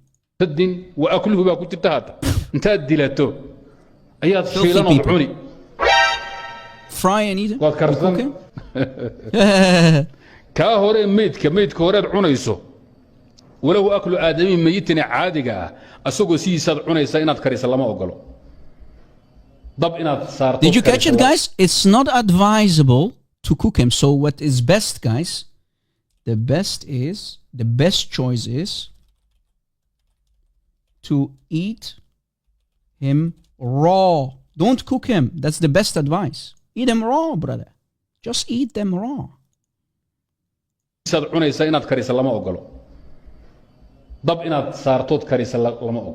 Did you catch it? Wet and raw. Wow.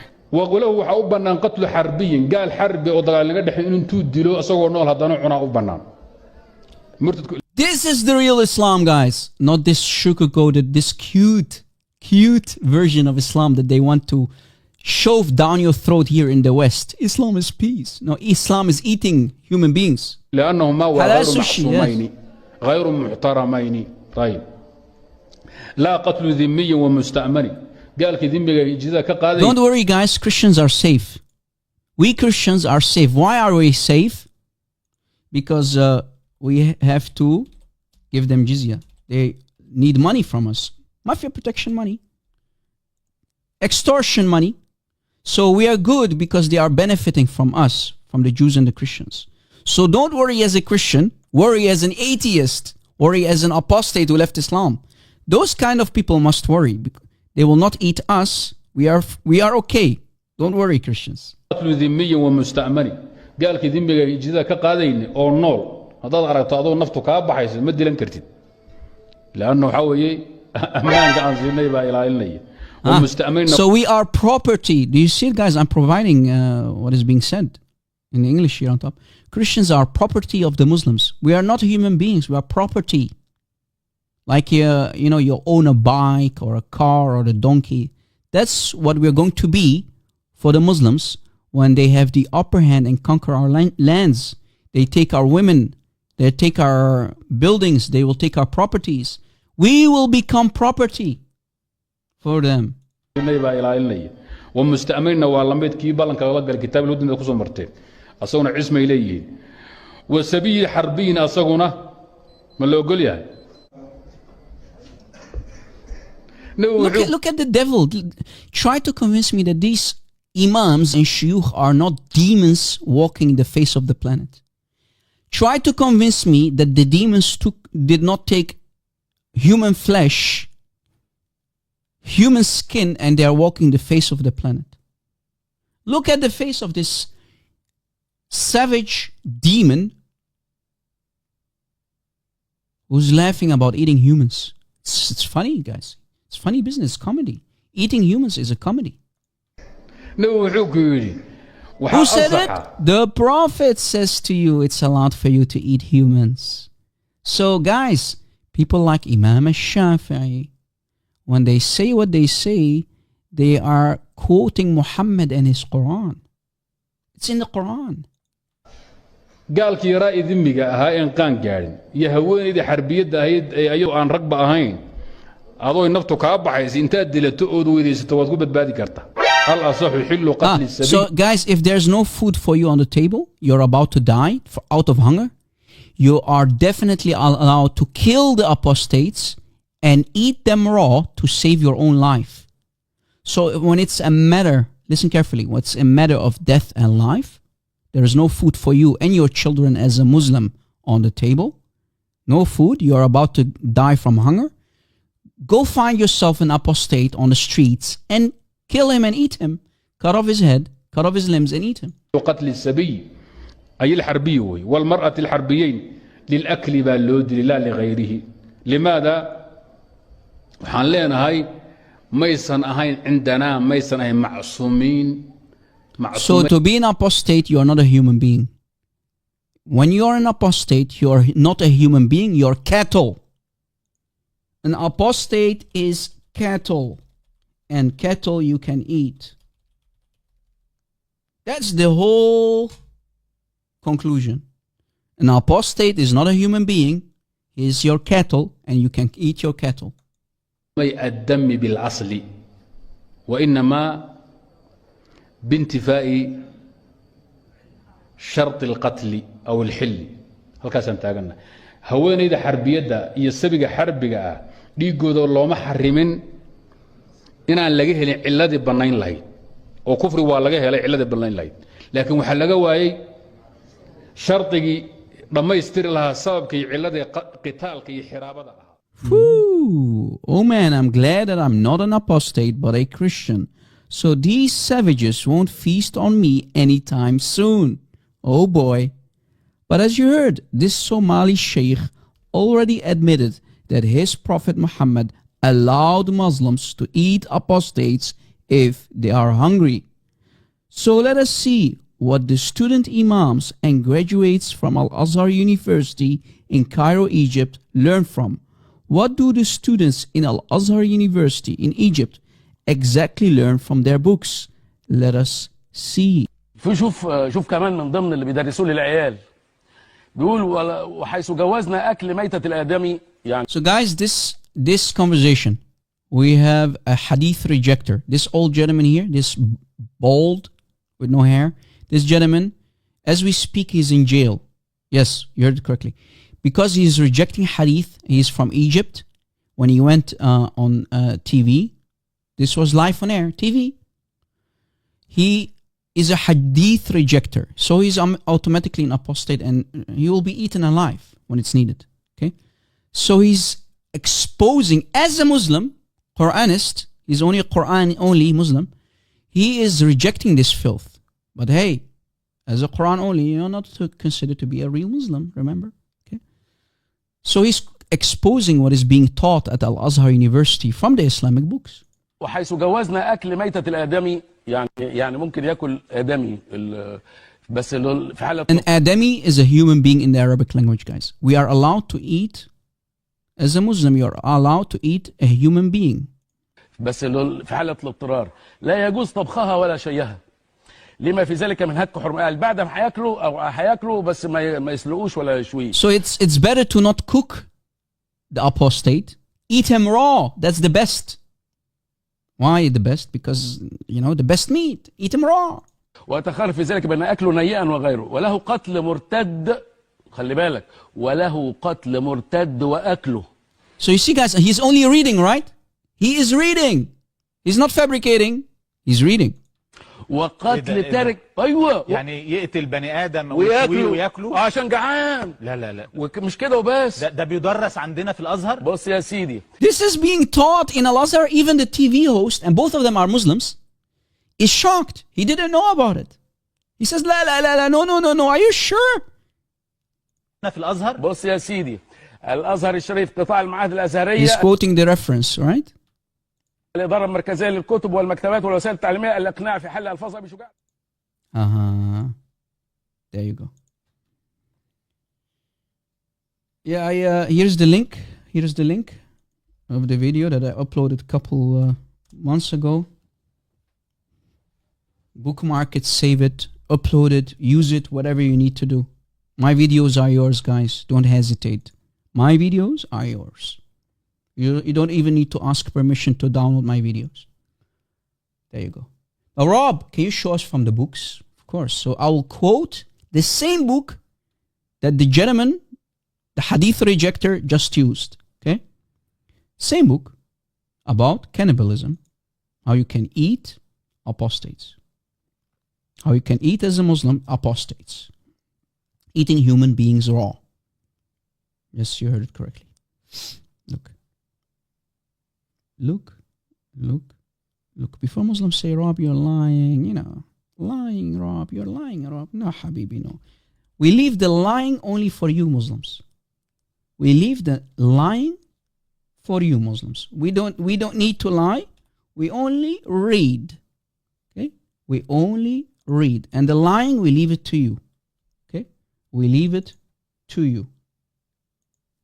You can lie as much as you want. We don't need to lie. We are Christians. Here are the books. Here's the book that he was reading from, guys. And I have a very old copy. And here is the link for this copy. Here is the link for the copy.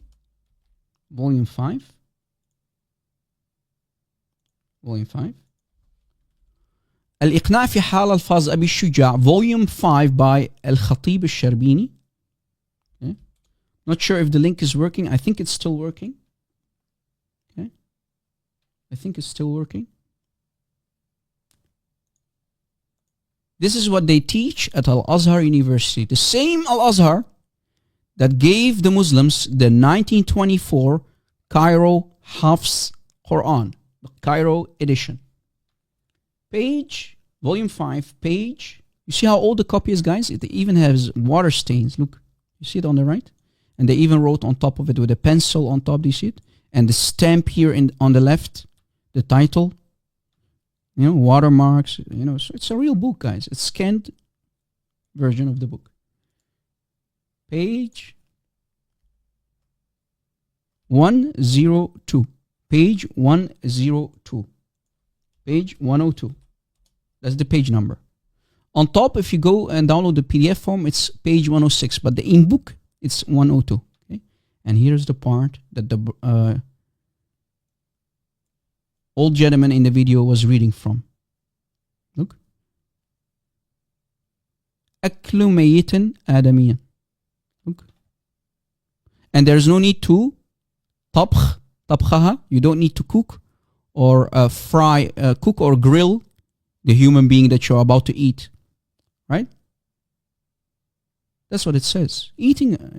وله قتل مرتد. And you can kill a murtad, an apostate. وأكله. And eating him. And eating a fighter. So if you fight someone and he's an apostate, you can eat him. Even if it's a child. Even if it is a child. Eating children, guys. Eating children. ولو صغيرا. Or even a woman. Women and children, eat them. Remember, Muslims say, the Prophet said, don't kill women and children. Yeah, right. But if it's an apostate, kill the children, kill the women, and eat them raw. I rest my case. And this is also in the book of who? Guess what? Who? Imam al-Nawawi too. Imam al-Nawawi, the famous Imam al-Nawawi himself. Same story. Look. in the book of Imam al-Nawawi. We have the books. Rawdat al-Talibin wa Amdat al-Muftiyin by Imam al-Nawawi, the giant Sunni scholar himself. See guys, we're only reading. We don't need to fabricate, and we are providing the sources. You can download and you can fact check if Rob Christian is lying to you, right guys? Page 284, same story.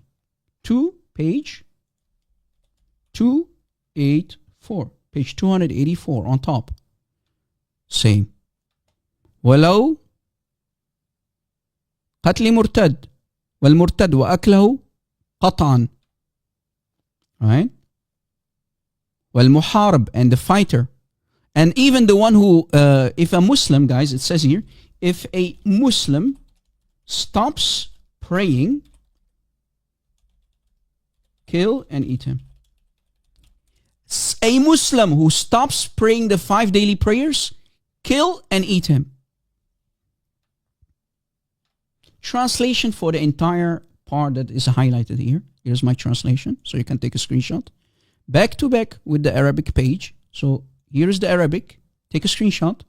And here is my English translation. 1, 2, 3. There you go. Take a screenshot. Let's read. It's halal. It's permissible. Halal for a Muslim who is forced out of hunger to kill the fighter, someone who is an enemy of Islam, and an apostate, and eating him. You can also kill and eat an adulterer or a fornicator. So if you commit fornication, guys, as a Muslim, and a Muslim who stopped praying the 5 daily prayers, all of these groups are not safe. All of them. Second link is not working. Okay, so I have to do something about it. No problem. Let me work on the second link. Hold your camels, everyone. Let's see if I can find immediately a working link for the second book.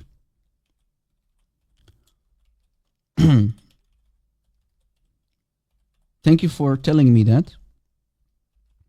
Al-Nawawi. So I'm now, as we speak, guys, I'm looking for a book that we can find that works. Let's see. Hopefully we can find a link that is working.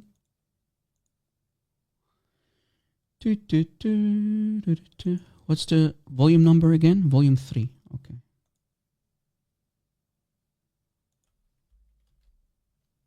Look, I found a working link, so you can see it with your own eyes to give you an idea what I always do. And here is the link. Working link, guys. We have to go on the left corner. We have to go to volume 3. So click on volume 3. You'll get volume 3. And then we go to which page again? Page 284. 284. This is what I do, guys, when I need books. This is where I get my books, for example, from. This is one of the websites where I get my books from. Page, what did we say? Page 200. Why are they hiding the page numbers here on top? This guy's funny. He's hiding. He's trying to hide the page numbers. Okay, so this is... hold on. This is a different publishing company, I think. So sometimes, guys, you see the publishing company is different. So we have to find another one. Hold on. So remove that link. I think it's best to remove that link. And look for another link. Yeah, this is a different company. So that means, guys, often then the page numbers will not agree. So we have to find a different publishing company. Let's see if I find a correct one now. Okay, I found it. Glory to Christ. Look, here is the one. Look, guys. This is the correct one. Volume 3. Let me make it bigger. As you see, I'm making the page bigger so you can see it. Look. Page 284. See, you can flip pages, everything. Here's the part here, look, that I took a screenshot from.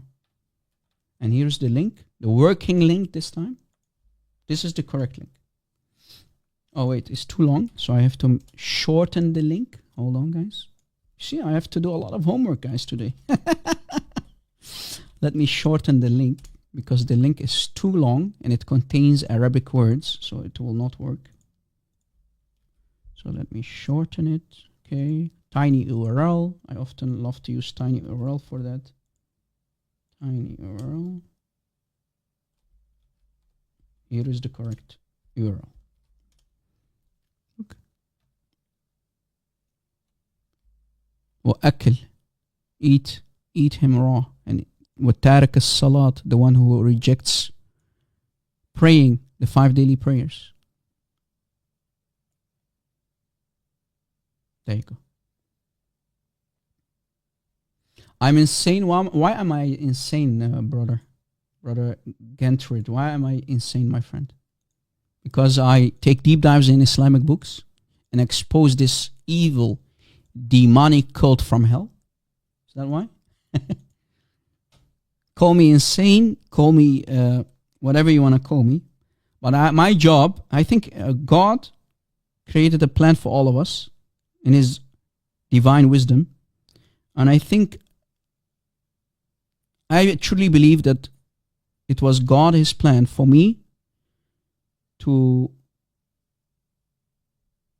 risk my life for the glory of Christ. Because every day I go live, every day I upload videos, guys, my life is in danger. My family's life is in danger. I know the consequences when you speak against Islam.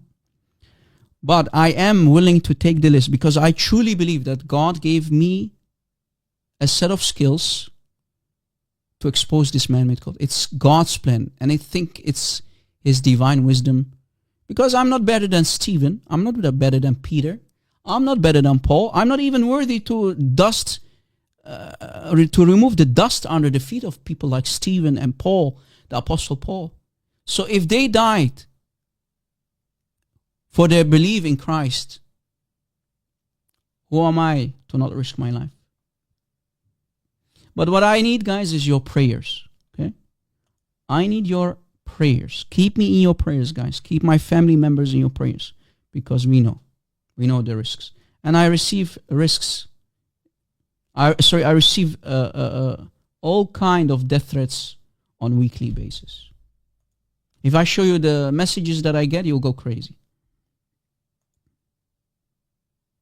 So,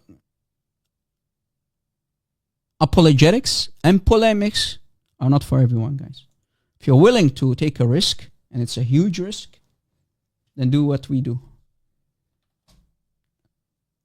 Right? That's what we are here to do. We are here to serve. Nothing more, nothing less, and we are only reading. My way of serving is reading the Islamic books and exposing what is being said in those books. Right? That's it. Just read. We only read.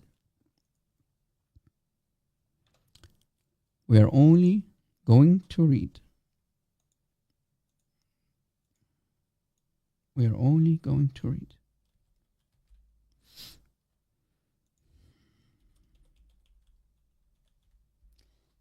Any Muslim? Is there any Muslim who wants to come up?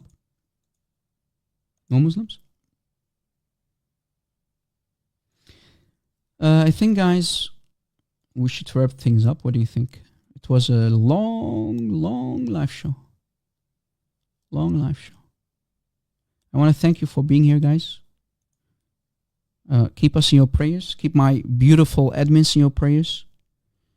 All of them. Keep all the warriors who are risking their lives to expose this man-made cult in your prayers, guys. If you want to support the ministry, you know where you can do that. Everything is in the description box. All the details.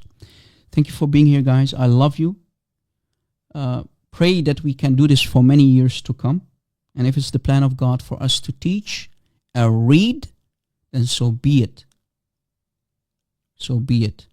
Like always, every knee will bow, every tongue will confess that Jesus is Lord. And Muhammad is nothing but a fraud. Stay away far from Islam, guys. Do educate your children, warn your children about this evil, demonic cult. Warn your children, warn your loved ones. Warn your family members. Don't allow them to infiltrate your homes. with this filth of Muhammad. I love you, dear brothers and sisters. I love you so much. And that's why I'm warning you. Stay away from this evil cult from the depths of hell. Muhammad is under the feet of Christ, burning in hell as we speak. Don't follow his footsteps, Muslims. I love you, Muslims. You are our brothers and sisters in humanity. We love you. Wake up. We might be sometimes very harsh, but sometimes it's necessary. We might be very angry sometimes with you, but that's righteous anger because you are in the dark. We have to shake you up. And how do we do that? By debating you and showing you your books. You want to throw them under the bus?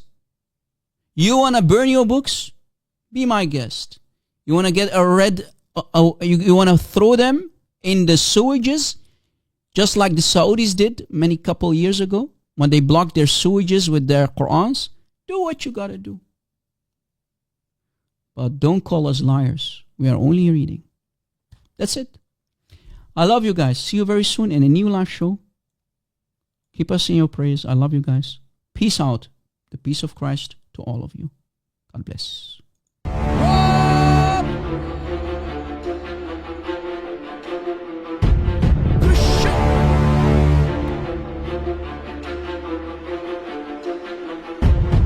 Backup channel. Please subscribe.